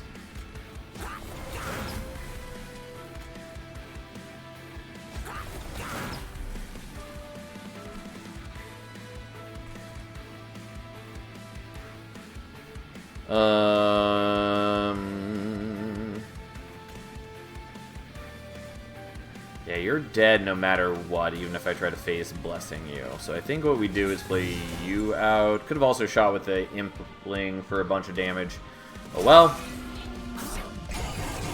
I did. Which clan do I suck the most at? And started doing those in order. Fair enough. Okay, so we now have this, which is helpful.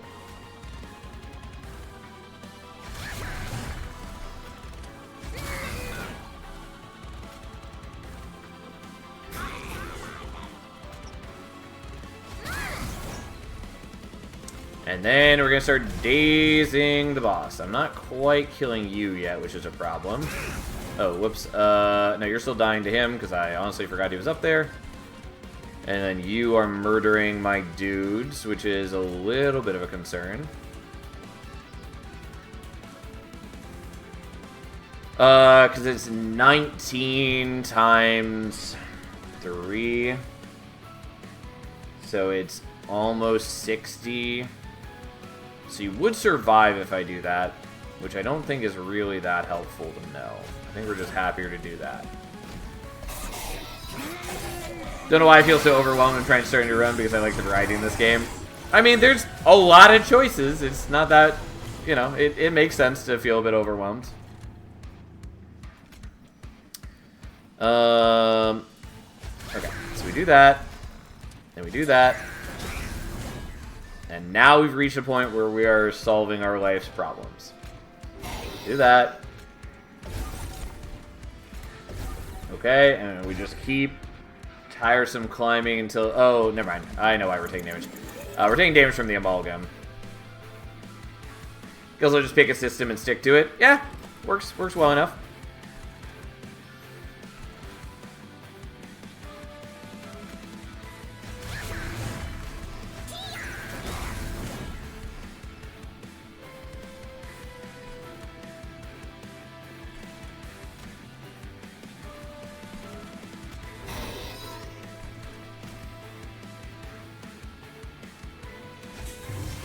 Okay, so you don't die there, so then I can do this. And then we can deal with you next turn. And you guys aren't dying. And so then we just daze you, I guess.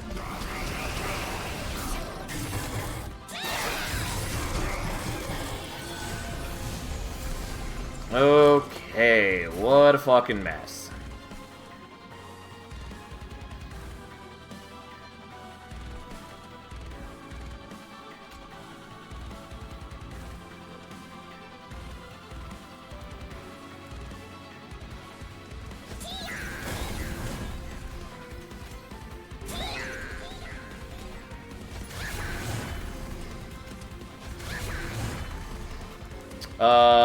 Why are you dying? Is it because you're not actually dying to the imp tosses? Yeah, that's why. Okay. Well, then we solve that problem that way. And then our phase blessing is pretty inconsequential. But hey. Don't love that I did it that way, but it did work overall. Okay, so you go there. You're dying. We don't need to worry about you. So then you go there, and then we Bloody Moon to make space for you. It's a shame we didn't get dualism, but like whatever. And then let's get the other Shade Guard out finally. Definitely have more Shade Guards than I need. I mean, the extra ones have been sort of useful, but they are definitely just not majorly what we care about. Okay, I'm very glad that I picked up the quick for Queen when I could. There are other ways I could have managed, kind of, but this definitely is very helpful. Need a few more Shade Guards just to be safe. Oh yeah, I'll get right on that. Okay.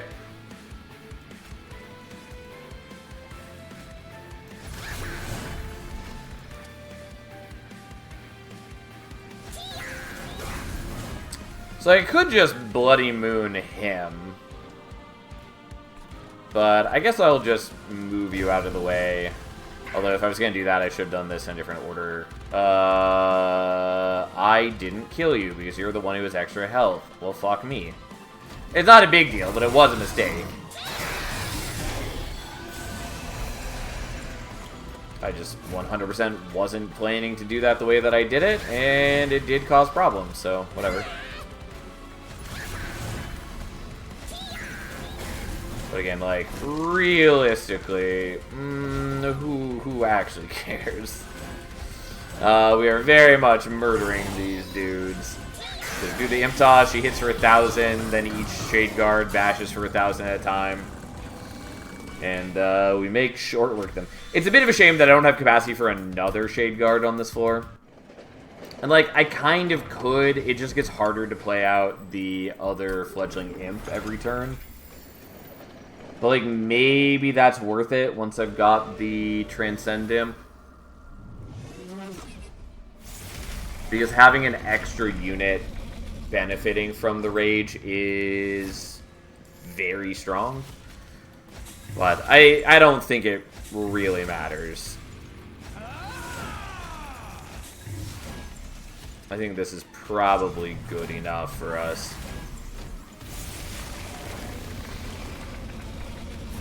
Okay, so.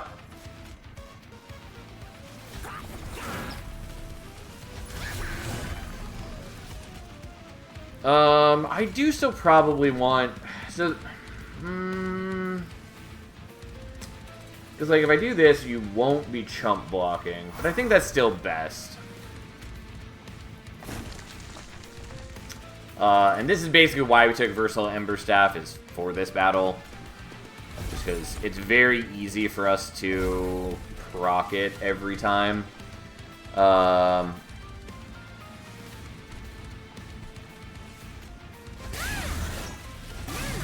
Since I'm playing out 2 different card types every turn anyways, since I have imps and I have spells, even if I had no other spells, I have the Pyrolite every turn.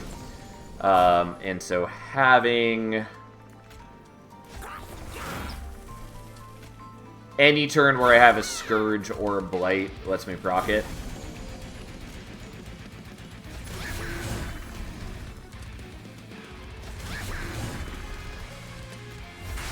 Okay, so we are moving you out of the way so that we can actually kill everything. We'll do this because there is no downside to doing it. And then Savagery is dazed for a bunch of time, and we're already hitting for 100 damage each, which is not bad. It's a far cry from where we really want to be, mind you, but it's not bad.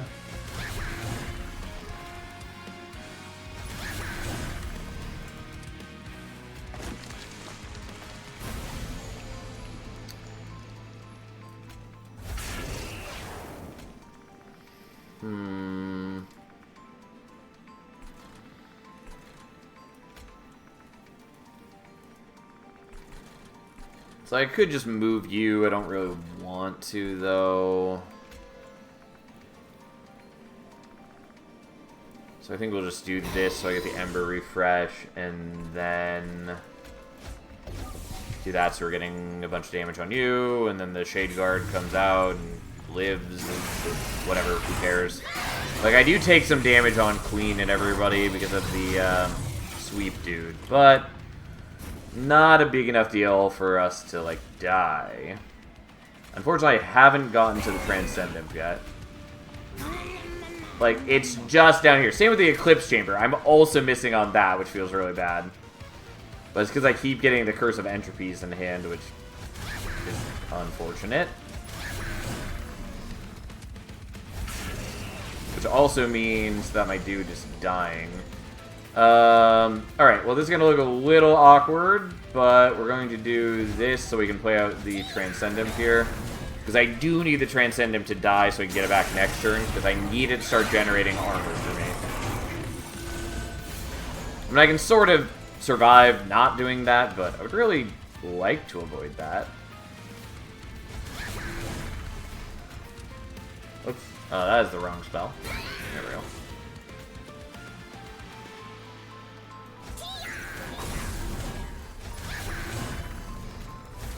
Okay, we're killing all those. We do that. We'll just keep dazing you, I guess. I was about to ask if there's a way to tell which cards are banner against your deck, and then I saw there is a banner. Yeah.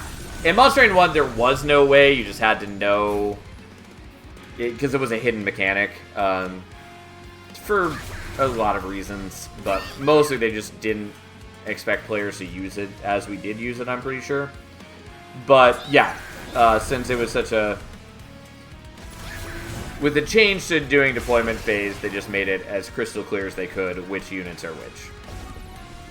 Which I think is for the best. Yeah, you don't really need to be healed anymore. Like, you are taking a lot of damage per turn, but...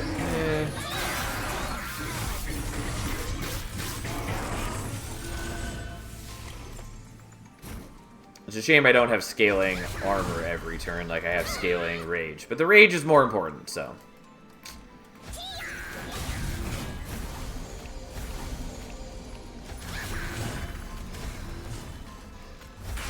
May as well just daze you. It doesn't matter. I could have dazed you a couple turns ago, and this would be about the same. Okay. And then we just repeat the same series of actions each and every turn. That's what we do. As our dudes are perhaps stronger than they need to be. Admittedly, I did actually slow down how quick I'm winning the fight. I, for some reason, didn't math and didn't realize that you are actually just not dying to the fire yet. I would hit with the Bloody Moon, except that it spawns with spell shields for whatever ungodly reason. So fuck you. You piece of shit. Either way, we're just going to move you so you don't ruin how my floor works. It would still be okay, it just would be annoying to have my imps not doing their thing and Queen not tossing the imps and all that. But anyways. We win on this turn. It's a bit slow just because I stopped getting the Pyrolites. So, how exciting.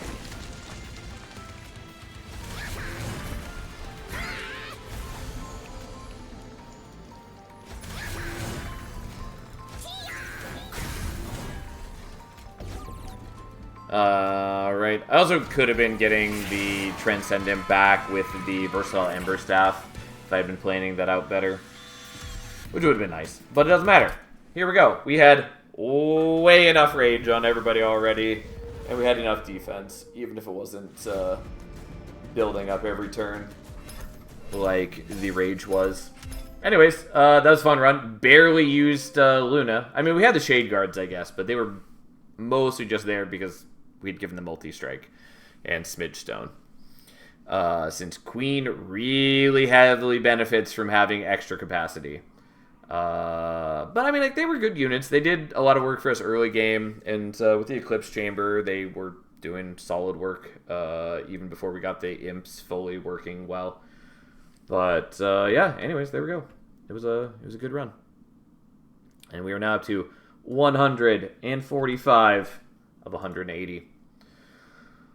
And with that, we're stopping for the night because it's late and I need to sleep. I've been tired all day and I have a lot of things to do, so that's how life works.